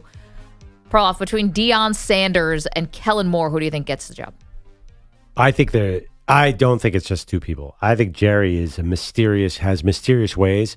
But of those two, I would say Kellen Moore is more likely because, it's just easier. It's a much bigger jump for Deion to go from Colorado to the Dallas Cowboys. And I think at the end of the day, there's going to be people in that building who want to be cautious about Deion just because it's a radical move. We all know that. He's never coached in the NFL. He is an unorthodox coach in college. He has this gigantic staff. There's a lot of reasons to point like that's a radical move. Kellen Moore seems like a safe move that we've kind of anticipated. Kellen Moore's been, how many years has Kellen Moore been talked about as a Cowboys coach? Like 3 or 4 or so. I know, but at least Deion's been a head coach at a level, right? Like Kellen Moore's only been a coordinator in the NFL. I know they love Kellen Moore. They made Mike McCarthy keep Kellen Moore as the offensive coordinator. I just think if Deion wants it and Jerry's enamored, as according to Ed Werder, and if Deion wants it and if he goes to Colorado, as Jane Slater reported, and asks for more NIL money, trying to use maybe the Cowboys' job as some leverage to get more money for NIL and for his assistant coaches, and Colorado says no, well, then maybe Deion's like, all right, well, my kids aren't here anymore. I'm trying to get more money out of you. It's an NIL world. If we're not going to keep up, there's only so much my celebrity can do. Maybe he's like, screw it. I'll go to the Cowboys. It doesn't hurt me at all. I can always go back to college if I want to. Well, he'll definitely. I'm not saying Deion will do it. I think the Cowboys won't do it. You think Jerry's just sort of it's blowing smoke? I think he's really interested. I think the end of the day, to pull the trigger on that move is a lot harder. Like, you're really going to bring Deion here. Like, I don't know. It just feels like a big risk that a guy who's always been risk averse in his coaching hires to be out of character. By the way, if Kellen Moore gets to the Super Bowl, then he'll be the hottest guy. I mean, that's the game with all these guys. If any of these, whoever the OC on the Super Bowl team is going to name his price. Kellen Moore keeps going, then Jerry will fly to Philadelphia at halftime and try and hire him. Do you agree with that? Yeah, but that's where Deion is still so interesting because, Deion can't do anything else. He's coached his last game in Colorado. There's nothing more he can do, but he has been very impressive in what he's done so far. Obviously, his own career, and then turning Colorado into a 9-win team, not bad. Yeah, I mean, I'll take it. If Slowick wins this weekend, he can name his price. Ben Johnson can already name his price. Todd Monken wins the Super Bowl, he can name his price. Like, the owners aren't stupid. They want offensive coordinators. Like, that's who wins. That's just, and if you get a defensive guy, it's because you want to pay less. That is the only logic I have. That's how I really feel about it. I don't know if I necessarily agree with that. I think Mike Vrabel is being brought into the Patriots because of the pre-existing condition, not because he's cheaper. That's and I true, don't think he was cheap. I don't think he's going to win a Super Bowl there. I think this is an offensive league, and I think there's one formula for success, and that is to have a great offensive coach. I really am down on the defensive hires. I know, but I mean, Bill Belichick won more than anybody, and he's Technically a defensive special guy. team coach. Technically special teams. Meanwhile, Bill Belichick, speaking of college coaches, out on the recruiting trail, yet some stories came out yesterday that he does not, it's our friend Jonathan Jones, said that he does not have a signed contract. Now, Jonathan did say this is normal. This happens in college football sometimes where guys work with like the framework of a contract, but some of the details haven't been hammered out yet. But between the $10 million buyout, the idea that Belichick may have been getting some phone calls behind the scenes, including from Tom Brady and the Raiders, and now this story where the contract is non-binding, do you think there's anything there? Is there anything there? I don't, because of that caveat that this isn't uncommon. I don't even get all this smoke. Like, you're telling me that Bill Belichick's going to jump from UNC, like, to what team? Like, who's... Maybe the Cowboys. Everyone's already down the road. I felt like that ship passed. I'd be shocked, beyond shocked, if Bill Belichick's name emerged. It's only if you think that the Cowboys really didn't know if they were bringing Mike McCarthy back. If it really came down to a contract negotiation or something with McCarthy, maybe they just didn't think this was going to be an opening that they really foresaw. I don't know. So why don't nobody, I mean, every single detail of this Dion thing gets leaked by 74 people. So if they're really looking at Belichick, don't you think we would have heard a whisper? I don't know. EJ, you look like you want to say something here. I mean, let's spice this up. I mean, there are teams playing in the playoffs. What if Maggie's Bills lose? What if your Eagles lose? Does that change the calculus? Oh, Maggie thinks that Sean McDermott could get fired if they lose. Nick Sirianni, the Eagles do a no-show against LA. Does that change the calculus in Philly? Nope. I mean, Nick Sirianni is right now the second winningest coach in the NFL. I think it'd be crazy after this year. If Nick Sirianni didn't earn another year this year, then I don't know what coach in the history of the world is ever going to earn another year. Yeah, but to be fair, he might lose his offensive coordinator. Now you got to find another offensive coordinator if Kellen Moore gets hired by the Cowboys. Yeah, they got Kellen Moore wasn't exactly a hot item when we got him. I think that's fine. Like, they brought in Vic Fangio as the hire of the year, and Kellen Moore is good, but no, I think Nick Sirianni, and I also think Sean McDermott most likely is safe. I think that's a stretch. I think you're making a stretch to say he'll get fired if they lose. If it looks bad, if they lose 35-10. Listen, Mike McCarthy put together a 12-win season. They got smoked by the Packers, and we all thought he was getting fired. And I know McDermott has had longer success with Buffalo than McCarthy had with Dallas, but I mean, Dallas was favored by almost a touchdown in that game. I think there's something about it's a little bit like Doug Collins. I think sometimes like people look at that going back a little bit with the Chicago Bulls. Like, you could have kept Doug Collins, but they thought they had a great team and you have a great player, and they thought they needed Phil Jackson to put them over the edge. And the Chicago Bulls did it. I don't know. That's just my thoughts. Andrew Bogish has headlines for us. What's up? Guys, is this plan C for the James kids? No NBA, no G League, so they'll play in Europe? LeBron's business partner, Maverick Carter, is apparently advising a group of investors who are trying to raise $5 billion for an international league that would rival the NBA. 6 men's teams, 6 women's teams playing games around the globe. We are told that LeBron is not involved in the project at all. I love it. Maverick Carter just came up with this one out of thin air and is no way going to use LeBron James' celebrity to try to sell this new international league. Yeah, sure. Why would a guy who wants to buy an NBA team allow his business partner to start a rival league? That is the thing I can't wrap my head around. It doesn't make any sense unless he already has been told, hey, buddy, that Las Vegas team is earmarked for somebody else. Maybe. You know, my other thought about this story, which $5 billion feels like a large amount of money to me. So that's what doesn't make sense to me. $5 billion for 12 teams, I would assume playing in places that already have arenas. So I don't What's the billion for? See, I thought the number was low. Really? I mean, the New York Yankees are worth $10 billion, and they're one team. Yes, sir. Like, I just feel like if you're starting a league, and it's an international league, so I assume you're going to multiple countries. I assume this is like a worldwide tour. Yeah. So I'm thinking $5 billion for infrastructure, not valuation. Like, I need $5 billion to make this reality. For what? Like, this is 6 teams, 12 teams total of like 12 to 15 players. So, like, that's not even 200 players. So you're paying for what, planes and arena rentals, and you need $5 billion? That seems like a lot of money. I think if you're doing, I also think you may be building arenas too. Because if you're talking about a rival league, I mean, it's the Euro League. It's like, Barcelona is like, yeah, sure, go play in our arena. Like, it's a rival to them too. It's a rival to any professional league, right? Well, it's a great question. How do you get to the $5 billion? I think I'm kind of more with Bogusch on this one, EJ. But the other question I had is, I get the unrivaled, what's that, the WNBA? Yeah. Okay, so there's another league that's being started to kind of counter this weekend, actually. Yeah, Angel Reese is playing in it. Yep. Okay, the WNBA players make nothing compared to the NBA players. Like, they kind of have to chase paychecks more. The NBA players get paid so much money. Why would you leave? You can be the 10th man on the bench. You can be making $20 million a year or something like that. How are they going to, maybe that's what the $5 billion is for, to give outrageous salaries, because you can make so much money in the NBA. Early USFL stealing great players, that kind of thing. That's interesting. Yeah, because LeBron's making $250 million on a contract. Yeah, to make him leave the NBA, you would think $500 million. Oh my it's God. basically what we've seen with the soccer players in the Saudis, right? It's just like, you got to get blown away. Cristiano Ronaldo, here's 2 years, $500 million, and you're like, well, how am I going to turn that down? Right. That's got to be part of this too. Like the rank and file, I would say the rank and file, even the elite NBA players, they're just making so much. Like, why would Wemby leave to go to this rival league when he's in line to make, probably when he's up, it's going to be $400 million in a supermax? Well, I mean, good thing once LeBron and Steph leave, nobody's going to care about any player except for Wemby and maybe Anthony Edwards. So they're fine.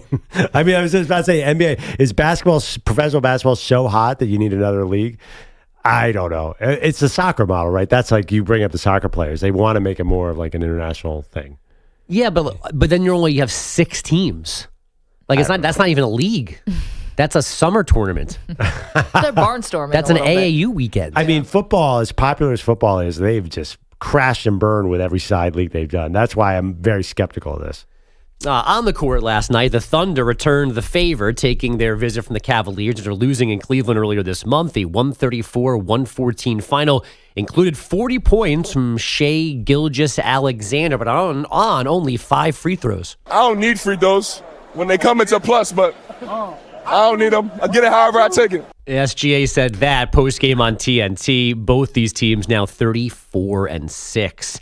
The Clippers took care of the Blazers 118-89. The Kings outscored the Rockets 132-127 behind 33 from DeMar DeRozan. And the Pacers 111-100 winners in Detroit. They've taken 7 of their last 8.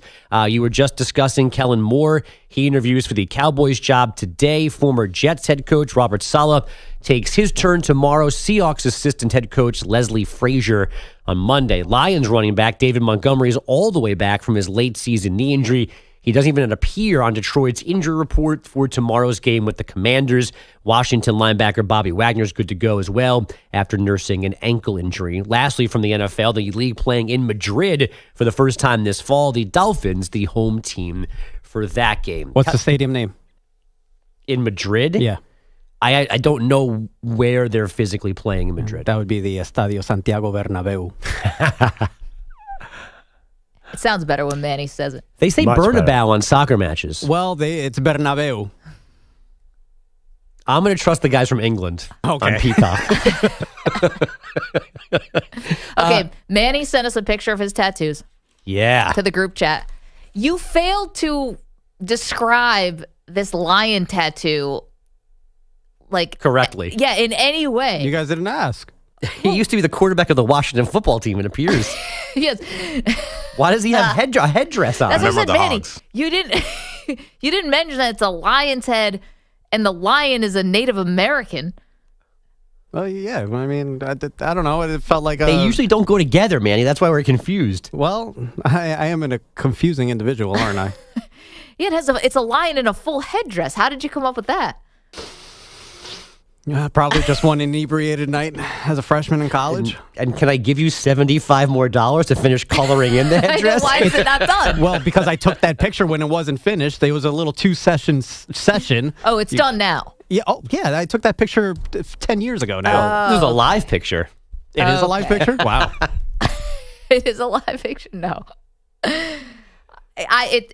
It's a lot cooler than I thought it was going to be. Thank you, I guess. No, it is. It's interesting. I didn't know you had all this like Native American which is great. I just didn't know you had this love and obsession maybe. I like their art. With their art. Okay, great. Probably not the same tribe. The ankle one looks a little more southwest, and I don't know. Look, man, it looks tight. Yeah, you got to pick a lane here. I think that's the side lesson. Well, you've got this guy, you've got the tribal tattoo, you've got your Mexican hockey team. We got to pick something. Both of these are hidden tattoos, more or less. So when I start to get the sleeve and it's all NYC based, I think my life will make a little bit more sense and people will think I'm straightened out.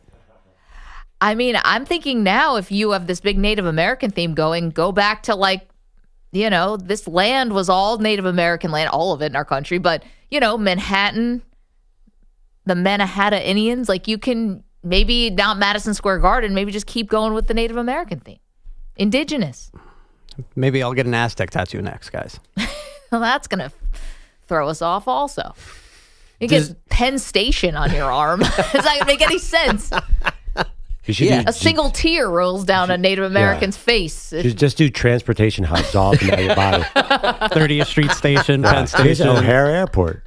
Oh, throughout the country. Yeah, LAX. Yeah. Chicks would love that, man. I can't recommend that Terminal enough. 3 in Atlanta. Well, if my roommate said that it will get me chicks, I got to do it then. Here's a bus station in Tulsa. Only the specialists get to see that one. And now, Manny, instead of knowing every stadium what the name is, you can know what every bus depot in America is named after. That is the Woodrow Wilson Bus Depot. Yeah, no, rest stop. Outside of Illinois. Yeah. Add in rest stop. Rest stops. Yeah. The Vince Lombardi is in New Jersey. Or you could just do stores that are commonly found around. Here's the Auntie Anne's, Roy Rogers. It's a Taco Bell KFC combo. Sbarro. Plus donuts. Sbarro. It's a Chick-fil-A, but not open on Sunday. I've had to make such radical rights on the highway because my kids love Auntie Anne's pretzels so much. Get me the Auntie Anne's. But if you're going with one of those places, though, undefeated smell is Cinnabon. Yeah, Auntie Anne's is good. Cinnabon undefeated. Cinnabon, that's the It's top the of the goat heap. smell. That's what dreams are made of. Yeah, it is. Okay. Maggie, any of your fun friends whose name end in I, you think they're intrigued by a lion's tattoo? I told you I have a Brittany with an I in my life, just like Aaron Rodgers' new sweetheart. She's taken though. She married a finance bro. Was this? We were talking setup. Is that what's going on? I tried that. I flirted that one day that maybe there's a lady in one of our lives that we could connect to Manny. Manny, and your dating profile, is there a picture of the tat? No. Probably better. Oh, okay. I've never done a dating profile, but I Time to imagine throw the break, Maggie. I don't do dating. I don't imagine you put your ankle on your dating profile or your thigh. Yeah. I mean, Maggie might put her It's feet. called the thirst trap. Maggie AJ. puts her feet. I mean, That's for money. You want market to for that. attract former Jets coaches, you do. There's a market for that. Yeah. There's definitely a market for that. And I bought white sneakers the other day. Yeah. They just accentuate my feet so much. It was such a terrible idea. It's like wearing white pants if you got a big butt. It makes them look so much bigger. Actually, it's like floppy shoes. Hey, that's a big canvas for tattoos. My feet? Yeah. Those hurt, I've heard. Top of the foot, I heard, is a bad place to have a Actually, I tattoo. have the entire Roman Colosseum on my feet. The Great Wall of China. It's to scale on my feet. I got big feet. Okay. Man, I hope that in an alternate universe, Bob Uecker would have loved that conversation. He was one of the funniest people that we had in broadcasting. Nothing we could say to ever hold a candle to how funny Bob Uecker was. He passed away yesterday at the age of 90, and we're honoring him today by playing some of our favorite memories of the player and broadcaster. During every player's career, there comes a time when you know that your services are no longer required, that you might be moving on, traded, sold, released, whatever it may be. And having been with 4 clubs, I picked up a few of these tips. I remember Gene Mauch doing things to me at Philadelphia. I'd be sitting there and he'd say, grab a bat and stop this rally.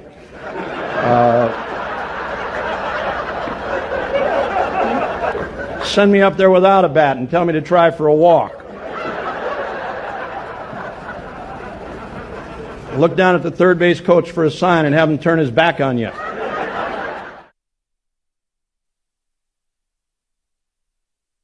You're in a 5-minute break.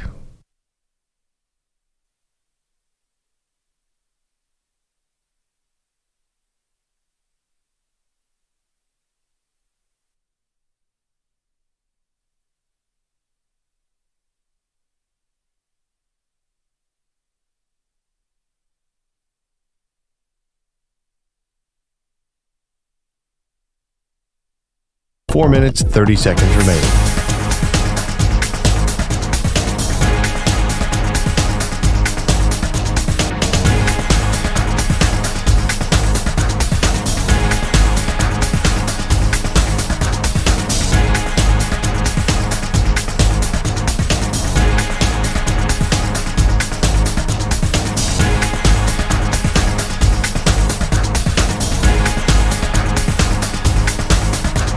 Four minutes remaining.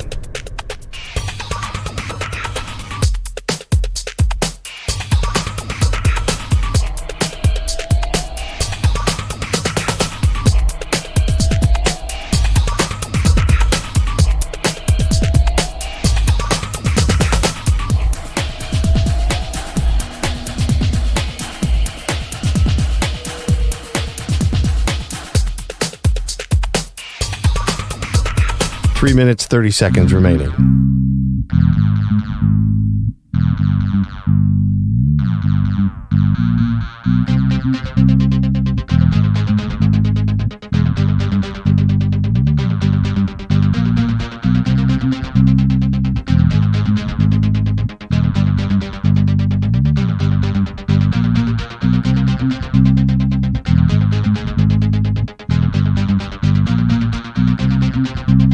Three minutes remaining.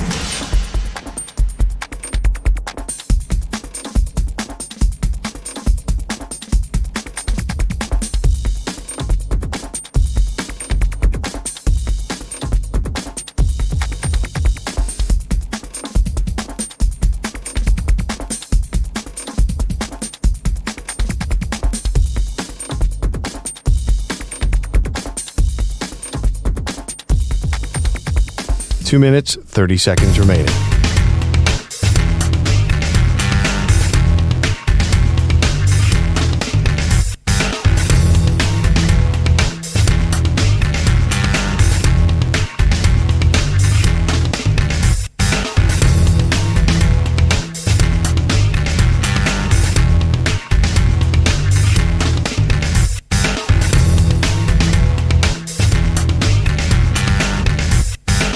Two minutes remaining.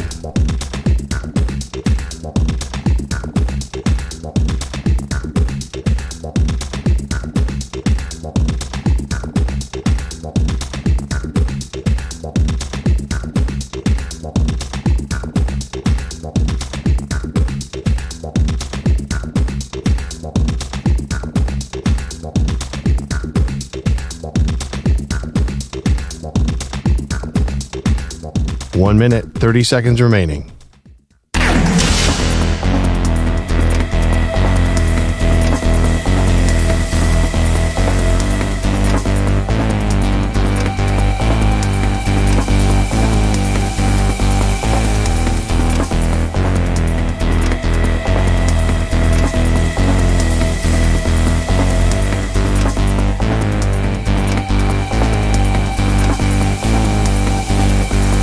One minute remaining.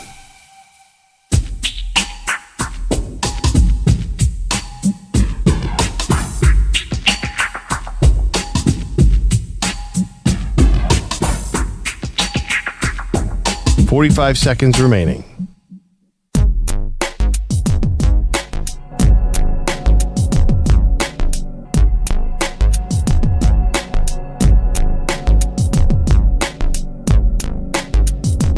Seconds remaining.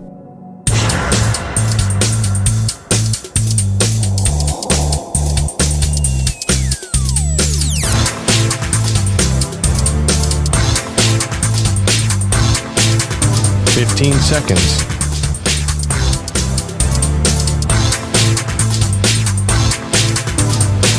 Break ends in 5 seconds.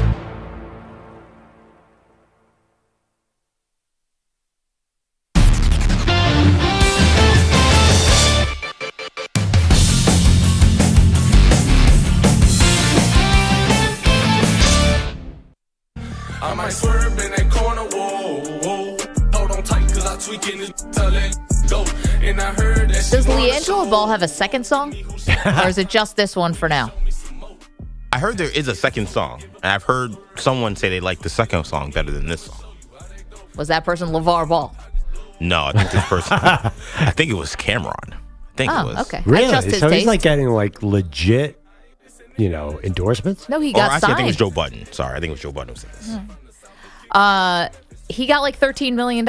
Anyway, we have to get to our picks because it is here, divisional weekend, and we're also going to pick, or at least I'll spoil alert, I'm going to pick the national championship game on Monday as part of my picks. Let's hit it.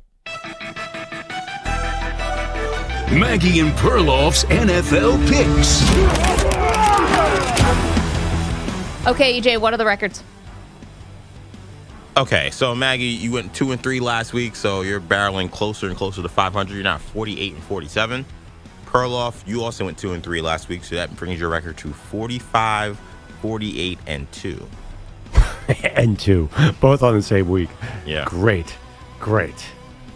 All right, well, how this generally works is we do a combination Yeah. of college and NFL picks, but because there's so few college games, there's one left. We're kind of going a little more artist choice on this whole thing. I want to hear, Yeah. because I have 7 options I love. I want to hear your 5 picks, and then because I don't want to repeat anything you do. I want to do different. So Okay. you go first with all your 5, and I feel like you have a good handle this week. So I also, I want to beware. I don't want to go against you directly. Okay. EJ just told you I'm careening towards 500 when I have this but you do. gigantic lead on you. We're both due. It's a I'm leaky not ship. I have not done any better the last 3 weeks. Just so you're clear on that. Here we go. Let's get this thing going. I'm going to change my thing up at the last moment here. I haven't even told Perloff I'm doing this, but I'm actually going to bet on his Philadelphia Eagles, and I'm going to lay the 6 points. I do think I respect the Rams. I do. Coming cross country, cold weather. I think you're convincing me. I think that the Eagles' offense has to look a little better, doesn't it? Maybe Jalen Hurts with a game under his belt now off a concussion protocol. I'm going to take the Philadelphia Eagles in the last second here, and I'm going to lay the 6. As far as the over-under, I'm going to go over on Kansas City and the Houston Texans at 41.5. It's just it's a low number for me, and I think that what the Texans have to understand is that Chris Jones is going to destroy C.J. Stroud if he doesn't get the ball out quickly. He's got to get the ball out quickly. You saw Nico Collins have a big game last week, and they're going to have to pass the ball because I don't know how healthy Joe Mixon is. So I'm going to take the over 41.5 on Kansas City and the Texans. As far as my player prop, I'm also going to the NFL for that. Give me Jaden Daniels over 229.5 passing yards. This is a banged-up Lions defense that I think is going to win this game, but I think Jaden Daniels is going to get his. I said I believe he is the best quarterback left in the NFC, and if they're trailing, he's throwing. And I think the corners for the Detroit Lions have been a little susceptible to the pass. For college, lay the 8.5 with Ohio State, and I will take the under in that game as well, 46.5. Perloff, you're up. Okay. I'm glad I asked because I had the Chiefs over 41.5. What is going on there? I think that's interesting. Because that number is so low, I will make a pick on that game. I'm going to take the Texans and the points. Plus 8.5. This is just a bet against the Chiefs play everybody kind of close and lame. So I'll go Texans plus 8.5. I'm going to go Lions Commanders over 55.5 because let's go America. That I would love to see a shootout. That would be amazing. I have already promised I'm going to do it, and I'm not backing down no matter what Nick Casso says. I'm taking your Bills plus 1.5. And it's not even to mush you. It's not any of that. It's like they're at home. Why would there's very rarely a divisional home dog. So why would this team be a home dog?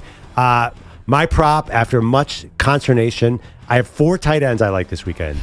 I like Sam Laporta. I like Isaiah Likely. I like Mark Andrews. But the guy I'm going with is my guy, Dalton Schultz, over 3.5 catches because the Texans have no one to throw to in this game that hopefully the Texans do well in. That means I have one more pick. And I have a bunch on my sheet here. Bum, bum, bum. Bum, bum, bum. How much time we have left? You have like 30 seconds. And you can't take all of it going bum, bum, bum. Dribbling the clock out here. I know, bro. Make a pick. Just do it. All right. I'm going to rip the Band-Aid. I'm going to do it. Give me... I'll go Lions. I'll take the Lions. Taking the Lions. You're laying the points. Yeah, 8.5. Okay. 8.5. Wait, did you bet that game? I did not because Okay. of what came down to 8.5, and I wanted it more at 9.5. I know that not much changes between those two, but yeah, I didn't want 8.5. Backdoor cover is my greatest fear in this game, right? And what you're looking at that is like, do you have any major upset this weekend? Money line, got it. Based on my question, do you think the Commanders or the Texans can shock the world? I actually am a little bit more with you that I think it could be the Texans if it's going to happen. If it's going to happen. And lastly, Bills Ravens, you feel good. Are you gonna be okay on Monday if they lose? Let's go, Buffalo.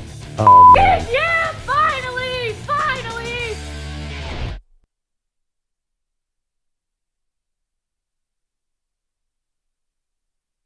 You're in a 5-minute break.